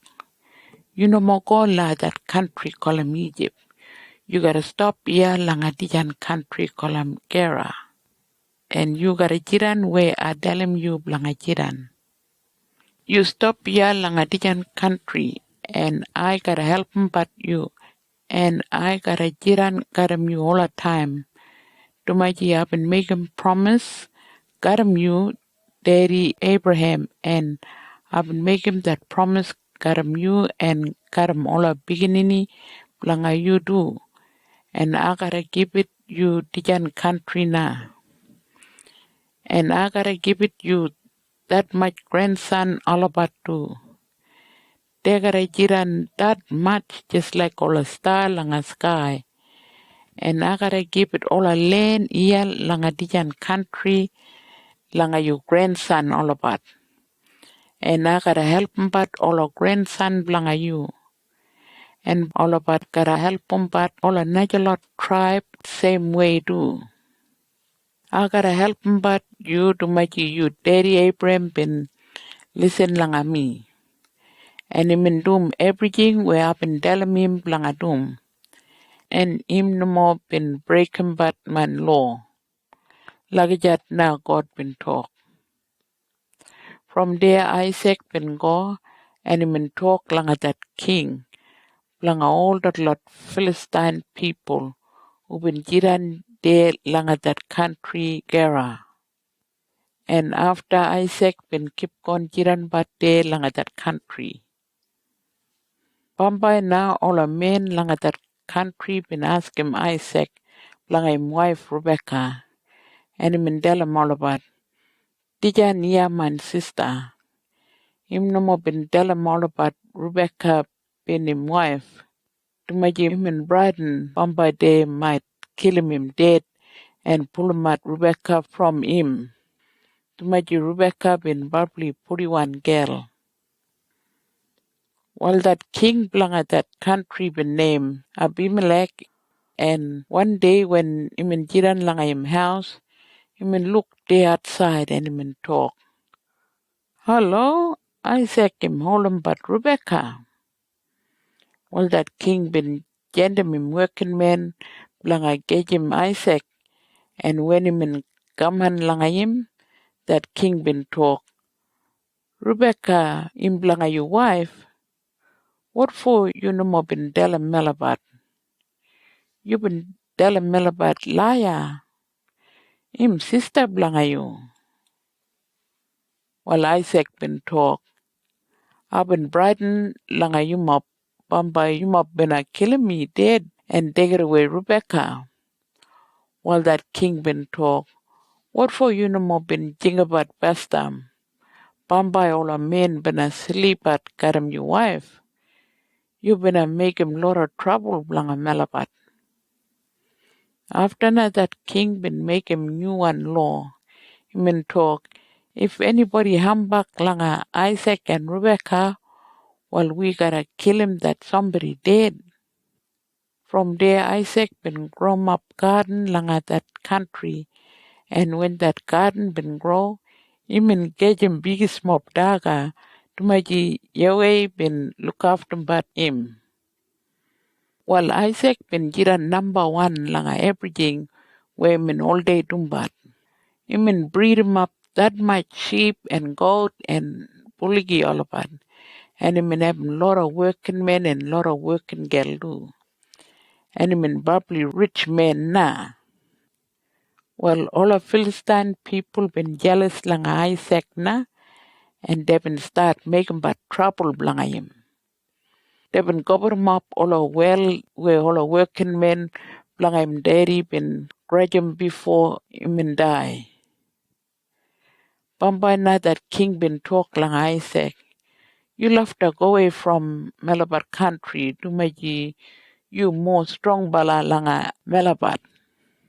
Well, when that king been talk like that, Isaac been go away and him been make him camp langa that place called Gera Valley, where him daddy Abraham been all day jiran about long time. When him daddy been jiran de bastam, him been grudging but Laura well. But all of Philistine people been cover him up all that lot well. And when Isaac been come on there, he been clean him out all that lot well. And he been give it all about that lot same one name where Abraham been give it all about. After now the working men blang Isaac been grudging but 3 new bala well. They been grudging that first one well. They again lang at that place called Gera Valley. And they been find them water there. But all the stockmen from that place been coming lang at that well. And they been having biggest argument all stockmen lang Isaac. And they been talk. Tijan water blang Melabat. While Isaac been calling that well Isaac. And that name it mean argument kija. After now the working men blang Isaac been grudging that second one well. And argument been get up there too. And Isaac been call him that well Sitna. And that name it mean Hatem Gija. After now Isaac been shifting him camp and he been grudge him that another one well. This time no more any argument been get up. And he been talk. Yahweh been give it Melabat lot of room na blanga jiran bat langa dijan country. And Melabat gara jiran rich one garam lora everything langa dijan country. Lagijat na Isaac been talk. And in column that well Rehoboth. And that name it mean lot of room. From there Isaac been go langa that country column Bathsheba. And that same night Yahweh been gamat langayim. And him in talk. Mina that God blanga you daddy Abraham. And you no more wanna brighten blanga anything. Tumaji gotta help him but you and Jiran gotta you all the time. And I gotta give it you big mob son and grandson too. Tumaji up and make him promise garam Abraham that working man mine. Lucky that now God been talk. After na Isaac been pile 'em up stone there, blanga thank you langa Yahweh that true bala God. And him been ring 'em up in tent there and all the working men, blanga him been grudge him well there too. Well, same time Abimelech, that king blanga all the Philistine people been coming langa Isaac from that country called Gera. And him in Gaman Karam him right hand man named Ahusa and Karam that boss one soldier named Phicol. And when that lot three bala men been come at him, Isaac been ask him all about. You must been bad friend langa me before, and you must been under me from you must country. Well, what for you must been come near langa me today? Well, all about been talk. Melabat been look Yahweh all day helping but you, and bladara na Melabat been come langa you, bla make him promise garam you. You promise him Melabat you can Adam Melabat same way like where Melabat no more been Adam you. When you been Jiran langa Melabat country, Melabat no more been Adam way you. Melabat been let him you go away could be way. And today, Yahweh am helping but you. After na Isaac been kukum biggest mob daga blanga that lot three bala men. And they been all dagat and drinking but na. And alibala next day, when that lot three bala men been finished, make him that promise got him Isaac. He mean let him go all about good pingy way. Well, that same day, all the working men blang Isaac been gaman lang him, and they been telling him, Boss, that well where Melabat been grudge him today, him got a water. While Isaac been call him that well Sheba, and that name him mean promise. And today they got one town they call Beersheba. And that name belong at that town been come up from that place now where they've been making that promise. Esau been married. But by now when that son belong Isaac named Esau been old man, 40-year-old. I mean married lang a tubala girl from all Hittite people. That name belong him first one wife been Judith. And that girl daddy been named Berai. That name belong him second one wife been Basema. And that girl daddy been named Elan. While that tubala girl been make him Isaac and Rebecca Babli Nukut Pinji.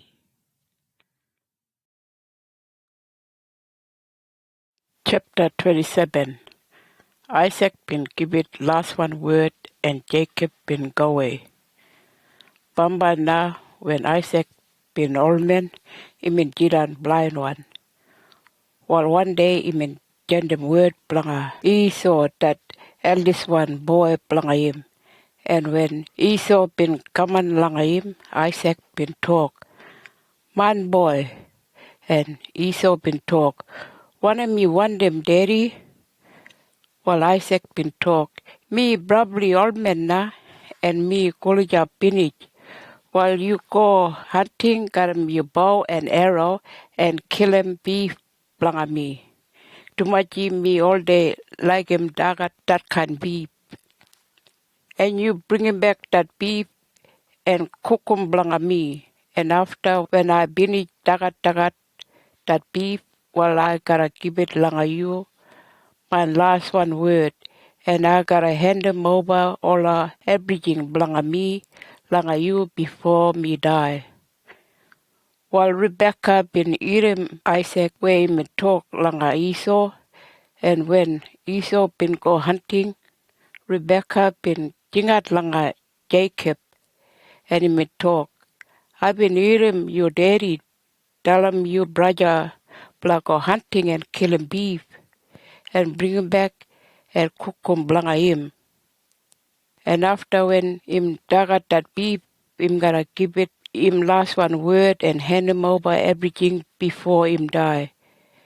And Yahweh, the true bala God, gotta witness blanga that last one word blanga him.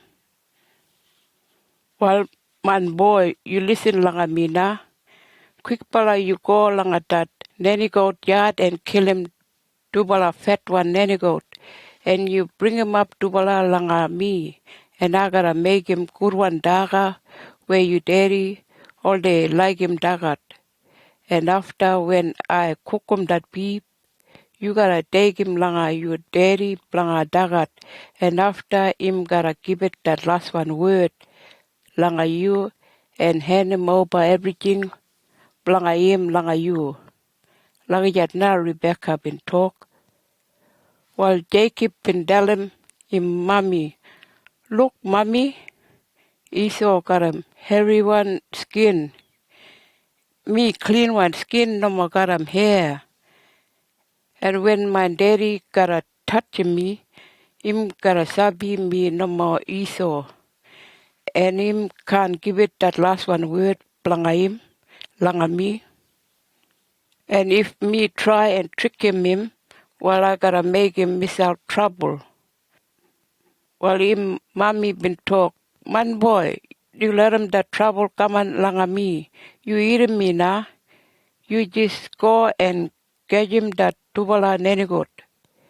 Jacob been do it langa him mommy. And he go and kill him tubala nenigot. And he bring him back tubala langa him mommy. And him mommy been make him good one daga where Isaac been all day like him dagat. After now Rebecca been go inside langa that house. And he get him that good one clothes langa Esau. And he make him Jacob Raymond that clothes. And he get him any goat skin na. And he put him that skin langa Jacob finger and wrap around langa him neck. Tumaji him abu clean one skin, no more got him hair. and Rebecca been give it him that beef and dambana, and him in dalemim. You go and take him tijandaga langa you daddy na. While Jacob been go langa Isaac, and him in jingat, daddy, and him daddy been talk. Yo, why? Man boy, who you? While Jacob been dalem him lie away. Me na Esau that big one son blanga you. I've been getting that daga blanga you where you been telling me. Well, quick palana, daddy, you get up and daga tijan daga. And after you gotta give it me that last one word blanga you and hand him over or anything blanga you langa me. While Isaac been asking him, son, you been find him tijan beef quick pala, man boy? And Jacob been talk, yo, why? Tumaji Yahweh, where even all the ballroom been helping me find him. While Isaac been talk, you come and go up blanga me. Tumaji I wanna touch him you blanga, make sure you mind boy Esau. While Jacob been go up na, and Isaac been touching him, and that old man been talk. I listen you talk just like Jacob, but you got a finger just like Esau. And that old man no more been make it at how that finger been hairy one just like Esau. While one more Isaac been asking him, you trouble a man boy, Esau? And Jacob been talk, yo why? Me not him. And Isaac been talk, all right man boy, you bring him up the daga where I gotta dagat. And after I gotta give it langa you that last one word before me die. While Jacob been give it the daga and sambala wine langa that old man na. And after when him in binijim that daga, that old man been dalam him son. Blanga come and go up langa him and kiss langa him. And when Jacob been go, blanga kiss langa him daddy, that old man been smell him that clothes, been blanga Esau all right. While Isaac been satisfied na, and him and give it the last word blanga him, langa Jacob, and him and hand him over all anything blanga him, langa Jacob. That old man Isaac been talk, man boy, that smell blanga you, him just like everything where Yahweh make it grow langa paddock. Well, God gotta give it you plenty bala rain and good bala ground blanga grow up, biggest mob seed daga, blanga make it damba and biggest mob grape daga, blanga make it wine. And all our Najalot tribe gotta work blanga you. And all of us gotta look back blanga you, and you gotta jiran boss blanga all our Najalot brother blanga you. Tumaji all our beginning blanga you mommy gotta look back blanga you. And if anybody harm you, well, God gotta harm all about too. And that lot people where all about good langa you, well, God gotta good langa all about too. Lagi yet na that old man been give it him last one word langa Jacob. After now when Isaac been bini talk and Jacob been go through langa that door. Esau been just come back from hunting and him in cookum that beef where him in kill him blanga him daddy. And after him in bring him up that beef blanga him daddy. And him in talk, you get up now daddy and dagat tijan beef. And after you gotta give it langa me that last one word blanga you and hand him over all anything blanga you langa me. While him daddy Isaac been talk, who you? And Esau been talk, me Esau, that big one son blanga you. While Isaac been shake, that much na and him been talk. Who been give it me tijan daga where I been just binage him when you been walking? Binage na, langa him na I been give it that last one word and all or anything mine. While when Esau been hear him that word, cry no more little bit. And jinga, Daddy, you give it langa me word from you. Well, that old man Isaac been talk. Too late, not that brother blanga you been gaman tricky one. And they give him that last one word, mine, where I been give it langa you. While Esau been talk. Trubala they been give it that right name, langa Jacob, tumaji im tricky one. Me na eldest one son, and I been taking over everything from you. But long time even take away that place from me. And today na even take away that last one word where you been give it langa me. You been keep any word langa me, Daddy? Well, Isaac been talk.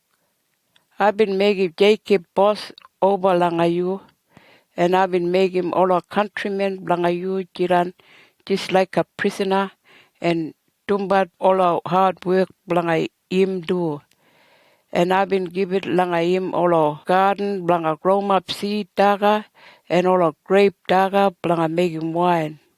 Whole lot I've been giving him, and I no more got him any word langa give it langa you na. Well, Esau been talk, Daddy, what be you got him one bala uruan word langa me? Pobala, cry that much na, and keep on talk, Daddy, you give it langa me one bala word langa you. Well, Isaac been give it word langa Esau na. God can let him rain boldan langa that place where you all day camp, and that ground where you jiranbat can grow up any daga. And you gotta fight, gotta knife all the time, and you gotta jiran just like a prisoner, and dumbat all the hard work langa you, little one brother. But Bambai, that time gotta come on where Yunbala gotta fight and you gotta break away from your brother. After that, him can't jiran boss blanga you anymore. Langyat na Isaac been talk. While Esau been hate him brother Jacob probably way na. Him no been let him go him from the thing, and him in dalem himself. After when my daddy gotta die and Merabat cry blanga him, well I gotta finish him up, my brother. I gotta kill him, Jacob dead. While Rebecca been hear him, Esau been wanna kill him, Jacob. And him in jingat langa Jacob, and him in dalem him. Esau gotta pay back you blanga that thing where you been doing langa him. And him gotta murder him you. While you listen langa me na, you gotta go quick pala langa my brother Laban there langa that country called him Haran, where him all the jiran. And you gotta stop there right up your brother Esau gotta settle down. Bamba him gotta forget about that trouble, and when him settle down, I gotta join them working men langa bring him back you. Langa jata yun mi dum. Tuma jiana ma wandem lujum yun bala you brother same day if yun bala fight. Laga jada Rebecca been talk. After that Rebecca been go and him talk laga Isaac. That Tubala wife blanga Esau from that lot Hittite people been making me probably no good bingy. And if Jacob wanna marry like a Hittite girl, well, more better me gotta die.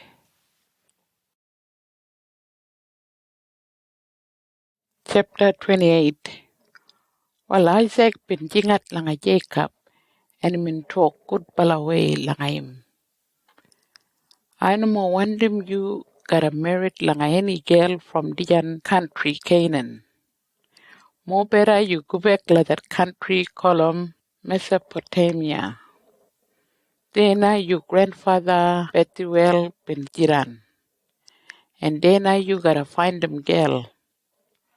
And you gotta marry langa you uncle Dora. And Yahweh, that probably most one God gotta good langa you and him gotta give it you biggest mo piginini all about. Tuma you gotta jiran dairy blanga biggest one tribe. God gotta help but you today just like him in helping but your grandfather Abraham before. And him gotta help but all a beginning blanga you do. And you gotta take him over the country where in Michiran. Tumaji God been give it the country langa your grandfather Abraham. After na Isaac been gentleman Jacob langa him uncle Dale langa that country Mesopotamia. Him uncle been named Laban, and him in full brother blanga Rebecca that mommy blanga Jacob and Esau. And that daddy Laban been named Bethuel, and him in countrymen blanga that lot Aramean people. Well, when Esau been find that Isaac been gentleman Jacob langa Mesopotamia, him in no good pinji. Before him in gentleman him, that all men been talk good bala way langa Jacob, and him in Dalamim langa go langa that country and find them girl from there. Tumaji him no more been want them him langa married langa any girl from Canaan, same way like Esau been doing. And when Esau been find that him daddy been talk like that langa him brother. Well him in Sabina, him daddy no more be like him a girl from Canaan. And Esau been go langa him uncle Ishmael, that naja one son langa Abraham. And him in married langa that daughter langa him name Mahalat, that sister langa Nebaioth. Jacob been having dream. While Jacob been coming up from that place called Beersheba, and him in wonder go langa that place called Haran. And halfway langa road him in kamat langa one place when that sun been just kuran. And him in camp there and him in gave him one bala stone langa pillar. And when him in dead sleep, him in have him dream. And langa that dream him in look step been come down from heaven one side langa him. And all the angel been walk up and down langa that step. And langa that dream, Jacob been look. Yahweh, the true God, been stand up there, and God been talk langa him. Me na Yahweh, that God langa Abraham and Isaac. And I gotta give it to your country where you sleep langa you, and langa all the beginning langa you. You gotta have biggest mob beginning all about. That much you gotta have 'em, and they gotta jiran just like sand ground. Uljim nobody can count them up all about. They gotta come out from you and they gotta spread out everywhere, langa every country. And I gotta help 'em all another lot people do. But I gotta use 'em you and you beginning all about. Langa help 'em that lot another lot people. Well, you know more forget na. I gotta jiran gotta you everywhere you go. And after I gotta bring 'em back you langa dijan country na. And everything where I've been promised langa you, I gotta do it. Like that na God been talk langa that dream. After na when Jacob been get up from sleep, he been think about and he been talk. Yahweh him here, alright? Him right here langa dijan place na. But I no more been sabi. Well, Jacob been brighten na and him been talk. Dijan him secret one place. Dijan place him just like that house langa God. Him just like a door langa heaven. Alibala next day na Jacob engaged him that stone where him blang a pillar.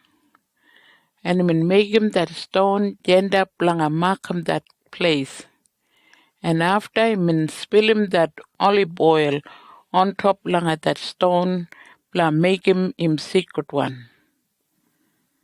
Well, there been happen 1 day before column last, but Jacob been column that place Bethel. After na, Jacob been making promise langa Yahweh, him talk, Yahweh, if you jiran got me and look after but me, and if you give it me daga and clothes blanga dijan trip, and you elbow me blang go back langa man daddy house, Bombay, well, you gotta jiran man God. I can't borrow from anybody, only you now. And I've been making end up dijan stone bla markham dijan sacred one place. And langa dijan same place they gotta build them up house blanga you Bombay. And everything where you give it langa me, I gotta give it back half langa you. Blanga every 10 bala thing you give it me, I gotta give it back you 1 bala thing. Lagi jat na Jacob and make him promise langa God. Chapter 29. Jacob and Gamat langa Laban camp. From there Jacob been keep on sunrise way. Bombay na in Gamat langa one well where all the stockmen been all day wetrum bat all the sheep. They been having 1 bala big 1 stone there, blanga jaram up that well. And when all the stockmen been all day bring 'em up all our sheep, they been all day roll 'em away that stone and wetrum that lot sheep and goat same time.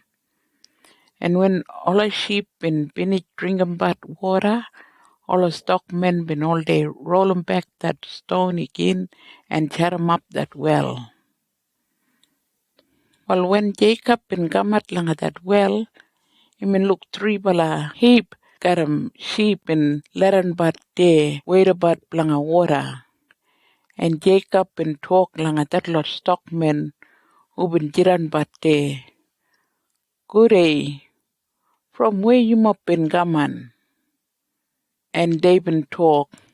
Melabat from that place called Haran.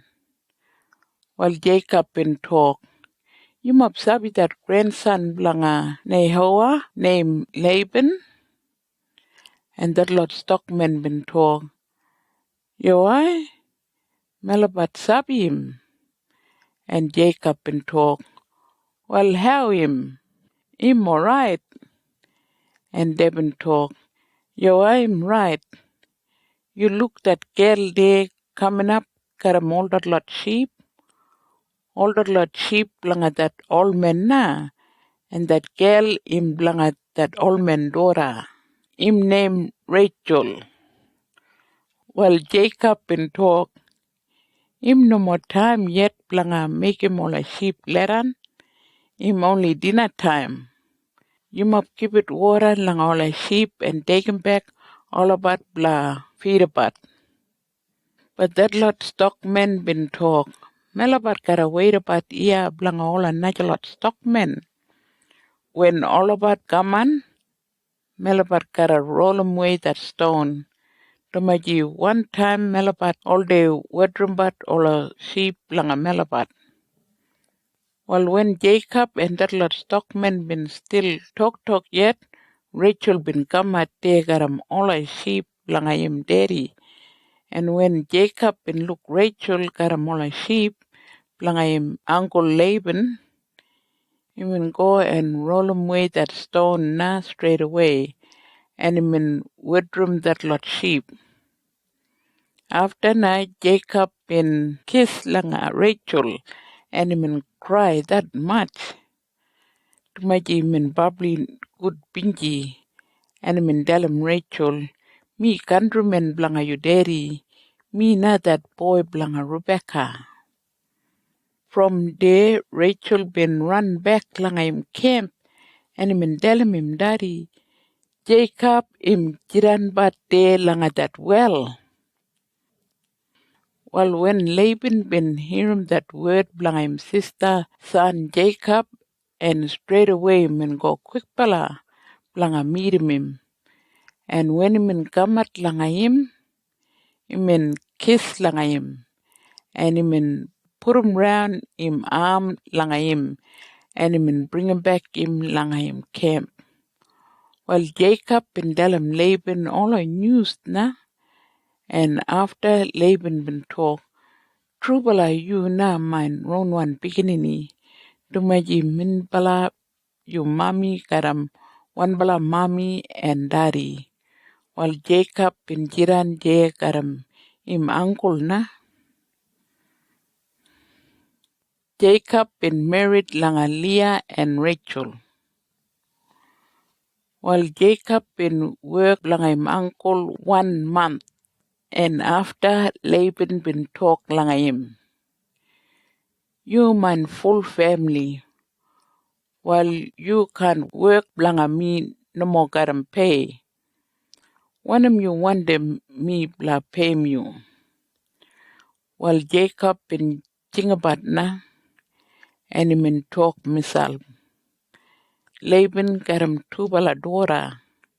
That eldest one, Leah, in putty one, but that youngest one, Rachel, in probably putty one.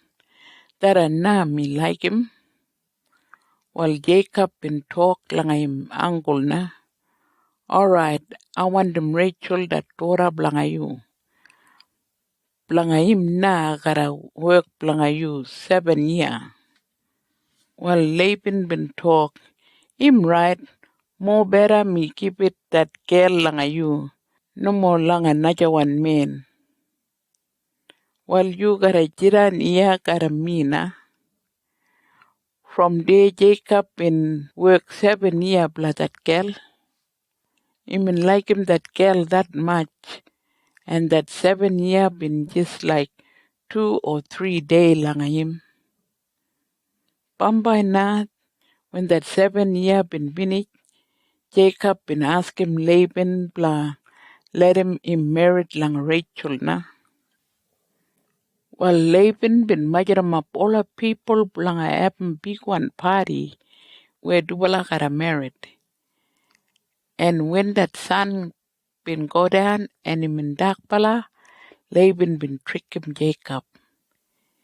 Him give it him Leah, that eldest one daughter blanga him. And Laban been give it that working girl blanga him named Silva, langa Leah. After night, Jacob been sleep karam Leah. And when him in sunrise, Jacob been talk. Hello, diyan him Leah.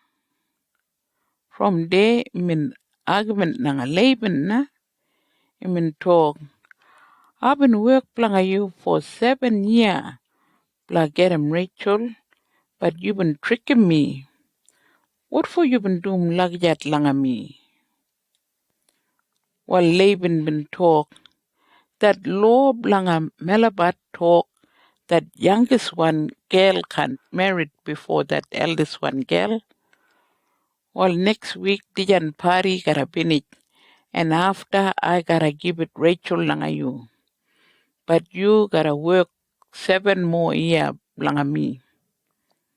Well, when that week been finished and that party been finished, Laban been give it Rachel langa Jacob langa married. And he been give it that another one working girl langa him named Bila langa Rachel. Well, Jacob been sleep karam Rachel na, and him been like him in probably way. But him no more been like him Leah.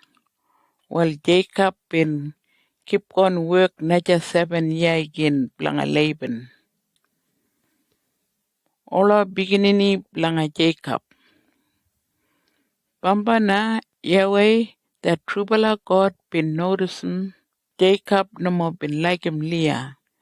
and him make him Rachel jiran where him can have many baby. But him help him Leah, and when Dubala Jacob been sleep, Bamba na Leah been have little boy blanga Jacob. While Leah been talk, Yawai na been help me. Tumaji have been having that trouble where Jacob no more been like me before. But today I got a little boy blanga him. And him gotta like me now. And him in column name blanga that first one, little boy Reuben. From there, Tukala been sleep one more kin. And Bamba Leah been having another one, little boy, and him in talk. Yahweh been give it me another one, little boy. To my Jacob no more been like me before. Man call him name blanga that little boy Simeon. From there, more again, Leah and Jacob in sleep, and Bambai him in have another one little boy, and Leah been talk.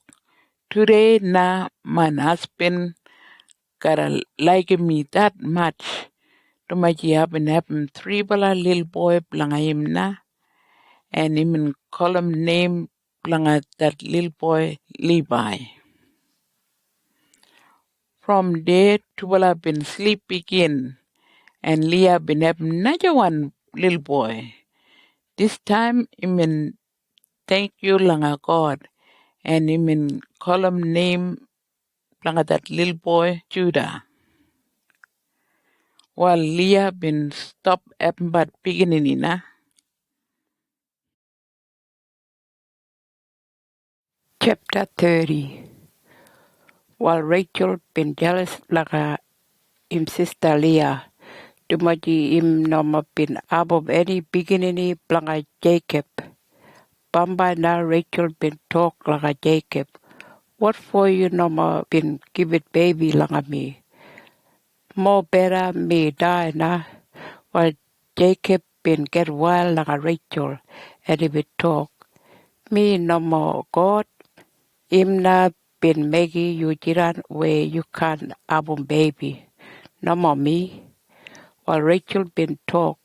While yeah, but working girl pila, you silip karimim and im kin abum baby blanga me. Only lagajat da kara abum baby. From there, Rachel been give it pila laga Jacob and Dubala been sleep. And Bamba Bila been abum little boy blanga Jacob, and Rachel been talk. God been listen langa me, even good bingy langa me, when I been talk langa him, and even give it me little boy. And Rachel been call him name blanga that little boy Dan. From there, Bila and Jacob been sleep kija again, and Bamba even abum naja one little boy. And Rachel been talk. I've been our biggest fight got my sister, but I've been winner, and even column name blanga that little boy Naphtali. After now, when Leah been found that him can't have any more baby, even give it like a Jacob that working girl blanga him, name Silpa, and when double Jacob been sleep, Bamba na Silpa been above little boy blanga Jacob, and Leah been talk. Me good bingy, and even call him name blanga that little boy Gad. From there, Silpa and Jacob been sleep begin, and Bamba even above najawan little boy, and Leah been talk. Me probably good bingy, and all our men gotta call me happy one. And even call him name blanga that little boy Asher. From there, when him in time blanga gajumbat all our seed daga from all our wheat paddock. Reuben been go along at that paddock and he been find him sambala bush medicine. And he been taking back that bush medicine langa him mommy Leah. While Rachel been asking Leah, like give him that bush medicine where that boy been find him.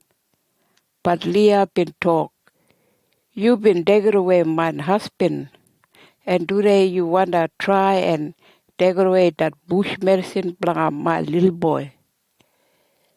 While Rachel been talk, if you give it me that bush medicine, well I let him you sleep got Jacob tonight. And Leah been agree langa him and him and give it him that bush medicine. By now when Jacob been come back from that lot paddock, little bit late bala, Leah been go and him and meet him halfway. And him and tell him, you gotta sleep, gotta meet tonight to maji. I've been pay planga you, got that bush medicine where my boy been find him. While Jacob been sleep, gotta Leah. And Bamba Leah been abum naja one little boy planga Jacob. Tumaji God been listen langa Leah when he been pray langa him. And Leah been talk. God been give it langa me dijan little boy. Tumaji I been give it my working girl langa my husband. And he been call him name langa that little boy Issachar. From there, Leah been sleep got Jacob again, and him and naja one little boy planga him. And Leah been talk, God been give it me good one present. My husband gotta look back langa me all the time. To my job been able 6 bala little boy planga him. And him and call him name planga that little boy Zebulun. After that, Leah been able little girl and him and call him name planga that little girl Dinah. While God never been forgot about Rachel, him and listen langa him do when Rachel been pray langa him planga that trouble where him can abum baby. And Bamba na him and abum little boy planga Jacob and Rachel been talk. God been take away that big shame from me. And him and give it me little boy. And him and call him that little boy named Joseph. Laban and Jacob been tricking himself. After now when Rachel been album that little boy Joseph, Jacob been talk like Laban. I've been work probably hard pala blanga you. And you gotta let me go back langa my own country, gotta my beginning all about and my wife all about da. To my blanga all about da, I've been work blanga you. While Laban been talk, you listen langa me na. I've been look special one thing there. And that thing been show me Yahweh, that true bala God im all day good langa me when you jidan bat kara me. While you gotta keep going, jidan bat kara me. You telling me how much money you want them, and I give it to you if you keep going, stop here langa me. While Jacob been talk, you sabi I've been work langa you probably long time, and you sabi all the animal langa you been breed up that much, where I've been minding about all about. Before I've been coming langa you been jiran karam najing. And today, Yahweh been good langa you. Tumaji I've been work langa you. But today now I gotta go back and work langa my own one family. While Laban been talk, one of you wanted me langa give it langa you. And Jacob been talk, I don't want the money from you, but I gotta keep on jidan bat and minding bat all animal langa you. I gotta look after bat all about langa you if you let me go through langa all about and cut him out all the spotted one nanny goat and all the spotted one billy goat and all the black one sheep. You gotta give it me that lot animal na, planga pay me, planga work planga you. And Bamba, when you look all the spotted one mine, you gotta sabi up and do trubala way langa you.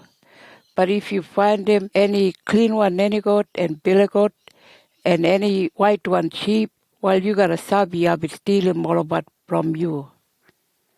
Well, Laban been talk, all right, him good. But that same day where Dubala been making that promise, Laban been taken away all the spotted one and stripy one billy goat and all the spotted one and white one nanny goat and all the black one sheep too. Him put him all the son planga him boss planga that lot animal all about. And him take it away all about long way from Jacob. And they've been traveling, got him that lot animal 3 days time. While Jacob been stopped back and him look after him but all that lot, another lot animal, where Laban been leave him behind. And Jacob been got him some bala green one stick from 3 bala tree column, poplar tree, almond tree and plain tree. And after him take him out some bala bark from that lot stick. And that lot stick been album, that lot bark got him stripe. And Jacob been put him that lot stripey one stick leader like that water trough. Tumaji there now all the animal been all they breed them but when they been drink about water. And when they been breed them but leader that lot stripey one stick, Bamba na that lot daddy goat and sheep been able stripey one and spotted one baby. While Jacob been keep that lot sheep and goat all about like a dubala different one mob. And even make it all about look like all a spotted one and black one animal like a Laban. And blanga tarana all about been breed up that much blanga Jacob. While Jacob been still mind about some animal blanga Laban. But even cut him out all that lot animal blanga him. And even keep him all about from all that lot animal blanga Laban. Bamba na naja one time when that lot strong bala animal been breeding but one side like that water trough. Jacob been make him jump up leader like all about again. That lot stripey one stick, blah make him all about breeding but big mob stripey one and body one baby again. But him no been put him that lot stripey one stick leader like that lot weak one animal. And Bamba da Laban been album all a weak one animal. And Jacob been album all a strong one. While Lagyat da Jacob been making himself jiran probably rich man. And him in album biggest mob sheep and goat and camel and donkey and working man and working gal. All about who been jiran just like a prisoner.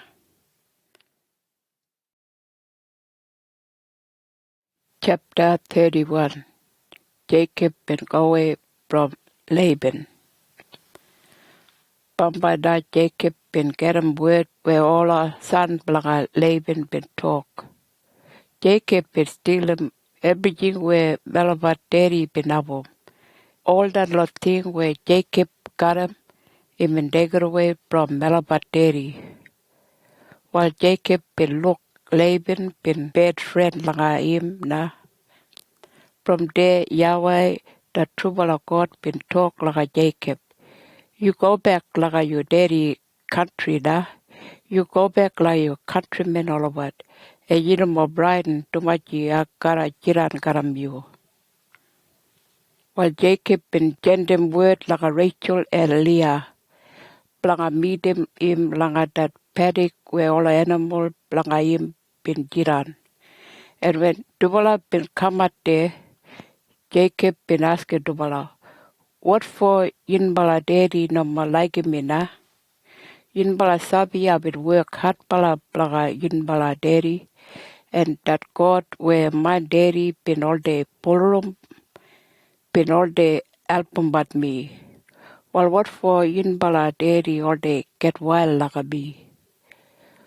Already even change him by pay 10 times. But God never been letting him out of me. Yun bala daddy be talk. I give it you all a spotted one animal, blaga pay you. And after all animal been able spotted one baby. And when even happen like that, yun bala daddy be talk. I give it you all a stripy one baby, blaga pay you. And all animal been able stripy one baby. While yun bala daddy been all day changing my pay like that. And Blangatara na God been laughter, take it away all the animal from him and give it all about langami. While when that lot animal been still breed the mud, I've been able dream. And look at that dream, I've been look only that lot stripy one and spotted one, nanny goat been breed the mud. And look at that dream, one angel blaga God been jingat langami. Jacob, and I would talk, what am? And that angel would talk, you look all that lot daddy got there, were all about freedom, but Sambala spotted one and Sambala stripy one there, and only that lot da breed about, all an any got breed about, lakajada. Tumaji misabi levin pindum nukut pala way lakayu. Well, you sabi God been come out lakayu there, like at that place called Bethel. Even come out like you there, like at that place where you've been spilling that oil on top like at that stone. And you've been making promise like I am. Well, me not that God, and I tell him you gotta leave this country straight away. And you gotta go back like your own one country where you've been born. Like that now God been talk like me, like that dream. Well, when Rachel and Leah been eating Jacob talk like that, Tubala been talk. Minbala daddy no more gotta managing, bla give it langa minbala when him die, and minbala daddy no more like him minbala. Minbala jiran just like a stranger langa him. And he mean sell him minbala langa you. And even wasting but that money langa him own self. And everything where God been taken away from Minbala, daddy still planga Minbala and Minbala beginning all about. Well, you gotta listen langa God and you gotta do what him even tell him you planga do. While Jacob been get ready bla go back langa him daddy Isaac there langa that country call him Canaan. But him no more been tell him Laban him gotta go away. Bamba now when Laban been away, shearing about all the sheep, Rachel been gone. And he was still in all a dreaming shape where Laban been able langa him house. And after Jacob been pack him up some like camel, got him all everything where he been get him langa that country. And he would put him in beginning all about and his wife all about like some like camel do. And he would send them all a najalot animal langa him leader. Langa him family all about. While Jacob been doing all this lot thing, sinning way langa Laban, and when he been pack him up everything, he been run away, and he been go and cross him that Euphrates River, and he been heading langa that hill country called Gilead. Laban and Jacob been making promise. Bamba now 3 days time, Laban been get him that news where Jacob been run away. And Laban been take him sambala relation blanga him.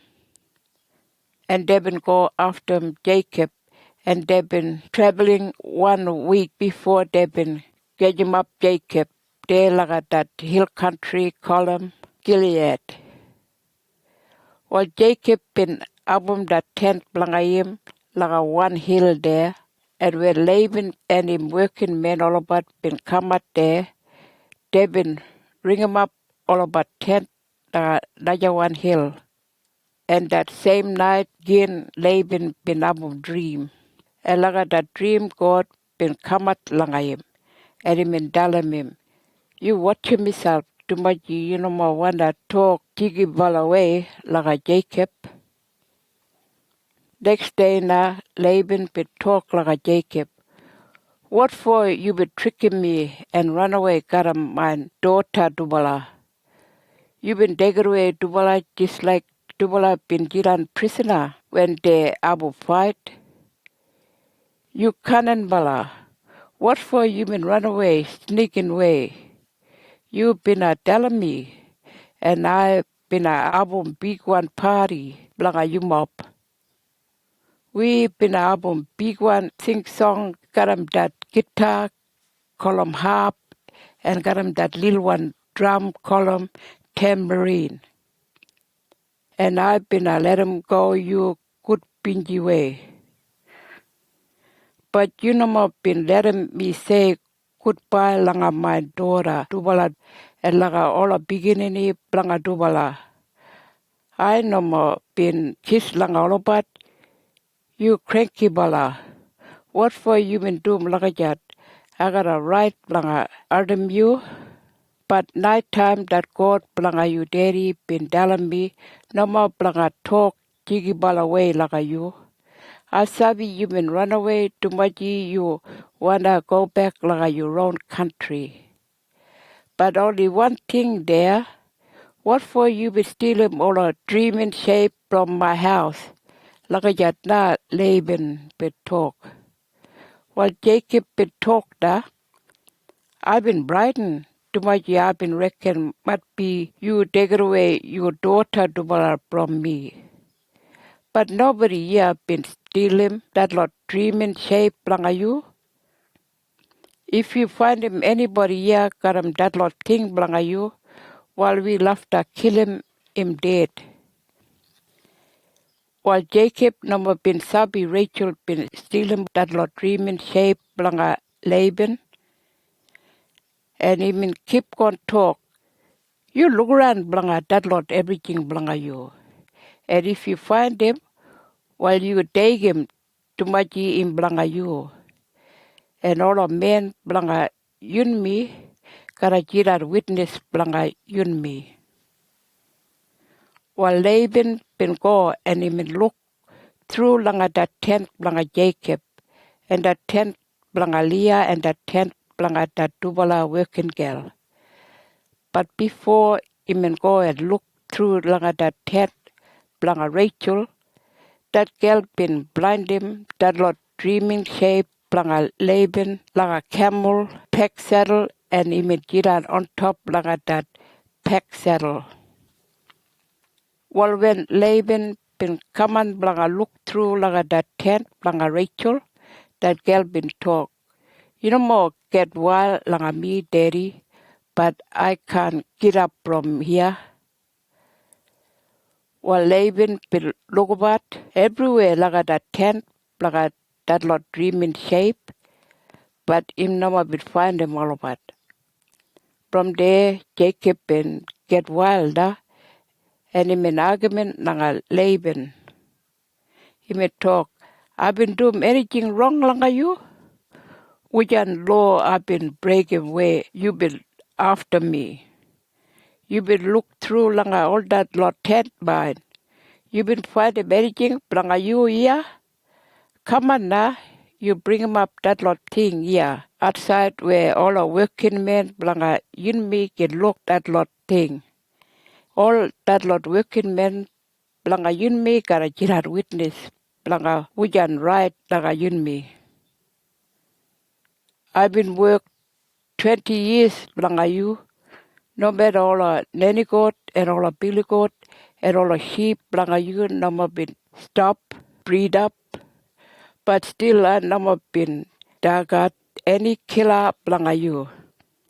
And when wild dog or anything been killing sheep blanga you, where I've been minding about, I nama been telling you and putting blame blanga that dog. I've been all day guarding my own one sheep and putting back blanga taking place blanga that dead one. All the way I've been all day doing blanga too much you've been telling me. If I lose you anything blanga you, nighttime or daytime, well I gotta pay back you. Well, a lot of time I've been work like a hot one sun, and a lot of time I've been work nighttime when I'm in probably cold bala. And a lot of time I've been losing sleep where I've been minding about all the animal blanga you. I've been jiran lagajat now for 20 years where I've been work blanga you. I've been work 14 years blanga dijan duwala daughter blanga you. And blanga this lot animal where you've been give it blanga me. I've been work 6 years blanga you, but you've been keep on changing but my pay 10 times. You've been wonder underway me no more gotta managing. But nothing that God blanga my grandfather Abraham and my daddy Isaac been look the young trouble where I've been able. Im sabi I've been all day tumbat good pala work blanga you, and him now been give it proof blanga you langa that dream where you been able nighttime. Langa that na Jacob been talk. While Laban been talk da, what do you talk about, Jacob? Dijan dubala girl dubala my daughter. And all the beginning blanga dubala de blanga me. And all this lot animal here, all about blanga me do. Whole lot this lot thing where you look all about all blanga me. But to my you've been married langa my daughter dubala, and dubala been able beginning blanga you. Well, I can't take away all about from you. Come on now, you and me gotta make him promise. And you and me gotta pile him up stone ya again. Blanga mark him that promise. While Jacob been get him one bala big one stone, and he been make him jump up, and he been tell him in relation all about blanga pile him up najalot stone one side langa that stone, where he been make him jump up. And when all about been finished, pile him up that lot stone, Laban been tell him Jacob, this lot stone na gotta jiran proof blanga yun me. And Laban been call him name blanga that lot stone gotta be wrong one language. And Jacob been call him that name gotta be language call him Hebrew. After na Laban been keep on talk. Yeah, why that trouble of God gotta look after him, but you and me, when you and me go back langa, you and me round country, and him in column name langa that place, Bispa. While Laban been keep on talk again, if you handle him that double a daughter mine, rough way or might be you married langa nayalot gal, well might be animal find out, but you gotta think about God to my him now all day looking at but you. While you look all this lot down here where I've been piled them up langa middle langa yun me. And you look that way, that one bala stone where you've been making jump up. Well, all that lot stone na gotta jiran proof langa yun me. I can go past langa that lot stone langa fight karamu, and you can't go past langa that lot stone do blanga fight karami. That God blanga your grandfather Abraham and that dreaming blanga my daddy na Hawa dubala jiran witness blanga make sure you and me keep that promise Lagajat na Laban been talk. While Jacob been making that promise karam Laban, and he been talk that God blanga my daddy Isaac him sabi I been talk I gotta keep him that promise karam you. After that Jacob been kill him one by a little one then he go blanga offering and he been tell him relation all about blanga come on and dagat that beef. And when Jacob been cook him that beef, all about been dagat that beef there one side like that lot stone where they been pile them up. And when they been finish him that beef, they been all sleep there again like that hill. Alibala next day na Laban been kiss langa him daughter Dubala and beginning all about. And he will say goodbye langa all about and he will go back like him run one country na.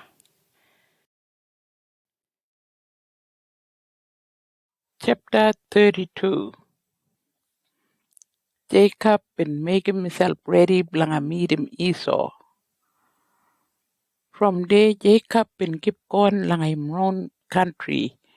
Bamba na sambala angel blanga God been meet him Jacob langa road.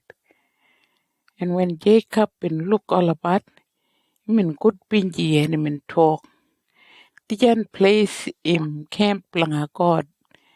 And he been call him name blanga that place Mahanaim. From there, Jacob been gender him working men all about leader langa him brother Esau. They la that country call him Edom. But before they been go, he been tell him all about. Tijan word na yumap kara dalam Esau. Yumap dalam him me na. Jacob me working men blanga him. I call him boss. And yumap dalam him I've been jira long time got him Laban and I've been just come back now. I got him big mop pulgi and donkey and sheep and goat and working men and working girl who jiran just like a prisoner. Yumap dalam him daran and yumap dalam him.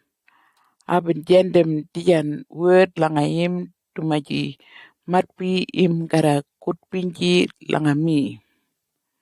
Lakijat na Jacob been tell him working men all about. While that lot working men been go langa Esau na and they been giving him that word. And when they been come back langa Jacob, they been talk. Melabat been take him that word langa your brother Esau where you been jendem. And him coming up na langa meet him you got him 400 working men blanga him. Well, when Jacob been hearing that word, him in bubbly brighten na, and him in cut him out all the people langa him camp and all the animal blanga him langa tubala mob. Tumaji him in jingabat lagajat. Him in talk, if Esau fight langa that first one mob, well, might be that second one mob gotta have chance blanga getaway. After na Jacob been pray langa Yahweh that true bala God. God blanga Abraham, God blanga man daddy Isaac. You listen langa me na. You na been telling me blanga go back langa man country and langa man family all about. You na been telling me you gotta album but me blanga everything. Me nothing, me no more anything. Me only working men blanga you. But still, you been good langa me. I no more been having anything when I've been cross over langa that Jordan River long time. Only walking stick I've been having. But today now I got a biggest mob animal and people all about. While you helping me now, Bamba my brother Esau killing me dead. Me brighten that much now. Tumaji might come on and fight langa Melabat.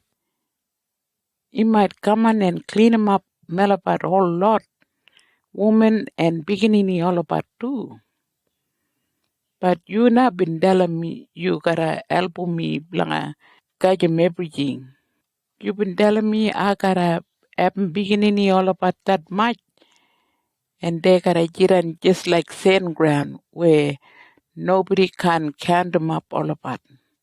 Like I just na Jacob and pray langa God. Well, that night Jacob came there langa that same place again. And Alibala next day naim and cut him at sambala animal. Langa give it just like a present langa him brother Esau. Him cut him at 200 nanny goat and 20 billy goat. And him box him up all about langa one mob. And him tell him working man langa degem all about leader langa Esau. And him tell him that working man. When my brother ask him you who you and which way you traveling and blanga who this lot animal all about, well you gotta tell him all this lot animal all about blanga him working man Jacob. You tell him I've been gender all this lot animal just like a present blanga him to my him boss blanga me. And you tell him me coming up behind langa you. From Jacob in Karma 200 girl sheep and 20 boy sheep. And him box them up all about langa one mob. And him tell him another one working men langa take him all about little bit long way behind langa that first mob. Him tell him that working men, you gotta talk langa Esau same way like where I've been tell him that first one working men langa talk. You gotta make sure you tell him, me working men blanga him and me coming up behind langa you. Well, Jacob been doom lagijat all the way got him all a lot animal. I mean, cut him at 30 girl one camel, got him all about baby one camel, 40 cow and 10 bull, and 20 girl one donkey and 10 boy one donkey. And I gend them all that lot animal just like a present like na. Tumaji jingabat mat be im can make him brother good pinji karam that lot present. And after when him meet him brother got a good pinji langa him. After now when Jacob gend them all that lot animal leader, him in camp there again. Jacob fight. Bamba na middle night, Jacob get up and him him 4 bala wife and 11 bala beginning all about another side langa that Jabbok river. And him go back that side langa that river. And him gend him all anything langa him got him working men all about. And him stop there behind himself. Well, when Jacob there himself, one man been come at langa him. And two will have been fight. Biggest fight will have been happen right up daylight. Najing, no matter that man been turn around and belt him and cripple him Jacob langa hip bone, but still Jacob been beat him by him. Jacob been win. Well, that man been jing at night. You let him go, me not do my Jim's son get up. But Jacob been talk. No more. Best time you gotta tell him God planga give it me something and after I let him go you. Well that man been talk, what am your name? And Jacob been talk, my name Jacob. And that man been talk, well that name planga you im no more jiran Jacob na. You been keep going fight langa God and langa all our people all about. And you been win. And blangadara na God gotta give it you naja one name na. They gotta call him you name Israel. Tumaji that name him talk keep on fight langa God. Well Jacob been talk langa that man na. One him your name. But that man been talk. I can't tell him you my name. And that man been talk good bala word langa Jacob and him go away na. Well Jacob been jingabat taran and him talk. Gotta mine own eye up and look God. And animal been die. Me still jiran life pala. Well I gotta give it name langa dijan place. I gotta call him dijan place Piniel. Tumaji that name him talk face blanga God. Well, when that sun been get up, Jacob been go away from that place. But him in Lembala, Tumaji that man been cripple him up, him langa him hip bone. And bladara now all a relation langa Jacob today, then a modagat that string where him hold him up that hip bone. Tumaji langa that string na that man been cripple him up Jacob. Chapter 33 Jacob and Miriam Esau. Bamba na Jacob and look Esau coming up got 400 working men all about. And when him look all about, him cut him out all a beginning blame langa tribal mob got all about run one mummy. Jacob and keep on leader langa all about and that twala naja one wife blanga him been coming up behind langa him. Got a mola beginning blanga tubala. That bubbly one wife blanga Jacob named Leah been coming behind langa all about. Got a mola beginning blanga him. And that another one bubbly one wife blanga Jacob named Rachel been coming last one got him little boy Joseph. While Jacob been go leader langa all a family blanga him. And when him been coming up kulujap like him brother, him been kneel down. And 7 bala time him put him in head langa ground, bla make him Esau reckon him in boss over langa Jacob. Well, when Esau been look Jacob, him in run langa him, and him in put him round him, 2 bala arm, and him in kiss langa him. To my him in public good binji, and that 2 bala braja gija been just cry na. After now, when Esau been look around, he been look all a beginning, and that lot 4 bala woman coming up, and he been talk, man, brother, blanga who this lot people all about? And Jacob been talk, that lot people all a beginning where God been give it langa me.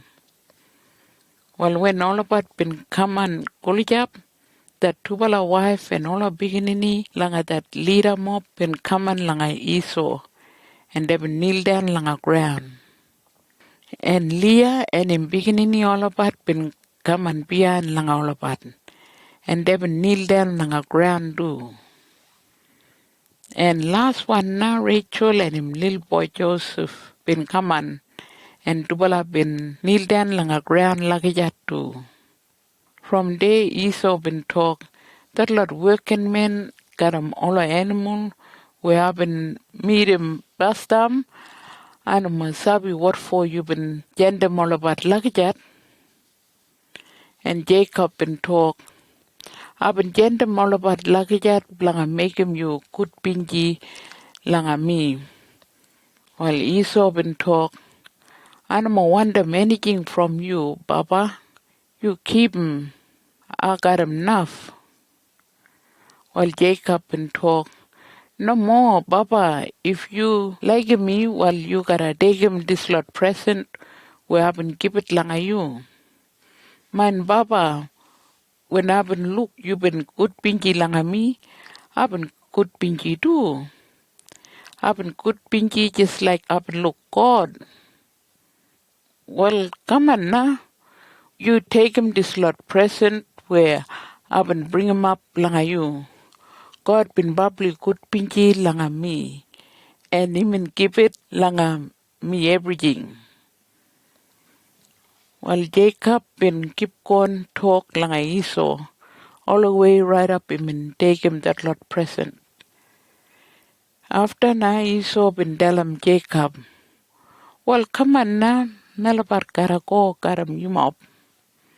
But Jacob been talk, no more, you go leader langa Melapar. And Melapar gotta come and behind slow bala. Tumaji ola beginning man knock up na, and all a nanny goat and sheep and cow got a baby might die if I keep on traveling quick pala got a mew. Melapar come and behind slow bala. Bambai Melapar get him up you langa that country, Edom. Well, Esau been talk. Well, I'll leave him sambala working men mine got him you langa album you. And Jacob been talk. No more, man, brother. You must keep going long as you would pingy langa me. Me alright. From there Esau been go back right back like him round country Edom. But Jacob been trick him Esau. Him been go another way, langa another one place. And there now him been make him house langa him family all of that. And him been make him bow shed langa him bulgi and sheep and goat all of that. And today they call him that place Sukkite. Bombay na Jacob and his family all about been go away from Sukkot and they've been keep going right up. They've been come out along at that country call 'em Canaan. There na Jacob been ring 'em up in tent outside along at that town call 'em Shechem. And him been go along all the beginning along at that old man named Hamor who been build 'em up that town. And him in buy 'em that paddock where him in ring 'em up in tent langa big mob money. Him in buy 'em langa 100 silver langa all about kind money. After night Jacob been pile 'em up stone langa thank you langa God. And him in call 'em name langa that stone El Elohai Israel. To maji that name him talk God langa Israel.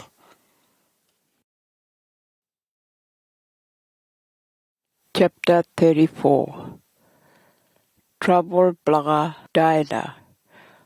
Bambai na that daughter blaga Jacob and Leah named Dinah been go and visit but Sambala girl from that country again.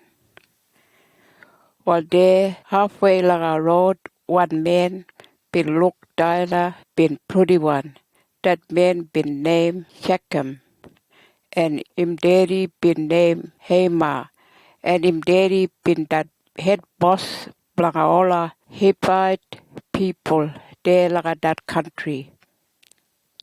While Shechem been grab him that girl, and him been knock him down him langa ground, and no pal away him in sleep got him. While him in want him that girl blanga him wife, too much him in like him brably. That girl been probably pretty bala, and Shechem been try blanga make him that girl blanga like him but him do. While Shechem been go laga him daddy and him and dallam him, Daddy, you get him that girl blanga me. Tumaji I want him blanga my wife. While Jacob been get him that use where Shechem been make him trouble got him daughter. But him nama been doing anything straight away like a Shechem. Tubaji him son all about been busy tailing but all a bulgi like a paddock. Him in just wait about blanga all about gotta come back. After na Hema that daddy blanga Shechem been come on like a Jacob blanga talk like him. At the same time that Lord son blanga Jacob been come back from that paddock, And when they hear him that news, all about sister, they heart jump. And they temper up that much. The waji check him been doomed that good thing, langa that girl, langa Jacob. And even make him bad name, langa all Israel people. Him no bina doomed that thing, langa yat. While Haman been telling Jacob, man boy check him like him that daughter blanga you. Well, what about you let him double married and you and me gotta make him promise how you and me people all about gotta married. And after you must can stop here langa Malabar country and you must can jiran you must run one boss. You must can walk about and jiran anywhere you must wander langa this country. Laga jat na hey ma been talk. After na check him been talk laga Jacob and him son all about. Him been talk, I wonder married langa that girl. Well, you must telling me now one of you must want them. I gotta give it you must anything you must want them. Well, that Lord son langa Jacob number been like him check him to much him and make it trouble langa all about sister. And they been talk cunning bala way langa check him. And him daddy Hema David talk while him big shame blanga Melabat too much Melabat can't let him Melabat sister married langa any man who never been circumcised. Only one way Melabat can let him you married langa Melabat sister. If you cut him all a boy and make it all about circumcised same way like a Melabat. If you must do mlagajat, well, Melabat can married langa you daughter, and you can married langa Melabat daughter, and we can get on one people. But if you can't do mlagajat, well, Melabat gotta guide him that girl and take away him long way from you country. Lagajat na that Lord son blanga Jacob been talk. While Haman and his son check him been talk. While him right from there check him no more been wasting my time too much even like him that girl blanga Jacob probably. Even second boss langa him daddy Haman. And straight away Dubala been go langa that meeting place there langa that gate langa all about town. And there now Dubala been talk langa Dubala countrymen all about. This lot people all about good pala people. And we gotta let them all about jiran laga dijan country karamui. Dumaji plenty bala room langa dijan country langa all about. And we gotta married langa all about daughter and let them all about married langa we daughter too. This lot people wara jiran karamui. But we gotta cut them all our boy bust down and make all about circumcised just like all about. And after now we gotta get on one people got them all about. And if we do like that, like all about, well Bamba we gotta take over all our everything like all about. All our sheep and goat and bullocky, whole lot gotta get on blanga we.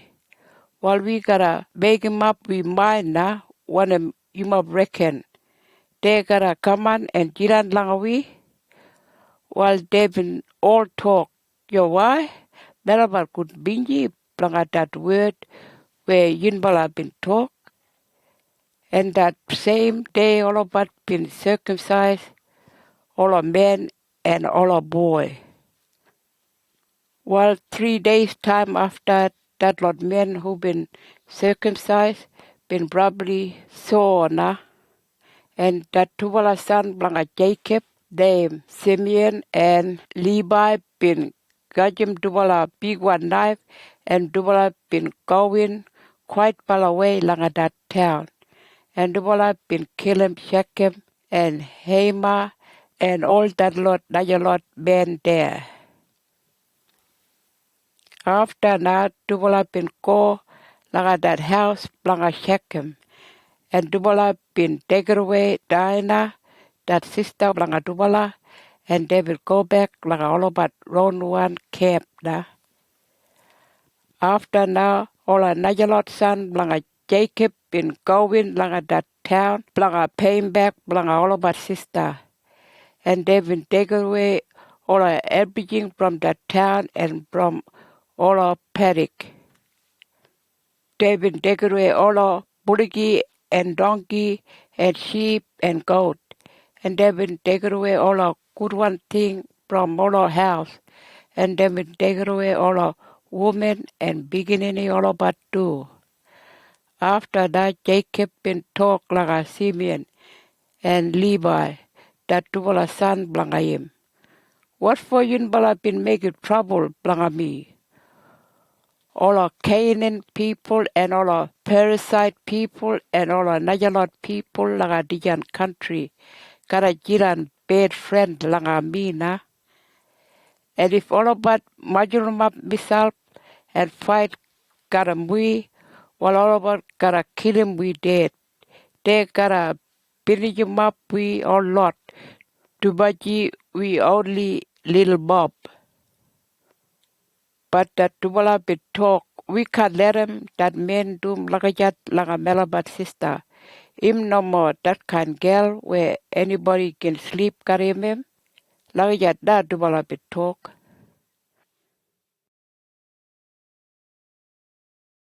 Chapter 35. Jacob laga Bethel. Bamba na God bit talk laga Jacob. You go quick bala laga that place called Bethel. And you jiran there da. And you gotta pile 'em up stone there do. And you gotta burn 'em beef on top like that lot stone. Like I say thank you like me and make him me good pinji. Tumaji me na taran ubin kamat like you when you been run away from your brother Esau. While Jacob been talk like in family all about and like all a working men and working girl like him. Him and talk. You must gotta chuck away all that lot dreaming shape where you must got 'em. And you must gotta straighten him up, you must life and make it you must self clean like a God. And you must gotta wear 'em on clean by the clothes like a jiran proof where you must been making miss up clean like I am. And after when you must do like that, we gotta go away from the country and go like that place called Bethel. There now I gotta pile 'em up stone, like I say thank you like God.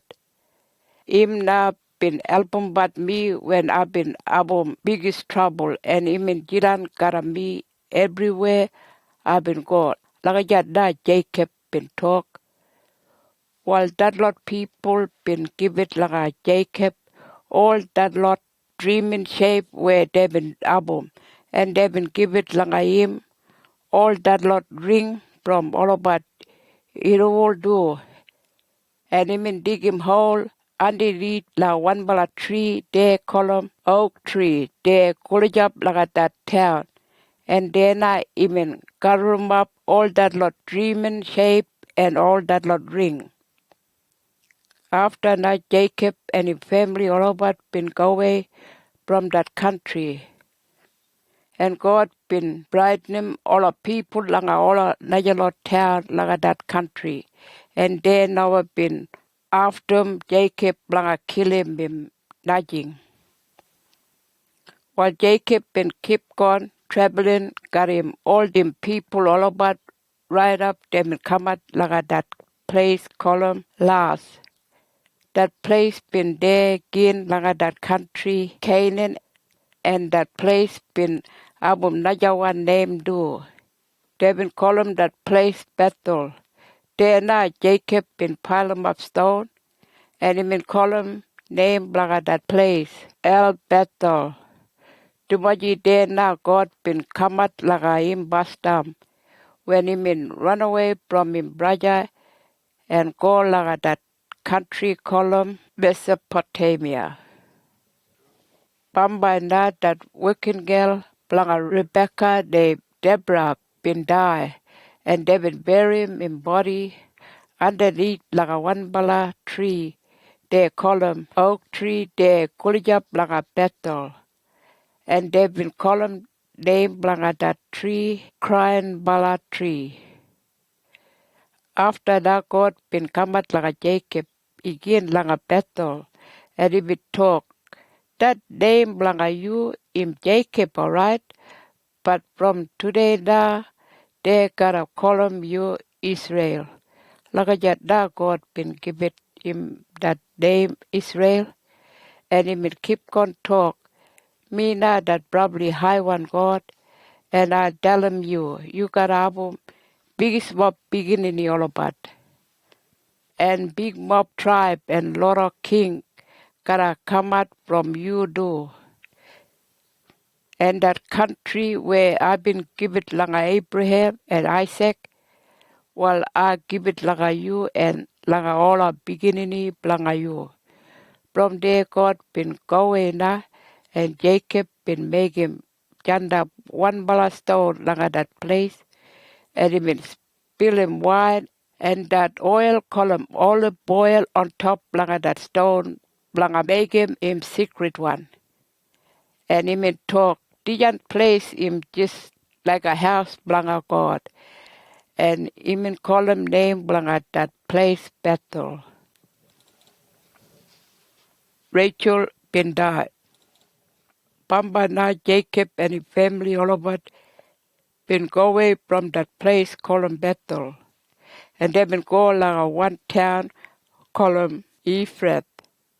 Well, that time now, that wife belong Jacob named Rachel been heavy bala and halfway like a road, even feeling myself like a album that baby.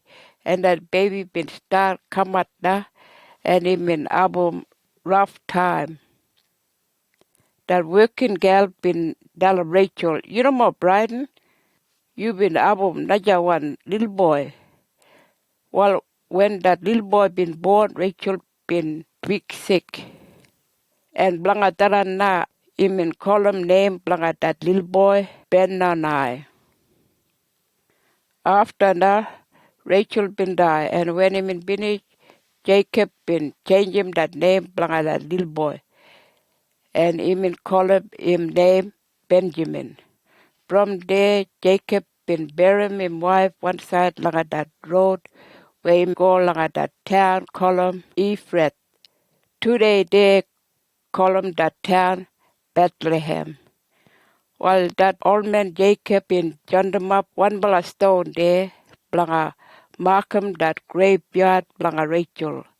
And that stone is still there today. From there Jacob and his family all about been keep going right up another side like one place called Migdalida. And there now they been making all about camp. All a son like Jacob. Well, when Jacob and his family all about been jiran like that country, Kulijab like that place called Migdalida, that son blanga him name Reuben. Been sleep got him that wife blanga him daddy Jacob name Bela. And when Jacob been get him that word, he been get wild probably. Well, Jacob been old man now, and he been have 12 palasan, and yeah now all a name blanga that lot 12 palasan blanga him. Leah been abum that eldest one son blanga Jacob de Reuben, and after him in abum Simeon, Levi, Judah, Issachar, and Zebulun. Rachel been abum Joseph and Benjamin blanga Jacob. That working girl blanga Rachel name Bilhah bin abum Dan and Naphtali blanga Jacob. That working girl blanga Leah name Silpha bin abum Gad and Asher blanga Jacob. While all that lot beginning in been born there langa that country called Mesopotamia. Isaac bin die. Bamba na Jacob bin kamat langa im daddy Isaac there langa that place column Memre.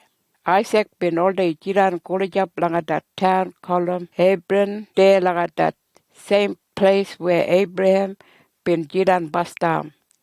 While Isaac bin old man na, and when him get him up 180 years, him die, and Esau and Jacob that tubala son blanga him bin bury him. Chapter 36. Ola beginning blanga Esau. Well, iya now ola name blanga ola beginning blanga Esau. Najawan name blanga him Edom. Well, Esau him married langa tribal woman from that country called Canaan. Esau been married langa Eda, that daughter blanga one old man named Elan from that lot Hittite people. And Eda been having one bala little boy blanga Esau named Eliphaz. Esau been married langa Basemath, that daughter blanga Ishmael, and sister blanga Nebaioth. And Basemath been having one bala little boy blanga Esau named Ruel. Esau been married langa Oholibama, that daughter blanga one man named Aina, who been son blanga one old man named Sibian, from that lot Hivite people. And Holibama been having three bala little boy blanga Esau named Jairus, Jalem, and Korah. While all that lot beginning blanga Esau been all born langa that country called Canaan. Bambai na Esau been left to go away from that country called Canaan. Tumaji no more enough room been je blanga him, and him brother Jacob blanga jiran. Tuwala been having too many bulgi and too many everything. While Esau been taking him wife and him beginning all about and all a working men and working girl blanga him. And everything where him and happen. And him go away from him brother and him go along at that hill country called Edom. Bambai na that eldest one boy blanga Esau named Eliphaz been married and him have five bala little boy named Timan, Oma, Zepho, Gatem, and Kenneth. Eliphaz been married lang another one woman named Timnah, and him have one bala little boy named Amalek. From that lot 6 bala boy, 6 bala clan been gamat got 'em all about same name. And that another one boy, blanga Esau named Ruel, been married, and him have 4 bala little boy named Nahath, Sarah, Shama, and Misa. From that lot 4 bala boy, 4 bala clan been gamat got 'em all about same name. And from that lot 3 bala boy blanga Esau named Jairus, Jalem, and Korah. 3 bala clan been gamat got 'em all about same name. While all that lot people and clan been gamat from Esau. Ola beginning blanga Sia. Well, before Esau been go langa that country called Edom, all the Horite people been jiran there, and that country been blanga all about country. Well, all that lot Horite clan been gamat from one bala old man named Sia. That old man been having 7 bala boy named Lotan, Shoba, Sibian, Aina, Dashon, Isa, and Daishen. Lotan been married and been having 2 bala little boy named Horai and Haman. Lotan been having one sister named Timnah. Shobal been married and him have five little boy named Elban, Menaha, Ebal, Shepho, and Onam. Sibian been married and him have two little boy named Haya and Aina. One time when Aina been minding about all a donkey, Langayim daddy, him find them one spring, got him hot one water. Aina been married, and him have one boy named Dashon, and one little girl named Aholibama.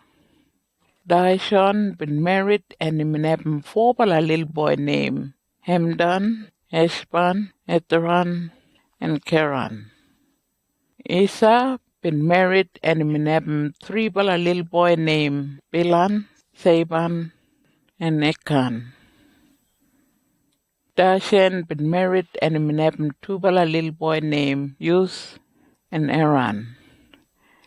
Well, all that lot people now been all a clan belong at that Horite tribe. All a king bla Edom. Well, before any king been jiran lang at that country Israel, all this lot king been jiran lang at that country Edom.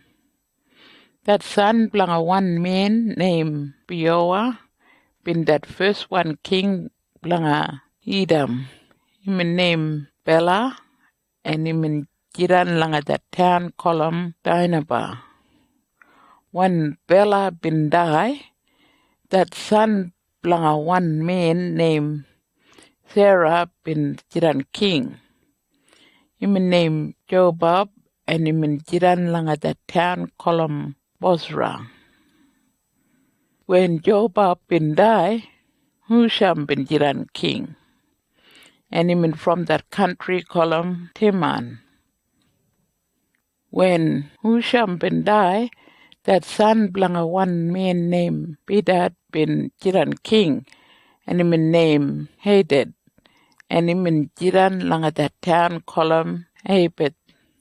And all the people belong a Hadad been fight lang at that lot Midian people there lang at that country called Moab, and Hadad been win.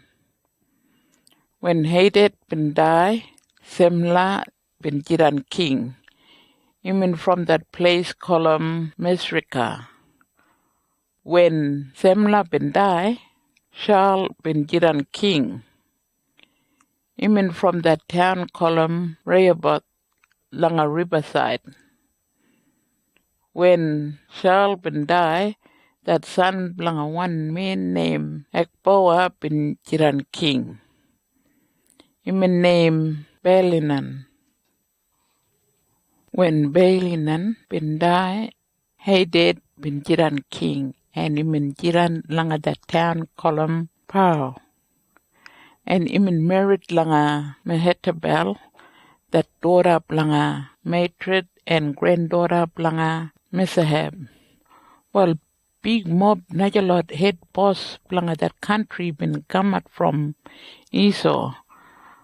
Langa all about name been Timnah, Alba, Jeset, Aholibama, Ella, Pinam, Kennes, Teman, Mipsa, Migdal, and Aram.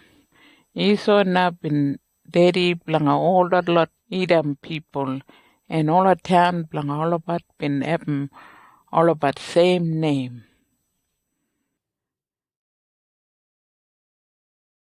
Chapter 37. Joseph and him brother all about. Well, did you know that story blanga all of family blanga Jacob? Him all the jiran la that country where him daddy been all the jiran before, and they call him that country Canaan. Well, when that son blanga Jacob named Joseph been 17-year-old, him all they look after him but all the sheep and goat blanga him daddy, and Sambala brother blanga him who been having different one mommy been all they help him. But him all they take him back, no good one word langa him daddy bla that lot braja blanga him. Well, Jacob been like him Joseph more lang all that lot najalot son blanga him. Tumaji him Joseph when him an old man. Well, one day Jacob been make him put one coat, got him long arm blanga Joseph. And when him braja all about been look all about daddy been like him Joseph more lang all about, they been make him himself bed friend langa Joseph. And they been all day talk langa him while way. From day one night when Joseph been sleep, him been have him dream. And after him been tell him braja all about. You must listen langa dijan dream where I've been having. You must hear me na. We've been all working langa that paddock but all along one grass. And we've been get him bundle and tie him up and make him let on langa ground. All the way we've been doing lucky that. And after mine one bundle been chained up straight balana. And all a bundle langa you must been chained up right around langa mine one.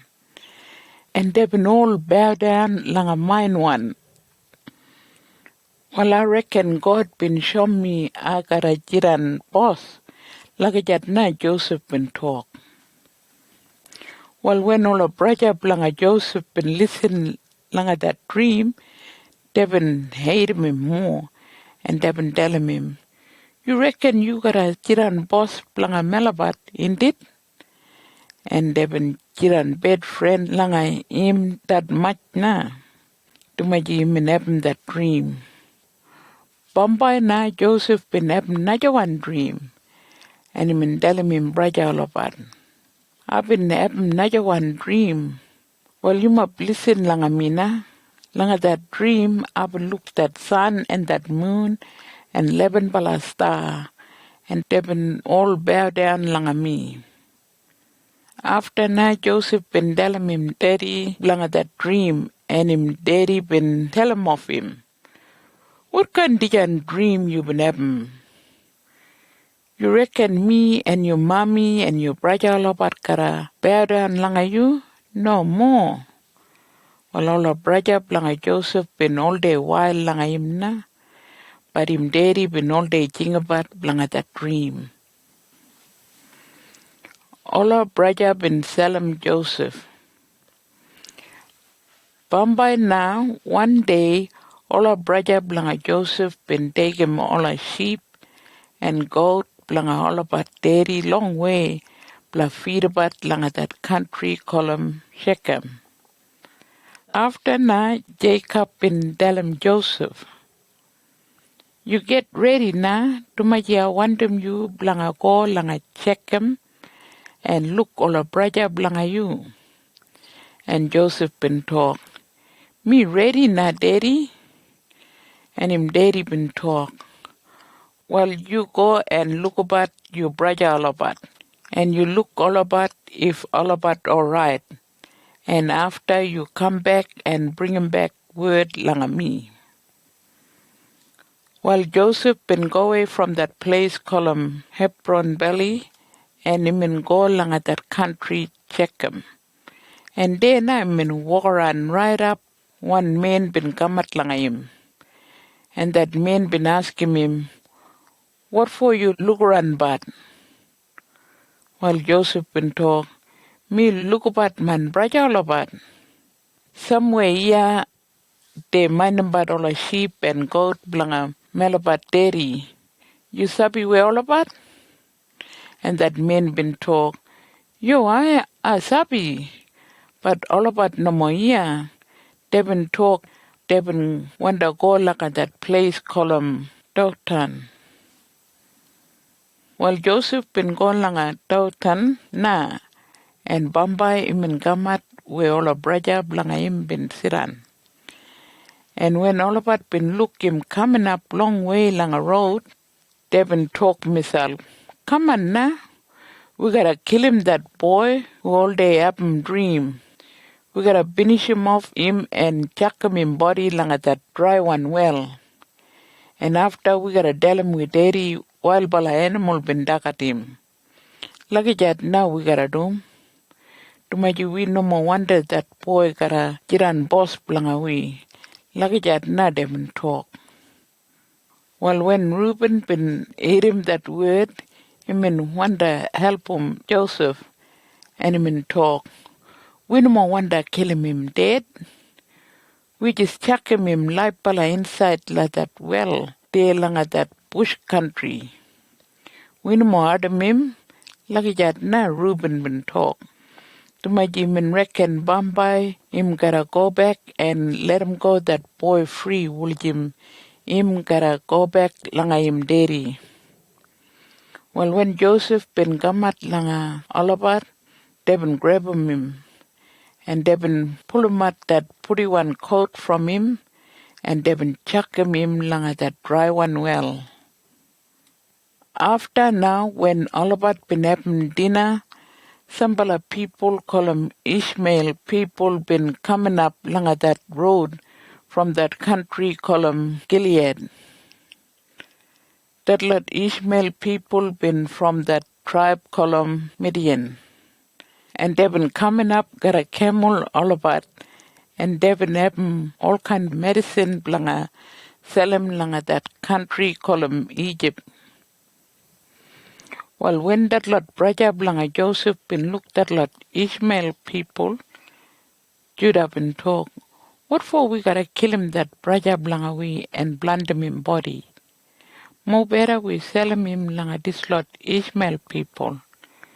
We no more wonder Adam him, to my him round one brother blanga we. We all one blood garam one baladeri. Well, all our brother blangayim been talk. All right, Melabat listen langayu. But Reuben no more been there when all about been talk like that. From there when that lot Ishmael people been come at there lang all about, they been pull him at Joseph from that well, and they been selling him lang at that lot people blanga 20 silver one money. And that lot Ishmael people been taken away Joseph langa that country call him Egypt. Bombay now Reuben been come back langa that well, but Joseph no more been there. And Reuben been cry langa him brother that much. And he been break him round one clothes langa sorry myself.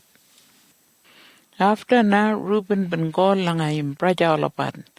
And he been talk, that boy him no more there. What am I gonna do? Well, they been kill him one bala goat, and they been get him that coat langa Joseph, and they been soak him that coat langa that blood.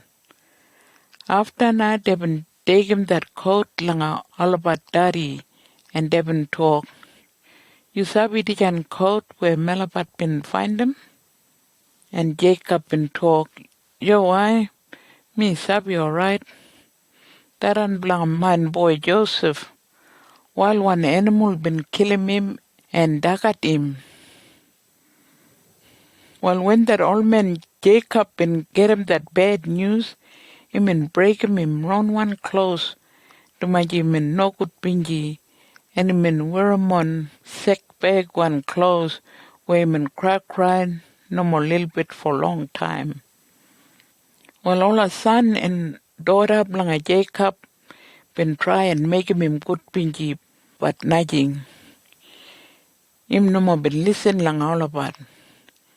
Him in all day talk, I gotta jiran nukut pinji blanga mine son right up me die. And him in keep on cry about blanga Joseph, that boy blanga him. Well, when that lot Ishmael people been gamat langa that country call him Egypt, they been sell him Joseph langa one man named Potiphar. That man been right and man blanga that king, blanga that country. And him in jiran boss blanga all obligement there langa that camp blanga that king.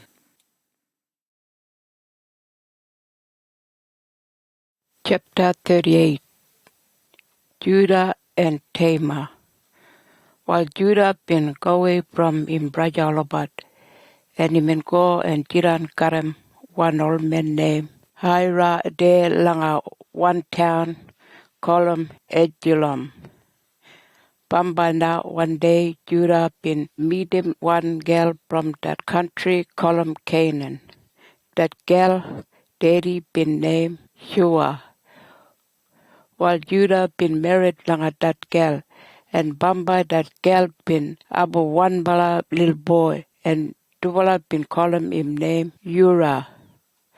Bamba na that girl been abu naja little boy, blanga Judah, and Dubala been calling him name Onan.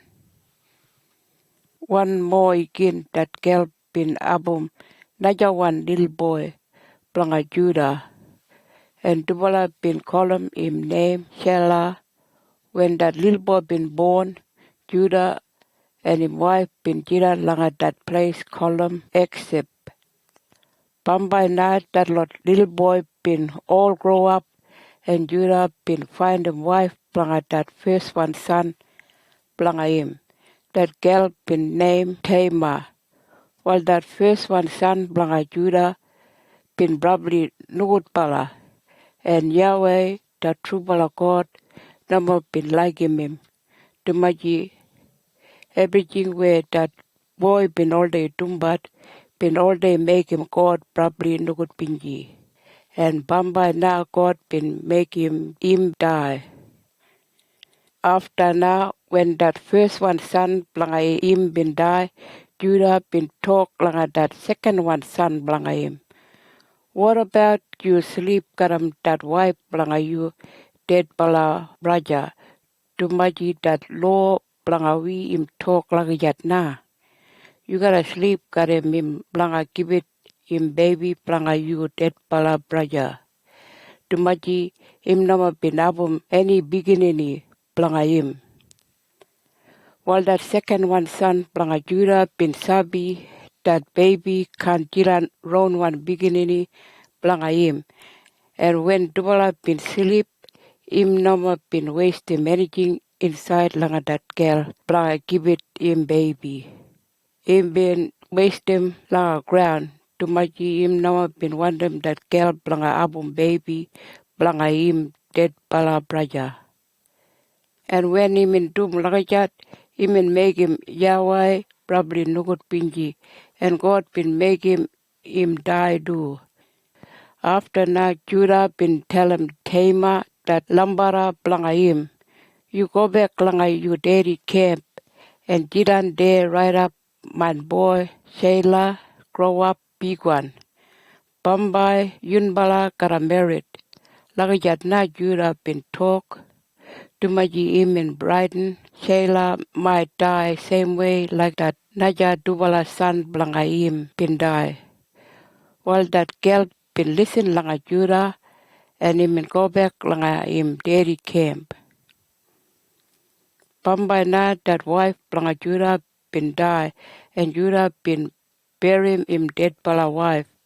And when that time blanga cry been finished, Judah and that friend blanga him named Hira been go la one town called Timnah, where all our working men been shearing but all the sheep blanga Judah. While that girl Tamar been get him word where Judah that lambara blanga him been go blanga shearing but all the sheep blanga him. And that girl been taking out that clothes where him in Vermont, where my husband been die. And him in Vermont clothes blanga make him men want him. And after him and go and get on right langa that place where that road langa that town been come out langa that larger one town column and Naim. Langa that girl been dum. Too much him and Savi that last one son blanga Judah been big one. But Judah never been given him yet blanga married langa him. While when Judah been walk langa that road blanga go langa that town column Timnah, he been look that girl jidan but there langa jat karam that kind clothes, and he been make him in bush. Him never been sabi that girl been Tamar that lambara blanga him, and Judah been talk. Hello, Dijan girl him look like him want a man and him go along at that girl and him talk. Come on now, you and me go sleep. While that girl been talk. One of you gotta give it long me. And Judah been talk. I send them one but a little one goat long you after. While that girl been talk. All right. But you gotta give it me something like you don't prove where you gotta send them that goat long me. You gotta give it me something blanga you blanga keep 'em right up you send me that goat. While Judah been talk. Well one I gotta give it you blanga proof. And that girl been talk. You give it me that necklace got your name and that walking stick blanga you. While Judah been give it that double thing langa that girl. And after double been sleep da. After na Tama been go back langa him camp and him been take him out that lot clothes where been make him men want him and him been wear him on that lot clothes where him been wear him on pastam. Pamba da Judah been jandem hira that friend blanga him blanga go langa that girl and give it him that little one goat and got him back that necklace and walking stick blanga him. But Hira never will find him that girl, and he will go and ask him about all the men along at that town. We get that girl where him in all day jiran but along a road and waiting but along a men. While that lot men been tell him Hira, we never got him that kind girl here, where all day waiting but along a men. While Hira been go back like a Judah and him in tell him. I never been find him that girl nothing. And I've been asking all the men along that town, and they've been telling me they never got him that kind of girl there. Well, Judah been talk, no matter, let him that girl keep him that necklace and walking stick mine. If you and me keep go look about that girl, Bamba all the people gotta laugh like you and me. I've been trying like pay him, but you know what been finding him. Well, leave him now. Pamba da 3 months after Judah been getting word blanga him lambara Tama, where him in Lukopat Ben and him in Jiran family way na. Only blanga Judah him in family way, but Judah never been sabi taran. While Judah been talk, that girl been breaking that law. While we gotta take away that girl and burn him up him and make him die. While when they will go grab him that girl and take him away him and kill him, that girl been jandem word langa Judah blanga kaman. And when he been coming there, that girl be talk. Me got a baby blanga that bear who jiran boss blanga dijan necklace and dijan walking stick. You sabi who blanga dijan tuwala? While Judah been look that tuwala thing and he been talk. That lot thing black man. That girl been beating me. I been let him married like my boy Shayla, but I never been do it. While Judah been let him go that girl free, and they never been killing him. And Judah never been sleep got him again. Bamba not that time been come and blanga that girl, blanga album that baby, and him in album two bala little boy. That one bala little boy been put him out in binga bastam, and that working girl been tie him up red one string langa in binga, and he been talk. Dijan been come out first one now, but that little boy been pull him back in binga inside again, and that brother blanga him been come out first one. Gadi, that working girl been talk. Lagi yet da you been making misal kamat wal blanga tala na te kara kolom you name Paris. After that little boy, Braja got that red one string, like him binga bin kamat, and David called him name Sarah.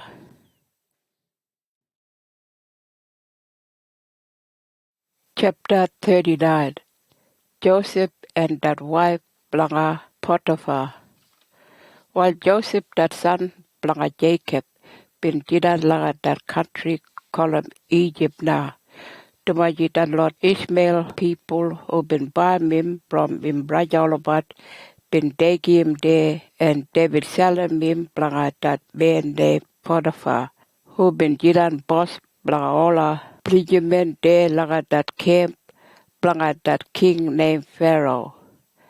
While Yahweh, that true God, never been leaving Joseph, even all day they got him, and even all day helping him, like everything where even all day tumbat. And Joseph been all day jiran there, like that house, like Potiphar, that boss, like him. Bamba na Potiphar been look Joseph, been all day doing everything probably good way to Maji. Yahweh been all day helping him, and Potiphar been good pinji like Joseph, and even make him right hand man like him.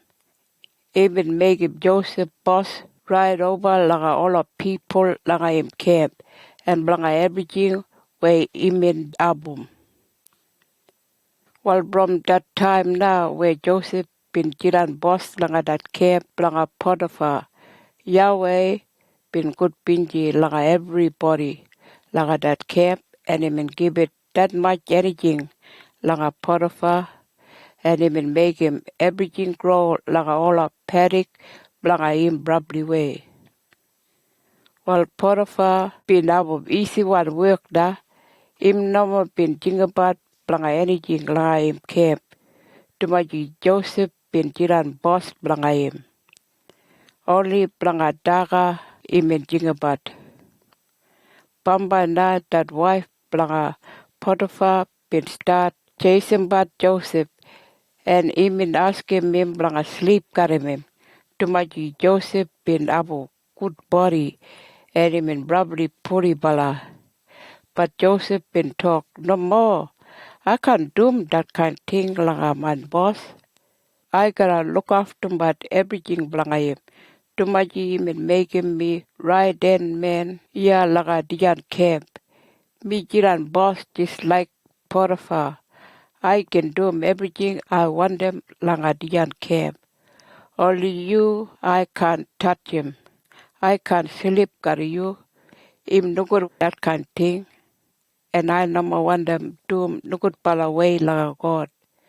Laga jata Joseph been talk.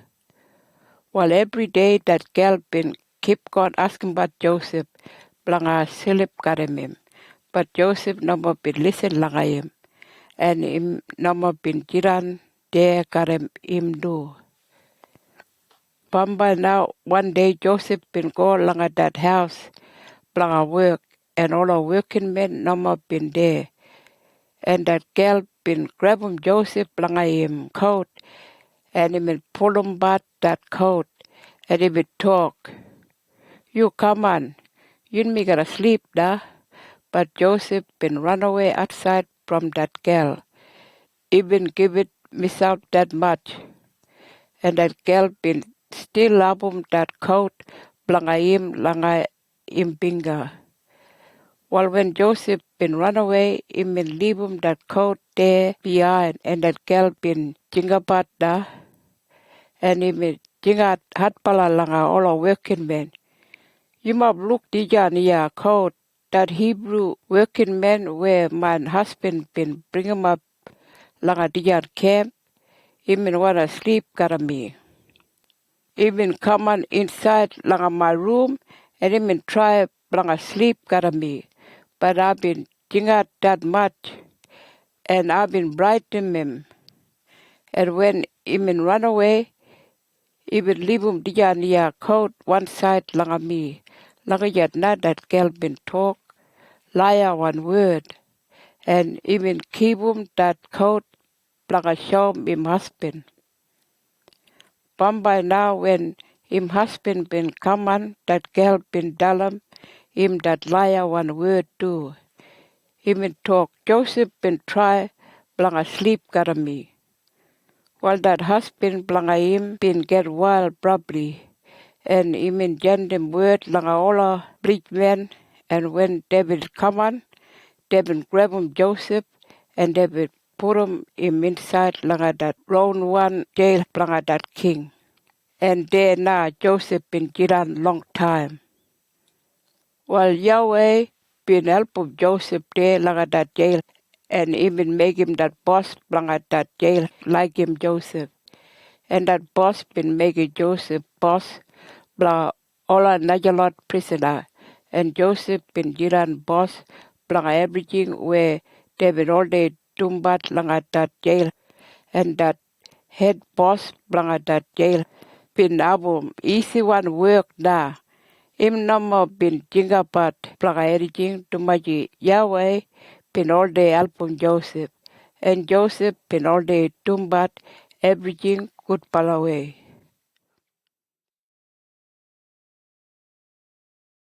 Chapter 40. Tubala prisoner been having dream. Bambai na King Pharaoh been get wild langa tubala working men langa him. He been get wild langa that head cook and that head barman. And min purum tubala langa that same one jail where Joseph been jiran. And that boss langa that jail been tell him Joseph langa look after him that tubala working men there langa that jail. Well, Tubala been jiran langa that jail long time na. And one night Tubala been having dream karam word langa Tubala. Alibala next day when Joseph been kaman langa Tubala, he been look Tubala face been bubbly sad one. And he been ask him Tubala, what wrong langa yun bala? And Tubala been talk. Mimbala been having no good one dream. And Mimbala can sabi that meaning blanga that tubala dream. Tumaji nobody ya blanga delam Mimbala. While Joseph been talk, Yunbala delam me that tubala dream blanga Yunbala. Tumaji God him sabi that kind. And after him gotta show me one of that tubala dream talk. And I gotta delam Yunbala. While that barman been talk pastam. Langa man dream up and look one bala tree column grape tree. And that tree been jend up leader langa mi karam 3 bala wari. That lot 3 bala wari been come out from that tree. And all the bushes been grow langa that lot wari. After now all the buri flower been come out langa that lot bushes. And all the grape daga been grow langa that lot bushes. And they been bubbly cook one na. Well, I've been hold him that cup langa that king, and I've been gauge him that lot grape daga, and I've been squeeze him that lot grape daga langa make him all a juice come out langa that cup. And after I've been give it langa that king na, like that na that barman been talk. Well, Joseph been talk that lot 3 bala wadi, all about talk 3 bala day. All about talk 3 days time that king gotta let him go you from Dijan jail and you gotta get him back that work langa you where you been all day hold him that cup langa give it drink langa that king. Dijan him good news langa you. Well, you gotta think about me when you jiran good bala day outside. You wanna talk good bala way langa me langa that king bla let him go me. Tumaji deben take away me from that country langa all Hebrew people. And iya langa dijan country anamo been doing anything wrong langa jiran iya langa jail. Lagajat na Joseph been talk. From there when that head cook been hearing that word, been good one langa that barman, he been tell him Joseph langa him dream na. I've been having dream too, and langa that dream, I've been carrying up 3 bala dish garam daga on top langa my head. The top one dish been having all kind daga where that king been all day like him daga. But all a bird been him up all the lot daga langa that dish. Like that night that cook been talk. Well, Joseph been talk. That lot 3 bala dish, all about talk 3 bala day. All about talk 3 days time that king gotta dig 'em at you. And all of men gotta cut 'em off your head. And after they gotta hang 'em up that body langa you on top langa wadi. And all of bird gotta bring 'em up your body na. Dijan in bad news langa you. Like that na Joseph been talk. From there 3 days time that king been having big bala party. Make him plenty bala daga blanga all a head men blanga him and him in gendem word blanga let him go that 2 bala working men blanga him who been jiran langa that jail. And they been bring him up 2 bala langa that king. And him put him back that barman langa him work where him happened before. But all of men been cut him off that head langa that head cook. And they've been hang him up in body on top langa wadi. Well, like that night happened just like where Joseph been talk langa 2 bala dream. But after now when that barman been getting back in work, him no more been look back langa Joseph and him no more been think about him anymore.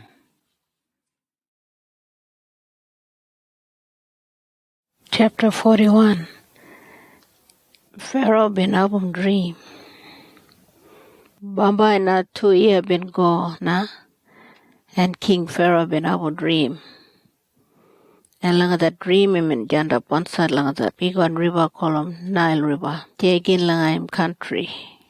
And him look 7 bala probably fat one buligi bin gaman bor that river. And they bin start dagar all grass. After na 7 bala probably skinny one buligi bin gaman from that river. And they will go and jump one side along that lot. Fat one buligi. Ja one side along that river. After na the lot skinny one buligi been dagar all the lot fat one buligi.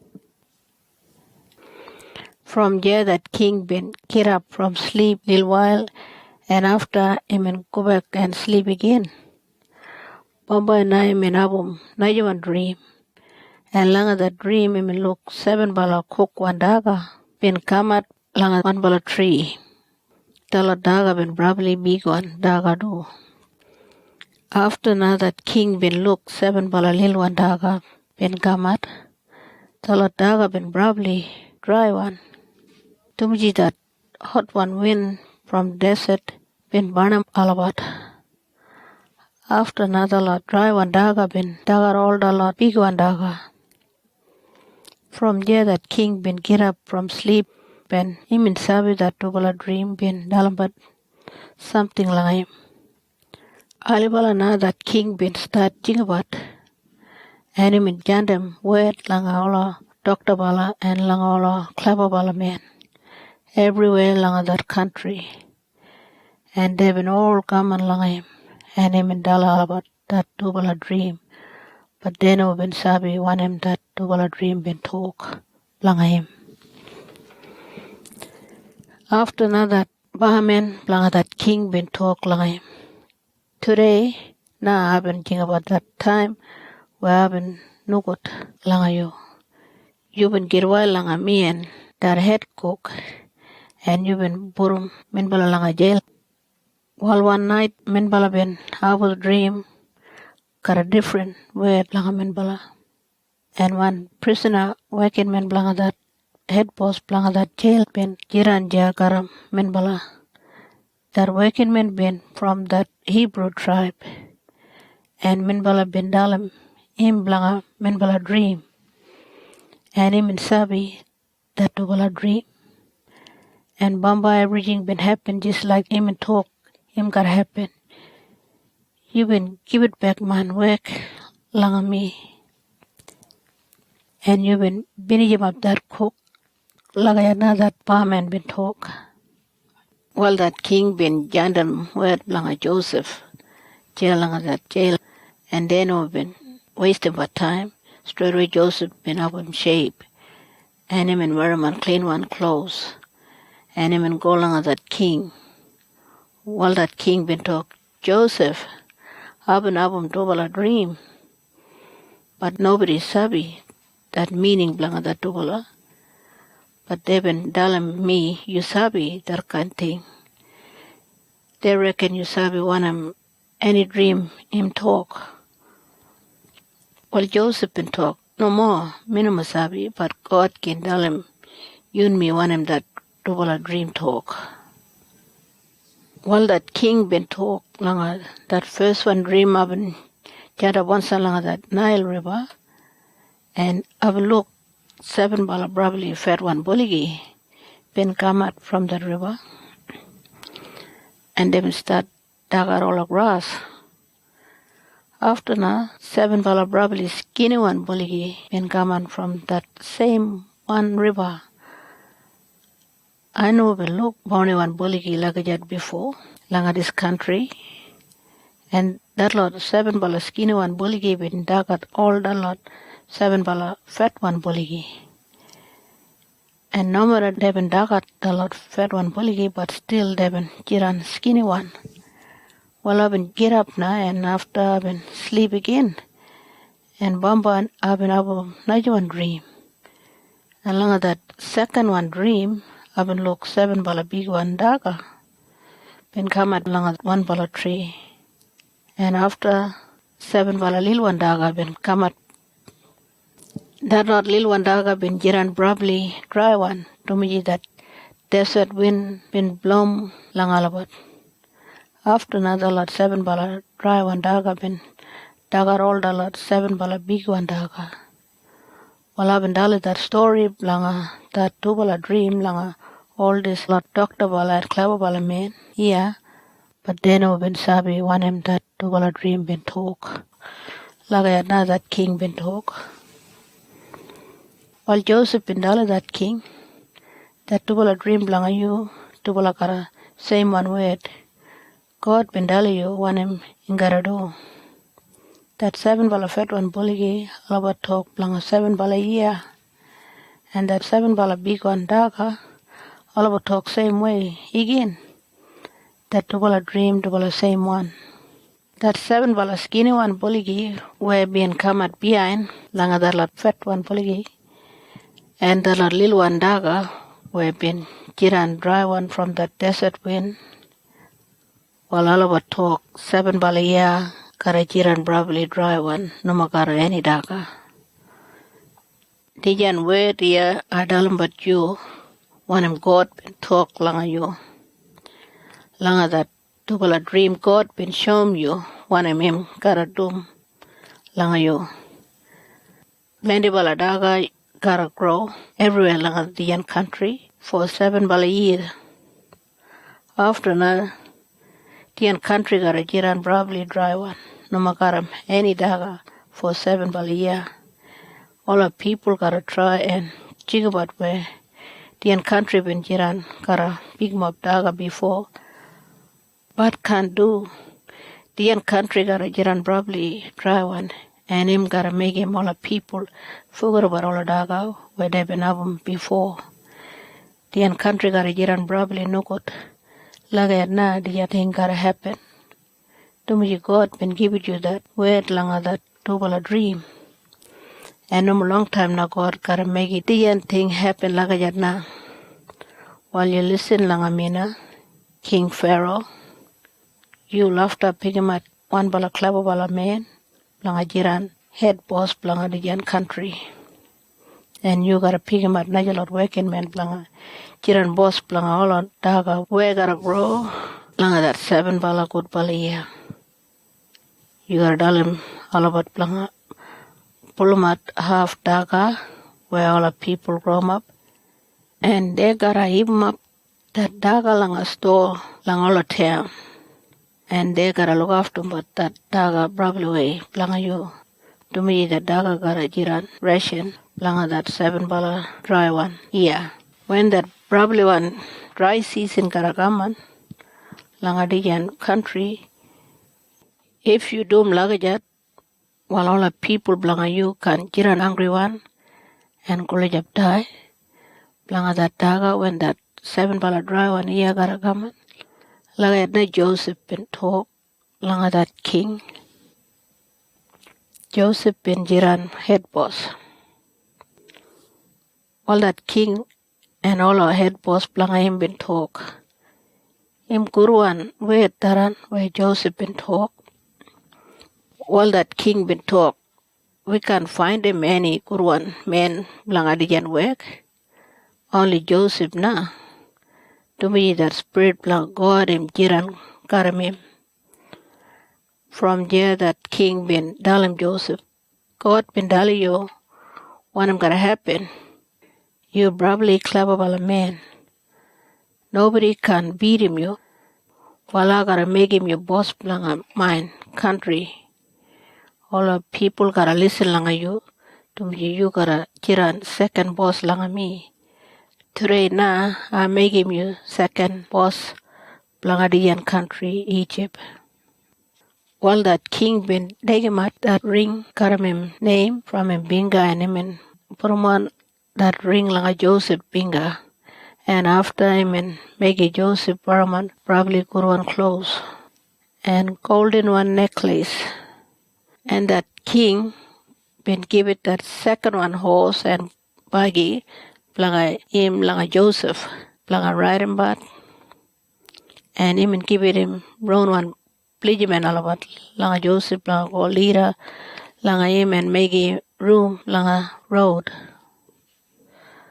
While Joseph been jiran second boss blanga that country na and that king been dali him. No matter me boss blanga dijan country, but still all the people gotta listen langa you. Before all about do managing, they gotta listen langa that word langa you. After now that king been give it Najuan name langa Joseph, he been give it him name from that country again, and him and call him Sephanapania.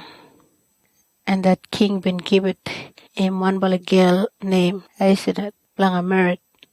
That girl been daughter blanga one ceremony man named Potipharah from that town called Heliopolis. While when Joseph been start work blanga that king, him in young man, 30-year-old, and when him in away from that house blanga that king, him in go everywhere blanga that country blanga dumbarim work. Blanga that $7 good year. All the people been grown up at that much daga. And Joseph and him working men all about been gave him half daga from all a paddock. Langa every town and they been even up that daga inside langa all a storehouse langa the lot town. All a daga langa the lot storehouse been jiran that much. And Joseph been try and count them up but can't do. The daga been jiran that much. Just like all a sand ground. Why jiran one side langa saltwater. While before that $7 dry one year been common, that wife blanga Joseph been having $2 little boy blanga him. And Joseph been talk, God been helping me forget about that trouble. We haven't have Boston. Me no me jing about my daddy and my brother about. No good pinji way na. Do me God been give it langa me my own one family. Yeah langa the country where I've been having trouble. Well, Joseph been call him name blanga that first one little boy, Manasseh, and blanga that second one little boy, and call him name Ephraim. Bamba na that $7 good a year where they been grown up, all of daga been finished na. And that $7 dry one year been start, it been happen same way like Joseph been talk, it gotta happen. And every country been jiran probably dry one na. All the country been jiran probably no good. But long as that country called Egypt, they been have plenty of daga. Long all us storehouse. Bamba na all the people langa Egypt and Benijim up alabat around one daga. And when they been run out langa daga, they been go langa the king and they been asking him langa daga na. Well, that king been dal alabat you must go langa Joseph and you must do it langa him. One him dali him up langa doom. All that country been jiran probably dry one everywhere na, and Joseph been left open him at all that lot of stories where all daga been jiran, and him and sell him daga lang all the people na, and people from every country been all come along Egypt lang buy him daga from Joseph. The Miyala our own country been jiran probably dry one everywhere, and then we been over many daga.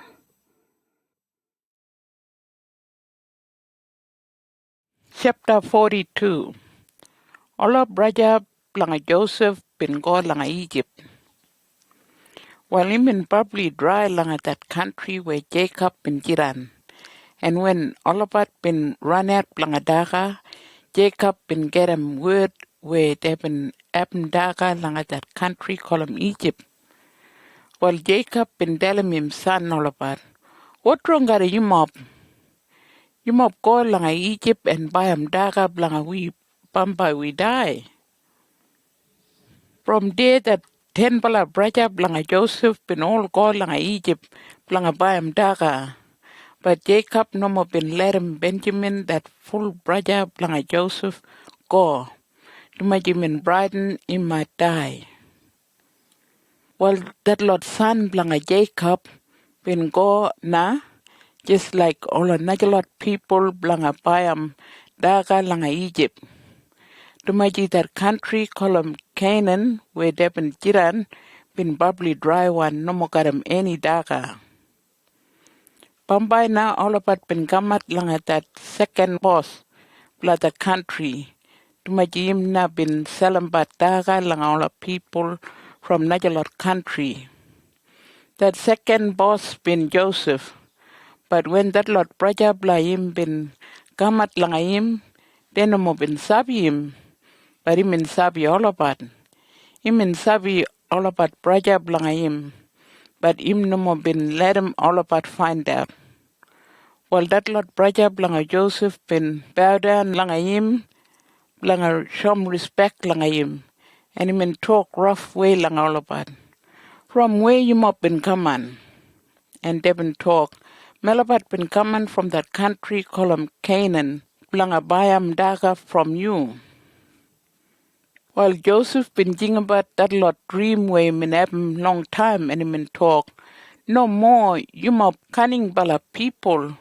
You mop been coming here bla find out which him good way bla take over the country from Malabat. Well they been all talk. No more boss. Me bala no more cunning bala. Me bala no more bad friend langa you. Malabat just like a working man blanga you. Melabat bin kaman ia bla bayam daga. Melabat ia we all braja gija. Melabat no more lying bala. While Joseph bin talk. Na jing you ma bin kaman ia bla find out which nim good way where you ma want to take over the country blanga Melabat. Well all about bin talk. Melabat jiran 12 bala braja gija. Garam one bala dairy langa Melabat country. One bala braja bla Melabat bendai and that youngest one braja jiran de langa Melabat dairy. While Joseph been talk, you mop cunning bala alright just like way up and talk. While dija na proof blanga you mop. True bala delim you mop. I can let him go. You mop right up that youngest one braja blanga you mop gotta come and do. I gotta chuck him you up langa jail and send him back one bala langa you up country bla bring him up that young boy here langa me. And if him no more bring him back him, well I sabi you up cunning bala alright. Like that night Joseph been talk. And after min lock him up all about langa that jail. Bamba na 3 days time Joseph been tell him all about. I believe langa God and I gotta let him go yumap. But one bala thing yumap gotta do blanga me. Blanga show me yumap talk true bala way. I gotta keep him one bala year langa jail. I gotta let him go all yumap najalot blanga. Take him back all that lot taka way. Yumap been by him. Blanga all a hungry one family. Blanga yumap. After na blanga show me yumap been talk langa me true bala way. Yumap gotta bring him back that youngest one brother blanga yumap. And if yumap bring him back him, well I can bin him up yumap. Well they been all talk. Yahweh melabat doom lagijat. After na they been talk langa all about self, karam all about roan langus. They been talk. Tijan trouble been gaman langa we. Tumaji we been doom that nukut pala ting langa we brother before. When him upset and him keep on asking, but we blanga let him go him. We no more been listen langa him. And we got him dijan bad luck na dumaji we been doing lagijat langa him. Well, Reuben been telling him brother all about. I've been telling him up no more blah Adam that boy. But you up no more been listen langa me. And dijan na pay him back we been finish him off him. Well, when they been talk like that, then mo been sabi Joseph been understand that language blang all about. Tumaji Joseph been all day talk lang all about through langa one bala man. Karam that language blanga all Egypt people. While Joseph been go away from all about and he been cry blang all about. After night, Joseph been go back lang all about and he been pick him at Simeon. And all the working men blanga Joseph been tie him up, him leader langa all about, and they been put him in langa that jail. After na Joseph been tell him that head man blanga him, you build him up daga langa all a bag blanga all about, and you gave him that money where they been pay him blanga that daga, and you blunt him that money inside langa that lot bag. After you give it all about that lot bag, and you give it all about Sambala Daga Blanga Road too. Like that na Joseph been talk, and all the working men been doing na. From there that lot brother Blanga Joseph been load 'em up all about donkey got 'em that lot Daga where they been buy 'em, and they been go away na. And they been keep going right up, they been come at Langa that night camp.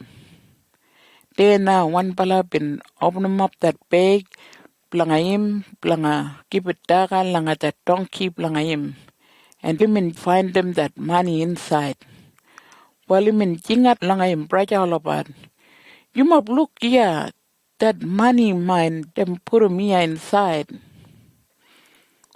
Well all about been brightened that much now and they been shake no more little bit. And they been asking himself, when God gotta doom langa wina. Well, all about been keep going langa all about grown one country. And when they been come out langa all about daddy, they been telling him when him been happen langa all about. They been talk.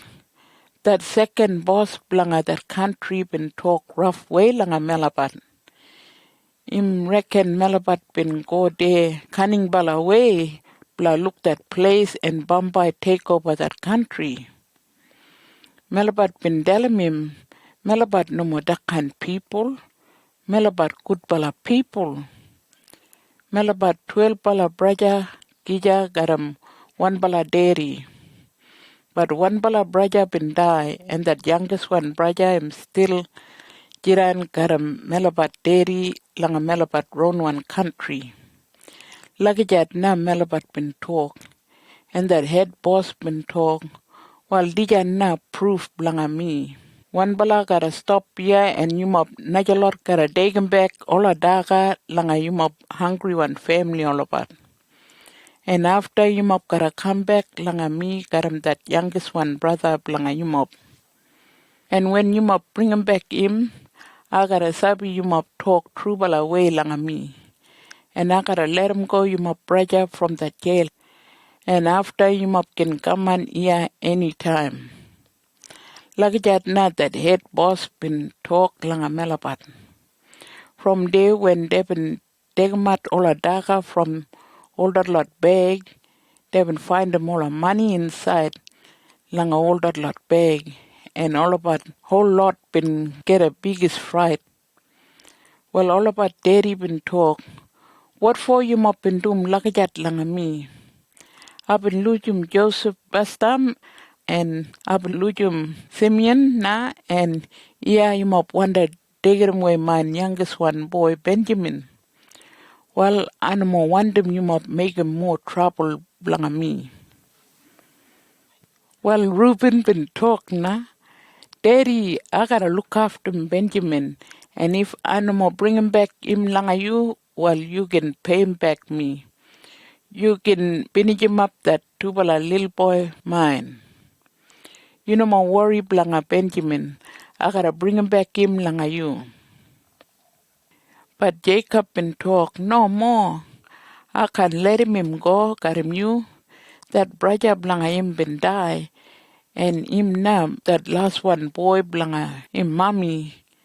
Anything might happen langa him langa road.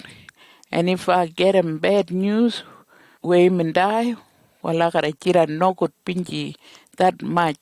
And I gotta die to my me all men na. Like that na Jacob and talk.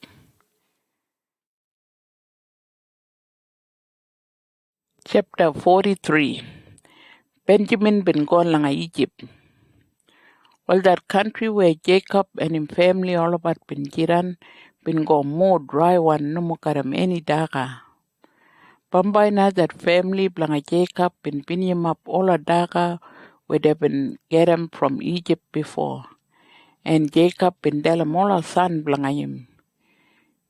You must go back langa Egypt and buy a more daga blanga we. While Judah been talk. Daddy, that head boss been warning Melabat, and Melabat can't go back langa him. If Melabat happen that youngest one brother, all right. Melabat can go back. If you let him Benjamin go, all right. Melabat take him and go buy him daga. But if you no more let him go, well, we gotta get a near no more got him daga. To my that head boss been talk like that nan langa Melabat. Well, Jacob been talk. What for you mop in make him dijan trouble blanga me? What for you mop in tell him that head boss you mop in have him najawan braja ya? Well, all about been tell him. Melabat been talk like that to make that head boss been keep on asking but blanga all our family. He been asking but Melabat blanga you and blanga Melabat naja braja too. And Melabat been love to tell him. Melabat no more been sabi him and want to tell him Melabat blah bring him up that youngest one langa him. Well, Judah been talk langa Jacob na. You send him that boy got a me, and Melabat go back straight away langa that country, langa get him daga bambai we die. I make him promise got him you. If I no more bring him back that boy, well I gotta jiran blame langa him. And after you can kill him me dead. If we no more been a wasting but time when Melabat been asking you last time, well, Melabat been a make him tubala trip langa bring him back daga. Like that night Judah been talk. Well, Jacob been talk now. If him like that where you mop been talk, well, more better I let him that young boy go got him you mop. I no more want him blanga go. But I love to let him go. Well, you mop gotta take him all a good one, anything where we got him and give it like that head boss. You mop gotta take him sugar bag and sweet smell one medicine and bush medicine and all a different peanut all about. And you mop gotta take him more money to blah pay him back him that money where you mop and find him inside na that lot bag. Might be all about been mistake blanga that money. Well, you mop take him, you mop youngest one brother and go along at that country. And you mop come back straight away. God him probably strong bala. And might be him gotta make him that head boss good pinky langa you mop and let him Benjamin and that another one brother come back got him you mop. And if that head boss can't let him go to bala, well I gotta lose him that tubala boy mine. And I gotta jiran babli nukut pinky. Like that night Jacob and talk. From there, the Lord son langa Jacob in go langa Egypt, got him Benjamin and got him all that Lord present langa that head boss and got him that money too. And when they been come out langa that country, they been go langa that camp langa Joseph. And when Joseph been look Benjamin got him all about him and tell him that head man langa him camp. You dig him all about inside langa man house. Tomaji I gotta have him dinner, got him all about dinner. And you go and kill him one balabuliki and cook him and bring him up there. Well, that head man been doom one him Joseph been telling him blanga doom. And when him and take him all about langa that house, blanga Joseph, they been brightened that much. Tomaji they been think about and they been talk. They bring him up we here langa Dijan house. Blanga that money where we been find them langa all a bag, bastam. They gotta grab me and make him we jiran prisoner and do but all a hard work blanga all about. And they gotta take it away all a donkey blanga we do. Like that na they been think about. Well, when that head man been opening up that door blanga going langa that house, they been telling him, boss Melabat been coming here blanga paham daga before. And when Melabat been go back, Melabat been open him up bag there langa that place where Melabat been camp. And Melabat been find all of money langa Melabat inside all a bag. Melabat no sabi who been put him that money inside langa that lot bag langa Melabat. But Melabat been bring him back that money blanga you. And Melabat been bring him up more money too. Blanga buy more daga again from Yumop. Like that na they been talk. Well that head man been talk. Him right. Yumop number one the Brighton. That God where Yumop and Yumop dairy ballroom. Might be him na been put him that money langa that lot bag blanga Yumop. To my jia been gave him that money where Yumop been buy him that daga bestam. After that head man been bring him up Simeon langa all about.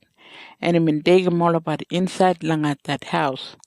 And him and bring him up water langa all about. Langa wash him all about put. And him and feed him all a donkey langa all about too. From there all about been make him that lot present ready langa give it langa Joseph. When him gotta come and there langa dinner. Tumaji all about been get him word Joseph gotta have him dinner gotta him all about. Pampa na Joseph been coming langa all about there langa him own one house. And they been giving him all that lot present. And they been bow down right down langa ground langa him. While Joseph been talk, how you mop daddy? Him right? Him still sit on light bala? Well, Brighton bala wait they been talk. Yo why boss? That old man him right. And they been bow down again langa him. While Joseph been look Benjamin, that young one brother blanga him, and him in talk. Did you know that young one brother blanga him up in it? Him not that and where him up been telling me before. Well, God got a good pinji langa you, man boy. From there, Joseph been left to go away from all about quick bala, and him in go inside langa him room. And there now him in cry blanga Benjamin. To my him look him round one little one brother. But him brother all about no more been sabi him and Joseph. After now when him and finish cry, Imin wash himself face and imin come out and imin tell him all working men blanga bring him up dinner na. While Joseph bin jiran langa one pala table himself and all brother blanga him bin jiran langa naja one table and all Egypt people bin jiran langa naja one table again. They bin having dinner lagajat na. Tumaji all Egypt people bin reckon misal high pala people. And then been all day let him all Hebrew people taka langa table garam all about. While Joseph been making all brother langa him jiran langa that table from that eldest one right up na that youngest one. And they've been all looking at Joseph. And when they've been look how him and make him all about jiran, they've been all hard jump. From there, all the working men been gave him sambala daga from that table where Joseph been jiran, and they been take him that daga langa that table where all the brother langa him been jiran, and they been give it langa Benjamin big mob daga more langa all the najalot brother langa him.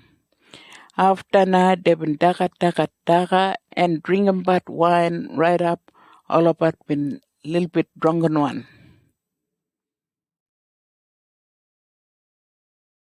Chapter 44. Trouble blanga Benjamin. Bamba na Joseph bin Dalam that headman blanga him. You build him up daga langa all a bag rightful blanga that lot bed. And you put him back all of money blanga all about inside langa that lot bag again. And you put him that silver one cup mine inside langa that bag blanga that last one brother do. Langa that Joseph bin talk and that headman bin do everything langa na. Alibala next day that Lord brother bin go away got a all about donkey blanga go back laga all about round one country. And when they bin go no more long way from that town where Joseph bin jidan. Joseph bin tell him that headman blanga him. You go and borrow him up all about. And when you come at laga all about, you ask him all about. You gotta talk. Man boss bin good pala langa yumop. Well, what for yumop bin do good pala thing langa him? What for yumop bin steal him that silver one cup langa him? Taran langa him round one cup and him special one cup too. To magic that cup now all day show him energy where him wanna find out. While yumop got a biggest trouble da, lagajat da you gotta talk. Well, that headman been go away da, and when he will come out, like all about, he been tell him all about one him Joseph been telling him planga talk, and they been all talk. Melabat no sabi wanna you talk, Melabat no been doom like that. You sabi Melabat been bringing back that money from Melabat country where Melabat been find him inside like all a bag before. What for you reckon Melbat been stealing that money and gold and silver from that house planga you boss? Melbat no more been doomed. And if you find him that cup ya langa Melbat, well you can kill him dead that man who been stealing that cup. And Melbat dajalot lafta jiran prisoner and dumbat all our hard work planga you. While that headman been talk, no more. If I find him that cup, langa anybody bag, only him na gotta jiran prisoner, and dumbat all our hard work langa me. You must najalot can keep going. While when that headman been talk like that, straight away they been take him out all about bag from all our donkey, and they been put him that lot bag like a ground. And they been open them up all about.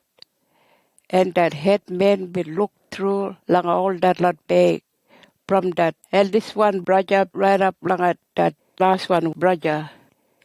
And then he may find him that silver one cup inside langa that bag, langa that last one brother Benjamin.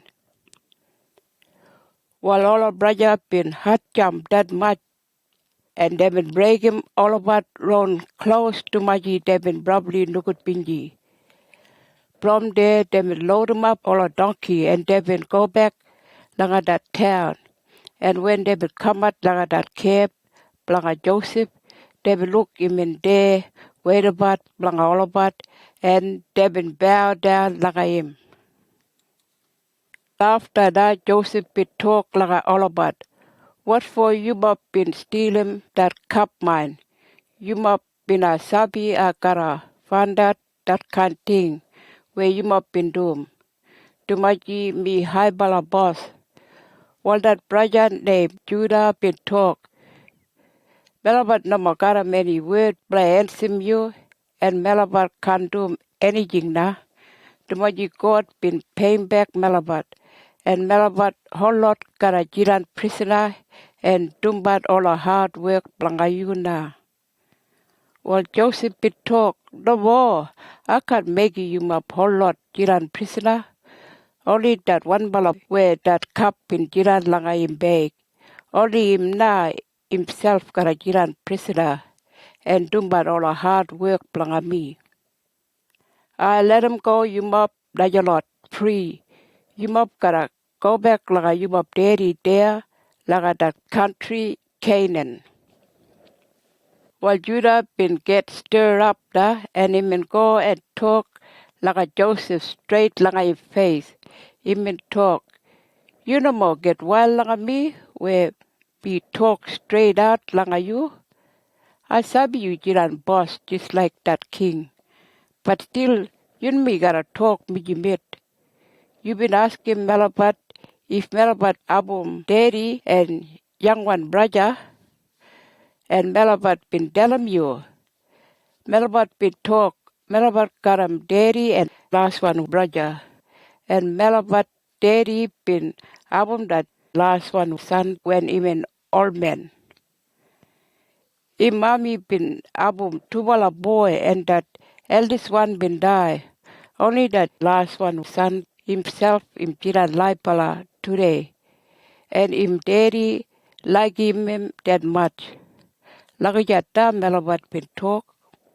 And you been telling Melabat blanga bring him up that last one son langa you. Where you can look langa him. And Melabat been telling you that last one son can't leave him daddy. If him go away, him daddy gotta die.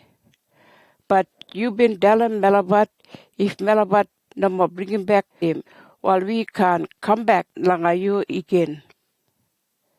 After na Melabat been go back langa Melabat daddy. And Melabat been telling him want him you been talk. Bamba na even telling Melabat langa come back and buy him more daga.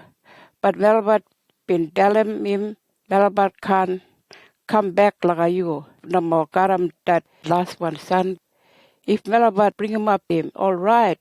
Melabat can come back like you. Too much you been talk like that na, like a Melabat. While Melabat daddy been telling Melabat, you must sabi my wife Rachel been abum only two bala boy mine. One bala im jiran lai pala, but that naja one been die. Must be wild one animal been tagged him, too much animal been look him body. And if you must take away the young son from me and anything happen like him, well I gotta jiran probably dogot pinji that much. And I gotta die. Too much me probably all bad. Like that now Melabat daddy bit talk. While my daddy like him that son that much. And if I go back no more got him, well, when that old man him look about and can't find him that son, him gotta look at pinky that much and him gotta die now. Well, I've been give it word like my daddy. I've been telling him I gotta look after him that son blanga him. And if I no more take him back him, well, Me now gotta take him blame. Too much year I've been breaking that word mind where I've been telling him. Well, you gotta let him, the youngest one son, go back, gotta him brother all about. I gotta take him place blanga him. Me now gotta get on prisoner and do but all our hard work blanga you. Too much year I can go back langa my daddy. No more gotta him son. I can make him trouble blanga my daddy and make him die. Lagi jat na Judah been talk.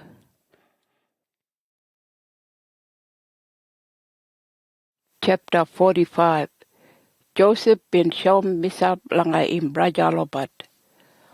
While when Judah been talk lagi jat Joseph nama been keep on tricking but im brajalobat. Imin probably could pinji blanga all about that much and imin start crying na. While Joseph nama been wondering cry leader langa im working men all about. And imin underwear all about pastam and after imin dalam all braja blanga im. Mina Joseph that run one braja blanga yumap while Joseph been cry that much da and all the working men blanga im there outside been listen langa him and they been go and tell him that king. While Joseph been keep on talk langa him braja all about. Me na Joseph my daddy him still live bala in it. While when that Lord Braja Plangayim been hearing him talk like that, they no been talk anything. To my they been hard jump probably way, and they been brighten that much too. While Joseph been dalam all about, you must come on here, kulija plangami. And when they been come on kulija plangayim, he been keep on talk like all about. Me na Braja Plangayumop. Me Joseph, me now that Braja Blanga Yumop where Yumop been selling langa that lot people. They been taking me here langa diyan country now. But Yumop nama wanda Brighton blanga that good pala thing where Yumop been dum langa me. Even happen langa jat na to my God been jandem me here langa diyan country leader langa Yumop. Imin jandemi ya planga album all of people. Wulijim all about can't die. Dijan only second one, dry one ya langa dijan country. 5 pala more, dry one ya gotta still come on. And nobody can work that ground and grow up daga najing. While you mop nama bin jandemi ya, God bin jandemi ya leader langa you mop. Imin jandemi ya planga save yumap wulijim yumap kan die langa tijan 7 bala dry 1 year. God been making me jiran second boss langa that king. Me na boss planga all this lot country called Egypt. Me boss planga all lot. While quick pala da yumap go back langa my daddy and yumap give it him tijan word mine. You must tell him God been making me second boss planga dijan country. And you must have to come back straight away and jiran kolija planga me laga that place called Goshen. You must gotta jiran there da gotta all a son and grandson planga you must and got 'em all a sheep and goat and puligi and anything where you must got 'em. You must gotta bring 'em up all about Yana. And if you must jiran laga Goshen, well, I can look after 'em, but you must too much 5 pala more dry one year gotta come on. And I number one them you must gotta jiran hungry one. Well, you must sabi me na Joseph too much me talk laga you must gotta we round one language. You do Benjamin, you sabi me in it. While man brajolobat, you must tell him, Daddy, me jiran, hi bala man here laga dijan country. You must tell him laga everything where you must be look, and you must guide him and bring him back him ya langa me quick pala. Laga jada Joseph been talk. From there Joseph been put him around in Dubala arm langa Benjamin and Dubala been cry Benjamin. After when him still cry, Joseph been put him around in Dubala arm langa ola najalot praja blanga him. And him kiss langa olobat and when him bini tumbat lagajat olobat been start talk langa him na. Well, when that king been get him that news langa Joseph, where him brother olobat been command langa him, that king and all our head boss langa him been probably good pinji, and that king been send word langa Joseph, him and talk. You tell him that Lord brother langa you, langa load him up all about donkey and go back langa all about round one country. They gotta guide him up daddy and family all about and bring him back all about here. And I gotta give it all about probably good one country. And they gotta have plenty baladaga do. And you tell him you brother all about, I gotta give it all about. Sambala wagon, blanga bring him back all about wife and beginning all about. And that daddy blanga, and you tell him all about number thing about anything where they leave him behind. Tumaji laga dijan country na, they gotta have everything good one. Laga jada that king been talk. While when Joseph and his brother all about been hearing that word blanga that king, Joseph been give it all about wagon garam daga blanga that trip just like that king been talk. And Joseph been give it him brother all about some bala clothes too. He mean give it one bala clothes like every brother. But like Benjamin, he mean give it 5 bala clothes and lot of money. 300 silver money.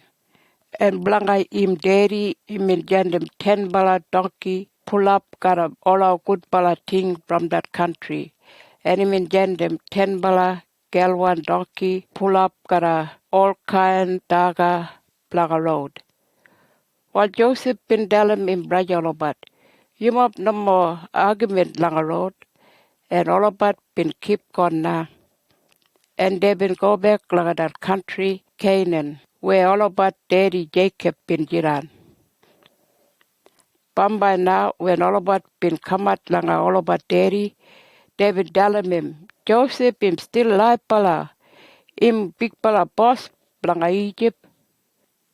While when Jacob been hearing that word, him and probably hot jump, and him and reckon all about been liar langa him.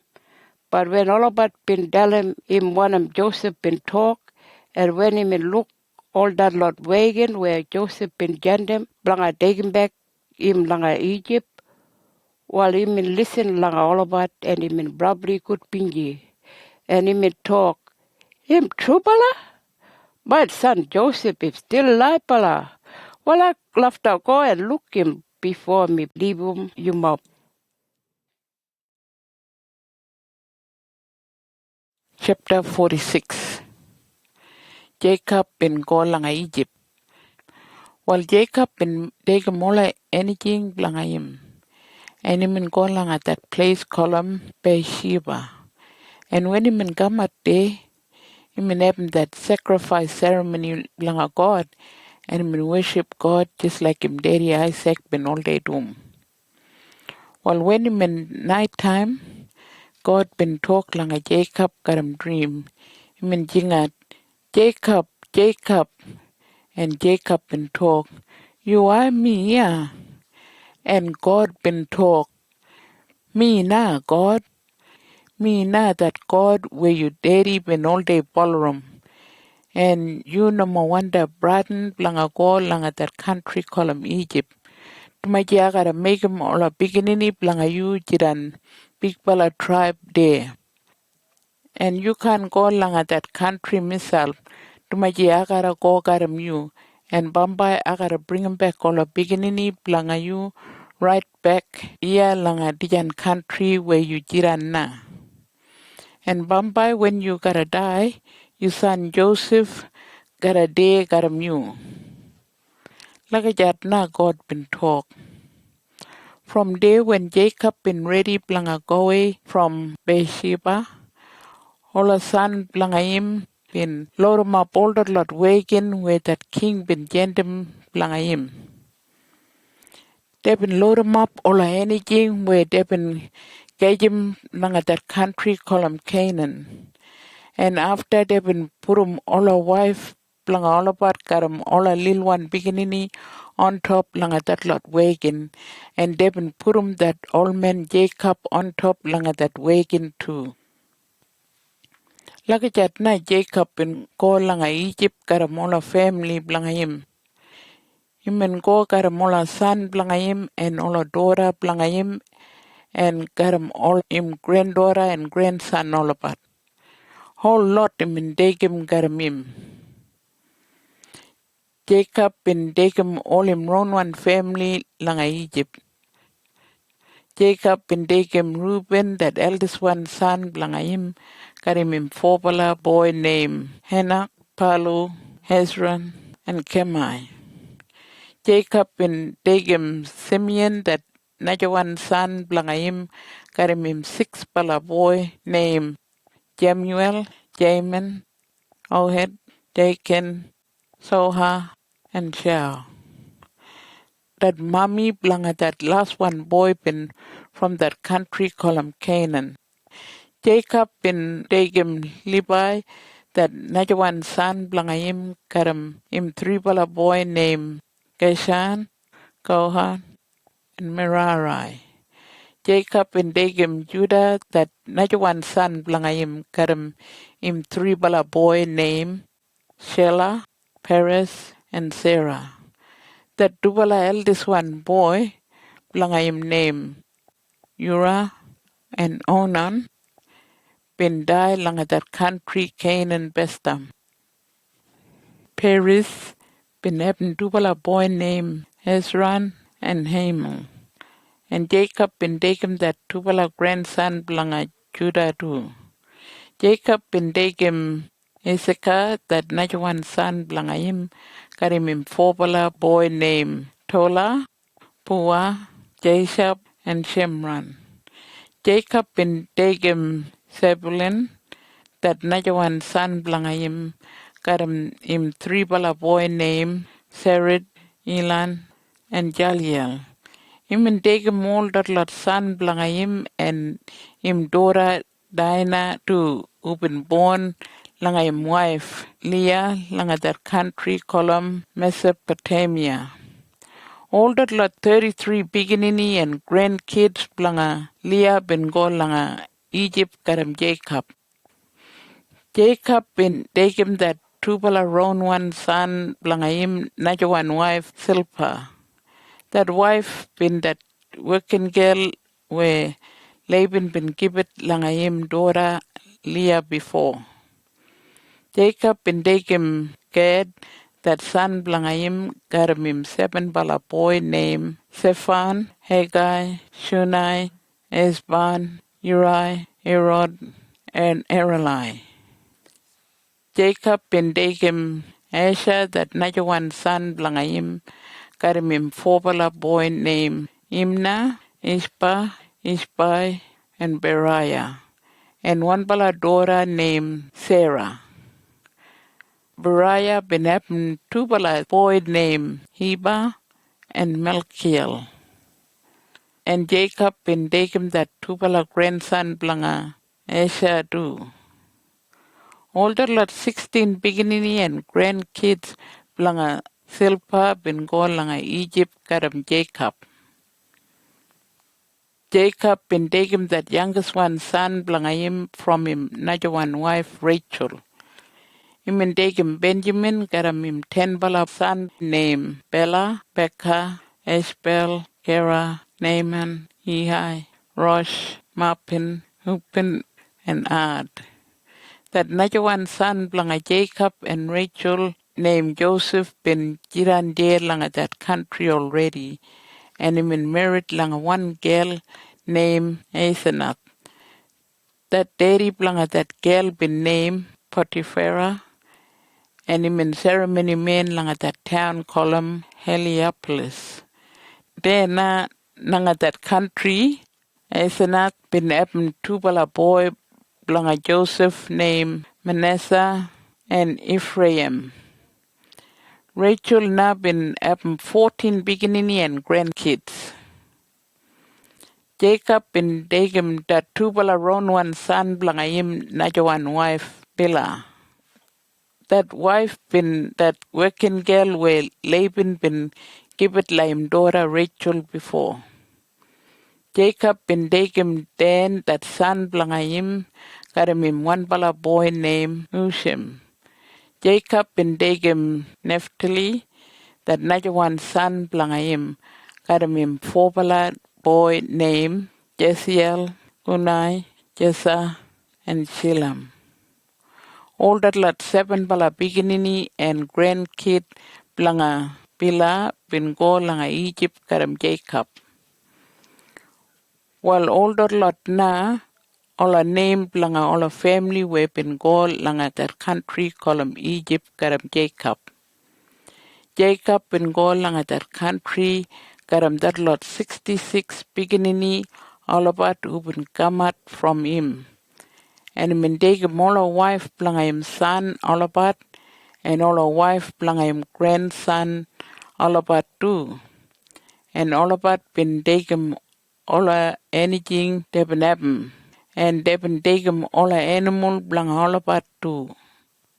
Well, Jacob been gendem Judah leader blanga ask him Joseph blanga meet him all about blanga that country called Goshen. And when Jacob and his family all about been gamat langa Goshen, Joseph been get him that word, and him in go got him in buggy, and him in meet him daddy there na. And when Joseph been gamat langa him daddy, him in put him around him tubala arm langa him, and tubala been cry that much. Well, Jacob been talk langa Joseph na, man boy, him right. I can binit na tumaji abin look you still like pala. After na Joseph been talk like him brother Olapat and langa all a najalot family blanga him daddy. And him tell Olapat, I gotta go and tell him that king, man daddy and man brother Olapat and all our family blanga Olapat been gaman langa me now from that country called Canaan, where you mop in all day jiran pat. And I gotta tell him you mop stockman and you mop mine pat buligi and sheep and goat all about. And I gotta tell him you mop and bring him up all a animal and all a anything blanga you mop. Well, when that king gotta send him word langa you mop, him gotta ask him you mop what kind of work you mop all day dumbat. And you mop gotta make sure you mop tell him you mop been all day jiran stockman just like you mop grandfather all about. And when you mop talk like that king gotta let him you mop jiran langa dijan country Goshen to make you all Egypt people no more like him stockman like that na Joseph been talk. Chapter 47. After na Joseph been go along at that king and him in talk, my daddy and my brother all about been coming na and all about there along at that country Goshen.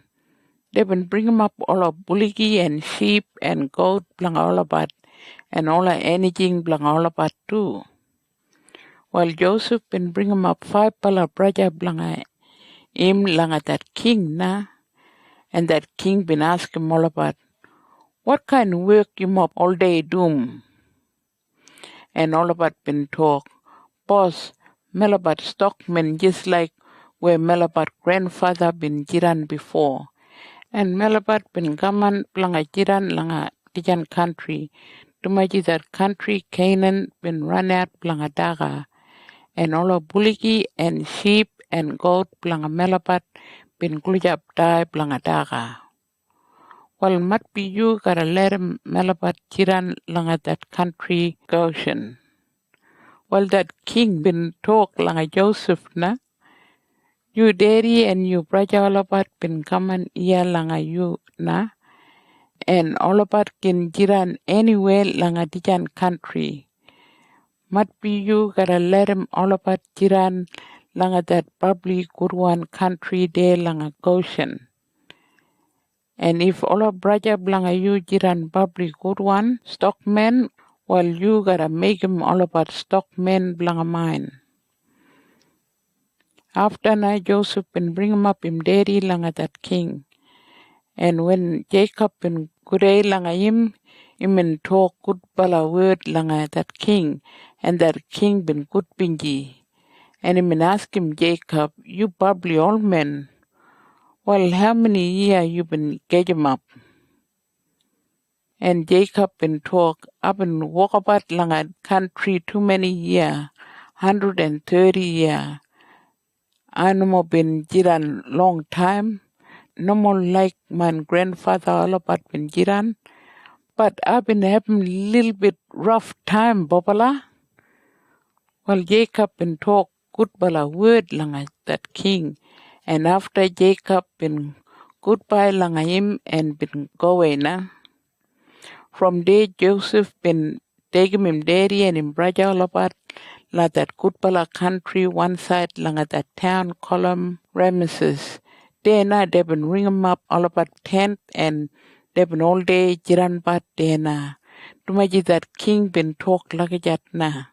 And Joseph been bring him up plenty bala daga, blanga him daddy and him brother all about and blanga all about beginning and all of family blanga all about too. Daga been run out langa Egypt. Pamba na every country been jiran probably dry one no mogaram daga. And all the people langa that tubala country call them Egypt and Canaan been jiran probably hungry one. And they've been left to give it money nanga Joseph bla buy daga from him. And after him and take him that money like that king. Pamba now when all the people langa that tubala country been him up all about money, all the Egypt people been coming and talk langa Joseph. Come on now, you give it melabat daga, Pamba melabat die. Tumaji melabat no magara money langa bayam daga na. Well, Joseph been tell all about. All right, if you mop no magara money, well, you mop love to bring up all of animal langa you mop and give it langa me, and after I give it you mop daga. Well, all of people been bring 'em up, all of bullocky and sheep and goat and horses and donkey, all of it. And they been give it that lot animal langa Joseph. And he been give it all about daga. Like that now they been keep going doing but for 1 year right up Joseph been having all of bullocky and goat and sheep and horses and donkey langa all of it. From there next year now all the people been gaman langa Joseph and they been talk boss Melabat can buy 'em daga na to make you got 'em everything langa Melabat. You been pull 'em out all the money from Melabat and all the animal from Melabat too. Well, one of 'em we gotta give it langa you langa daga. Only Melabat and Melabat country jiran na. Come on now, you can't let a Melabat die. You help Melabat. You give it Melabat daga and seed, bla grow up daga, and Melabat gotta give it Melabat land langa that king. Tomaji Melabat no more wonder Melabat land go waste. And after now Melabat left a jiran just like a prisoner and dumbar all the hard work langa that king do. Like that now all the people been talk. Well, Joseph been buy 'em all the land everywhere langa that country Egypt na. Everybody been left to hand 'em over all about land langa him. Tumaji that dry season been jiran probably jiki one.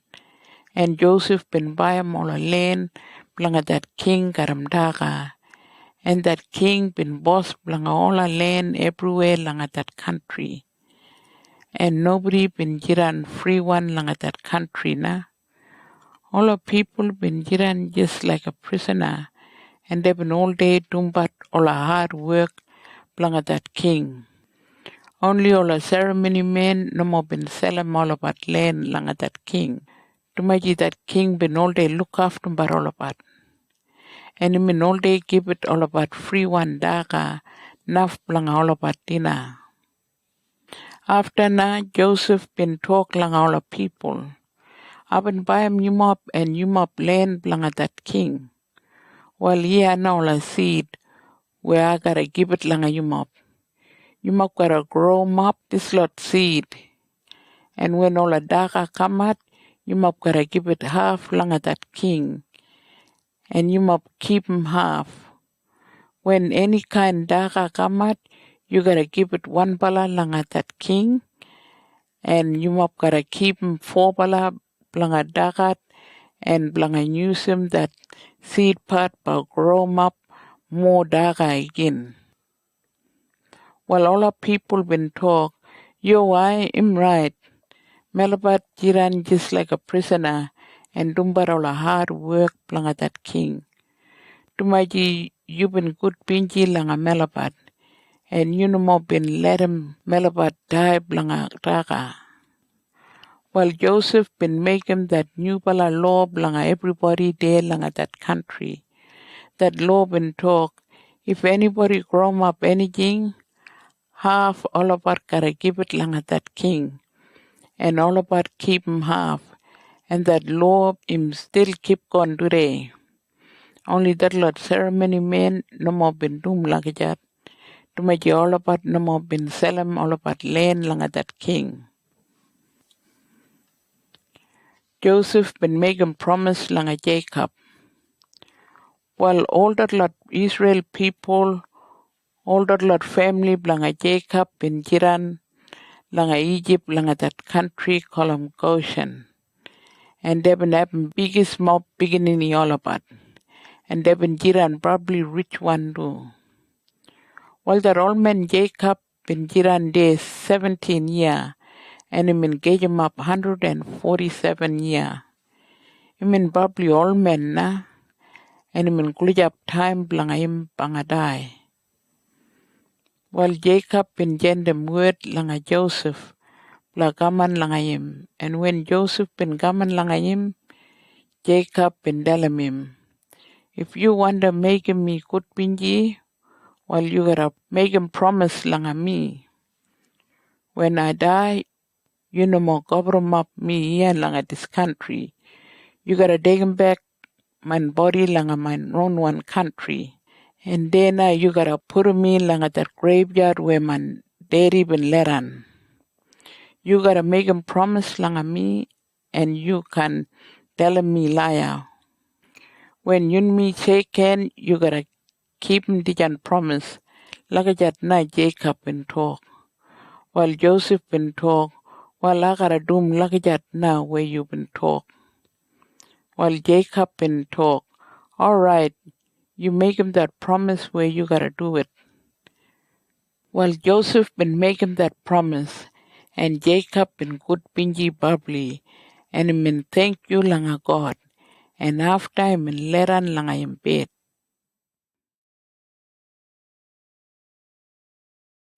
Chapter 48. Manasseh and Ephraim. Bamba na Joseph been get him word where him daddy Jacob been jiran sick one. And Joseph been get him that tubala round one son blanga him name Manasseh and Ephraim. And they been called blanga look tubala grandfather. Well, when they been come at langa that old man camp, somebody been tell him that old man, your son Joseph been come and blanga look langa you. Well, no matter I'm in weak one langa him body, but still that old man been get up and jiran langa him bed, and him talk langa him son na, God him probably high bala, And imin kamat langa me langa that place column last day na la that country Canaan. And imin good pinji langa me. And imin dela me. I gotta give it you big mob beginning all about. And all of beginning langa all about gotta jiran biggest mob tribe. And I gotta give it tijan country langa all of beginning langa you oligija. Lagijat na God been talk langa me. Well, Manasseh and Ephraim, the Tubala son, blanga you who been born here in Egypt before I've been coming here. Tubala my son too, just like Reuben and Simeon, my own one son Tubala. And Bombay, when I gotta hand him over my country, langa my son all about, I gotta give it half langa Manasseh and Ephraim too. And if you have more son beyond langa Manasseh and Ephraim, well, all about no more mine one son. And I can hand them over country langa all about Najing. All about left I kajim country from Manasseh and Ephraim, that tubala braja langa all about. Lagajat nagara dum dumaji up and think about when been happen langa you, Mommy Rachel, de langa Canaan. When Melabat been coming back from that country called Mesopotamia, him and die there like that road, Kulijap langa that place called Ephraim. Today they call him that place Bethlehem. And I been love to govern up him there one side langa that road. And I been no good pinji langa him that much. Like that another old man Jacob been talk langa him son Joseph. From there, Jacob and looked at Tubala son Blanga Joseph, and him and talk, Blanga, who did yan Tubala boy ya? Him and Lakija Tumaji him and old man got him smoky one eye. Well, Joseph been telling him daddy. Dijan Tubala boy na God been give it langa me ya langa dijan country Egypt. And Jacob been talk, you bring him up to Bala Gulija Blanga me where I can look to Bala bubbly way. While Joseph been take him to Bala Gulija Blanga that old man, and that old man been put him round to Bala arm langa to Bala, and him been kiss langa to Bala. And after him and tell him Joseph, Babala, I been reckon you been die, but God been good pinji langa me, and him been let him me look tijan to Bala boy blanga you. After night, Joseph been taken that Tubala boy from one side langa Jacob, and him been bow down right down langa ground, bla shom respect langa that old man daddy blanga him. And after him been taken that Tubala boy kulija langa that old man, where him gotta put him in binga langa Tubala head and talk good binji way langa Tubala. While Joseph been making Ephraim stand up left hand side langa Jacob to make him in youngest one, and him make him Manasseh stand up right hand side langa him to make him in eldest one. But Jacob been cross him in finger, and him put him in right hand side finger on top langa that head langa Ephraim. And him put him in left hand side finger on top langa that head langa Manasseh. Well, when him and doom lucky that Joseph been probably no good pinchina, and him grab him daddy finger blanga put him in right hand side finger langa that head blanga Manasseh. And him tell him daddy, no more lucky that daddy, you gotta put him your right hand side finger on top langa Manasseh. To make him not that eldest one boy mine. But him daddy been talk no more. Mine boy, asabi one me tumbat. Tijan eldest one boy, ya gotta jiran big name, and him gotta have biggest more beginning all about.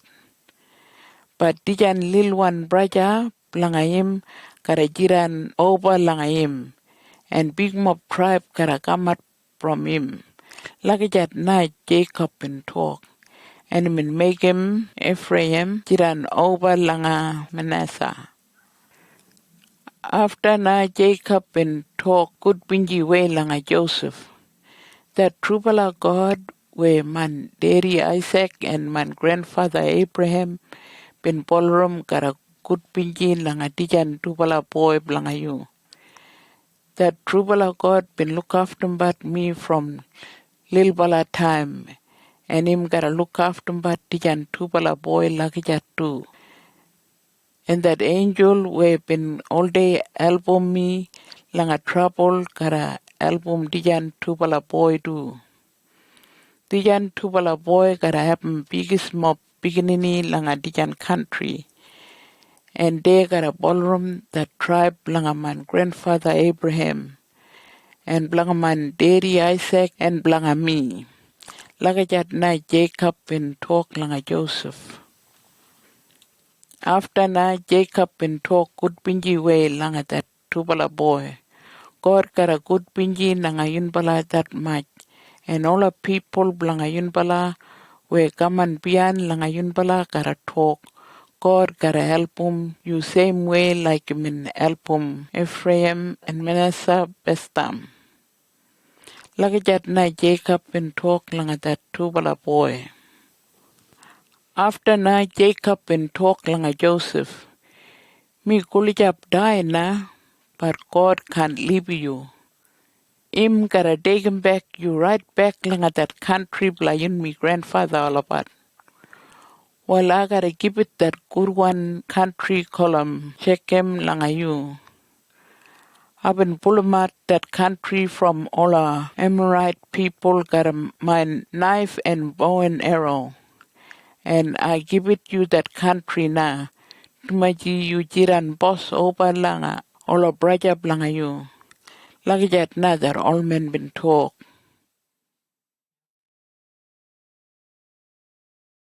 Chapter 49.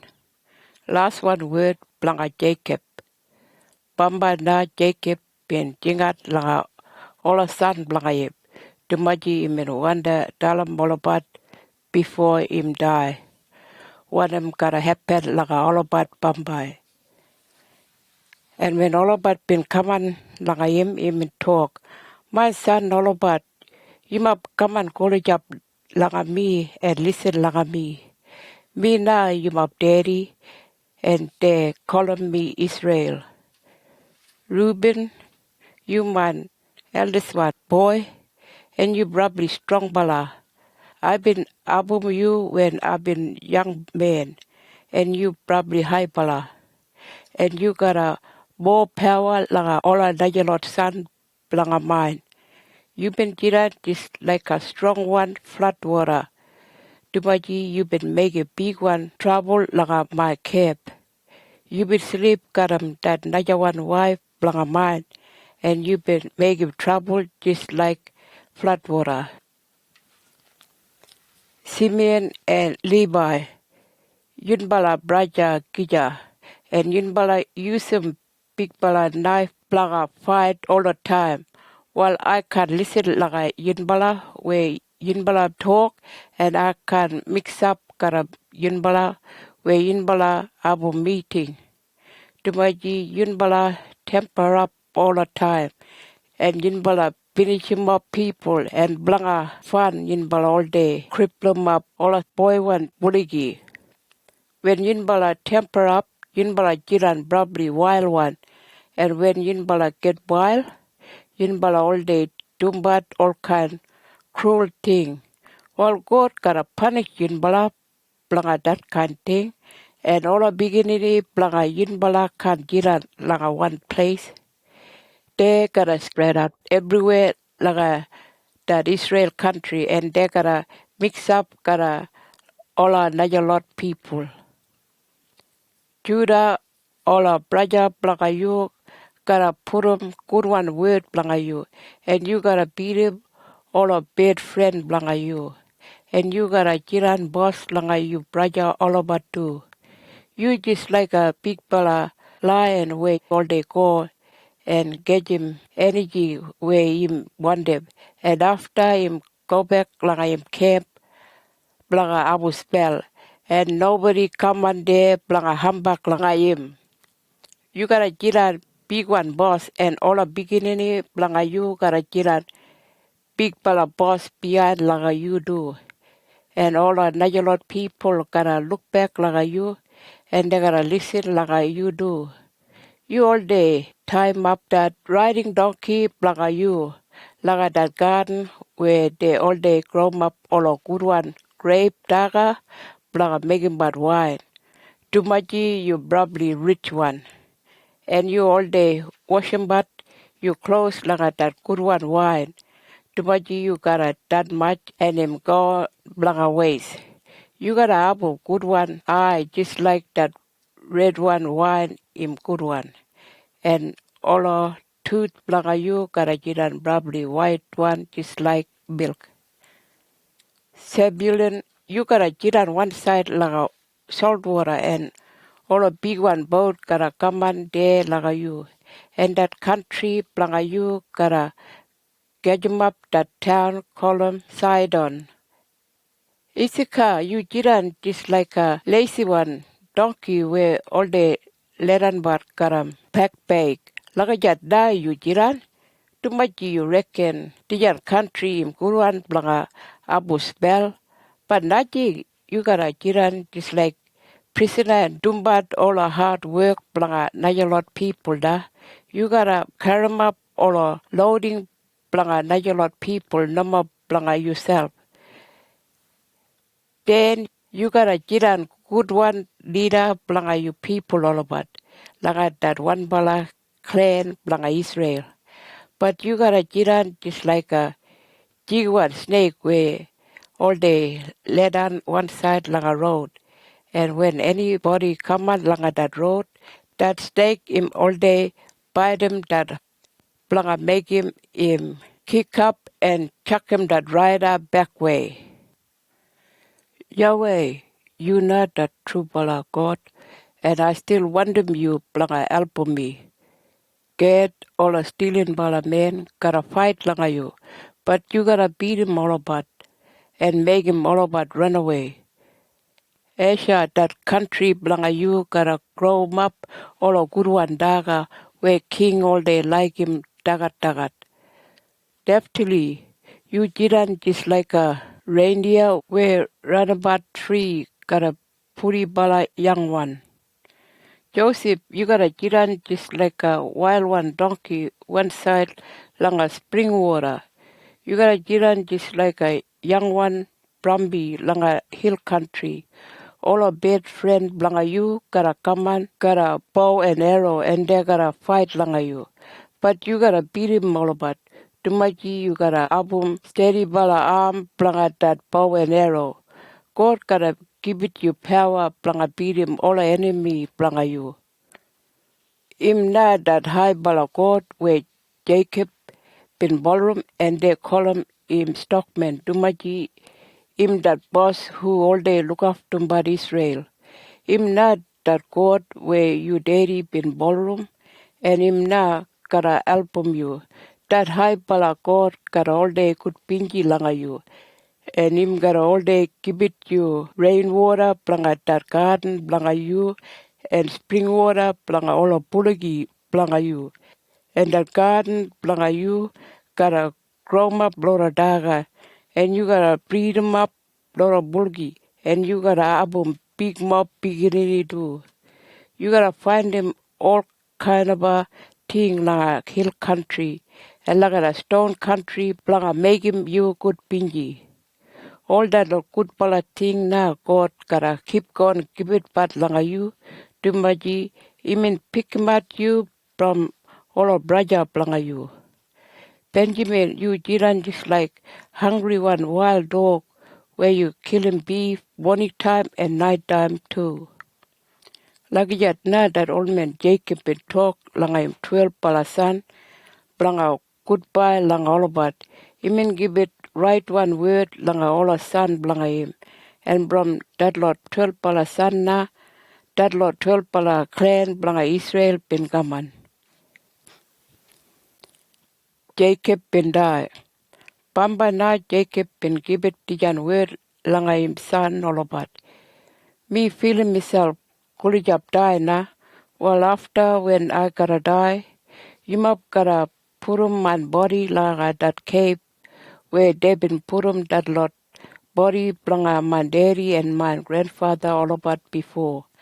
That cave na im langa that paddock column Macpella. Sunrise side from that place column Memre. There langa that country column Canaan. My grandfather Abraham been buying that cave and that paddock from that Hittite man named Ephron. He been buying that cave blanga graveyard blanga we. There now they been put him that double body blanga Abraham and his wife Sarah. And they been put him that double body blanga Isaac and his wife Rebecca. They do. And I've been put him that body blanga my wife Leah langa that cave too. And when me die, you must gotta put him my body there na gotta molobat. Well, when Jacob been talk langa olobat, he mean later langa in bed and he mean die.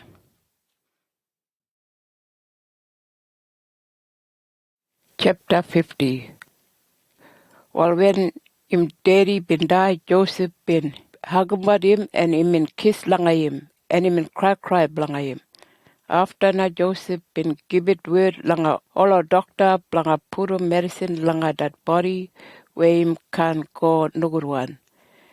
He mean take him all about 40 days blanga put that medicine langa that body. And same time all people blanga that country Egypt been cry blanga that dead bala. They been cry blanga him long time, 70 days.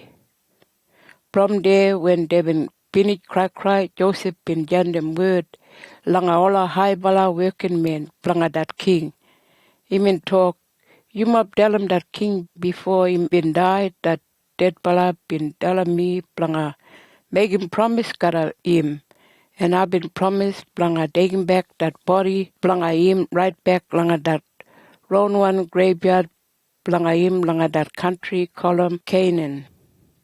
And that king gotta let me go and cover him up that dead bala there langa that country. And after I gotta come back here langa dijan country. While that king been talk, him right?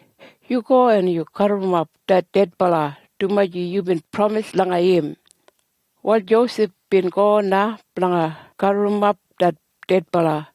And all the high bala working men blanga that king and all the high bala government men blanga that country and all the soldier got him horse and buggy and all the soldier got him riding horse and all the family blanga Joseph and all the brother blanga him and all the family blanga that dead bala.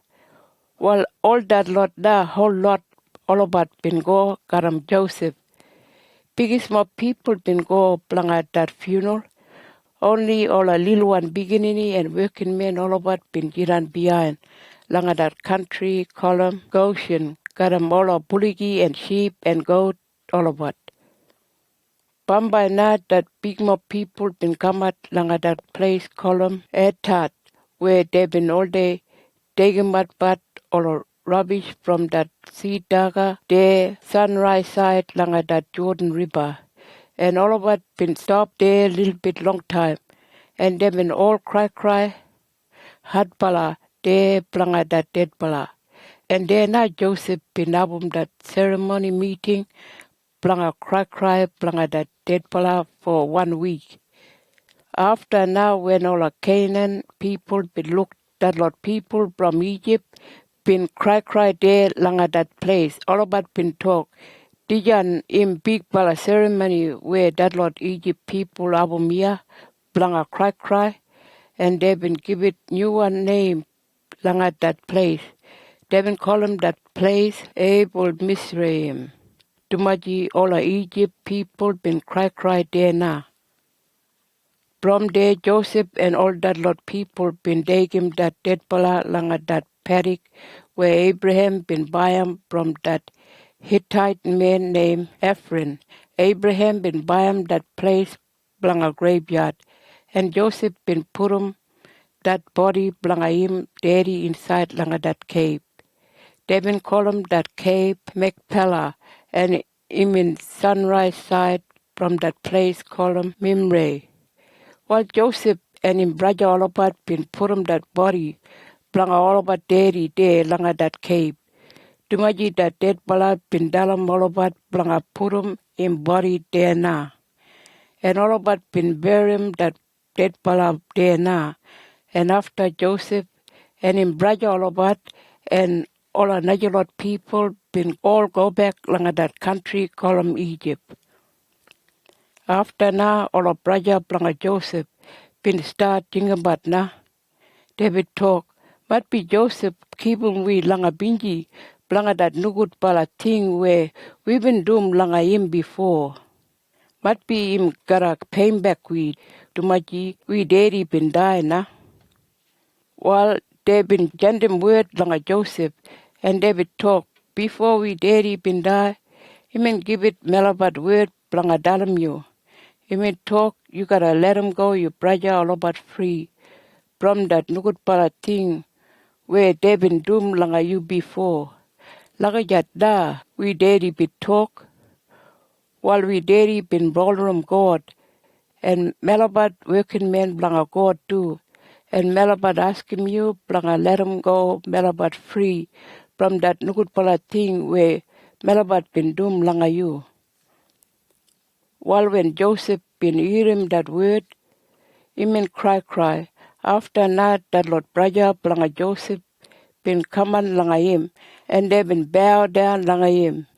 And they been talk bright and bala way langa him. Melabat jiran just like a prisoner blanga you. While Joseph been dalam malabat, me nama God, you mop can brighten langa me, I can pay back you mop been wanna out of me. But God been turning around that plan blanga you mop and he been using that plan blanga you mop good bala way. God been using that thing where you mop been doing blanga save life blanga a lot of people. While you mop can brighten, I gotta look after but you mop. And I gotta look after but all the beginning blanga you mop too. While all the brother blanga Joseph been jiran good pinjina, tumaji Joseph been talk good pala way langa all about. Joseph been die. While Joseph and him brother all about been keep going jiran but there langa that country, call him Egypt long time. Bamba na Joseph been got him up 110 years. He mean probably old man, and he mean look all our son and all our grandson blanga him, youngest one boy Ephraim, and blanga him eldest one boy Manasseh. He mean look him son Machir and all our grandson blanga him do. After na Joseph been talk langa all our brother blanga him. No more long time now I gotta die, but God gotta look after him but you up. And him gotta take him back you up langa that country where him in promise langa Abraham and langa Isaac and langa that daddy langa we. After na Joseph been asking him family all about blanga make him promise langa him. Him in talk, I gotta die directly.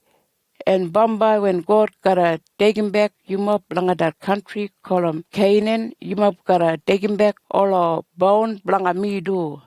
After na Joseph been die, there langa that country, call him Egypt. Him die when him get him up 110 year. And all our family blanga him been put him that medicine inside langa him body, where him can't go nugurwan. And they've been put him that body inside langa box. Finish na.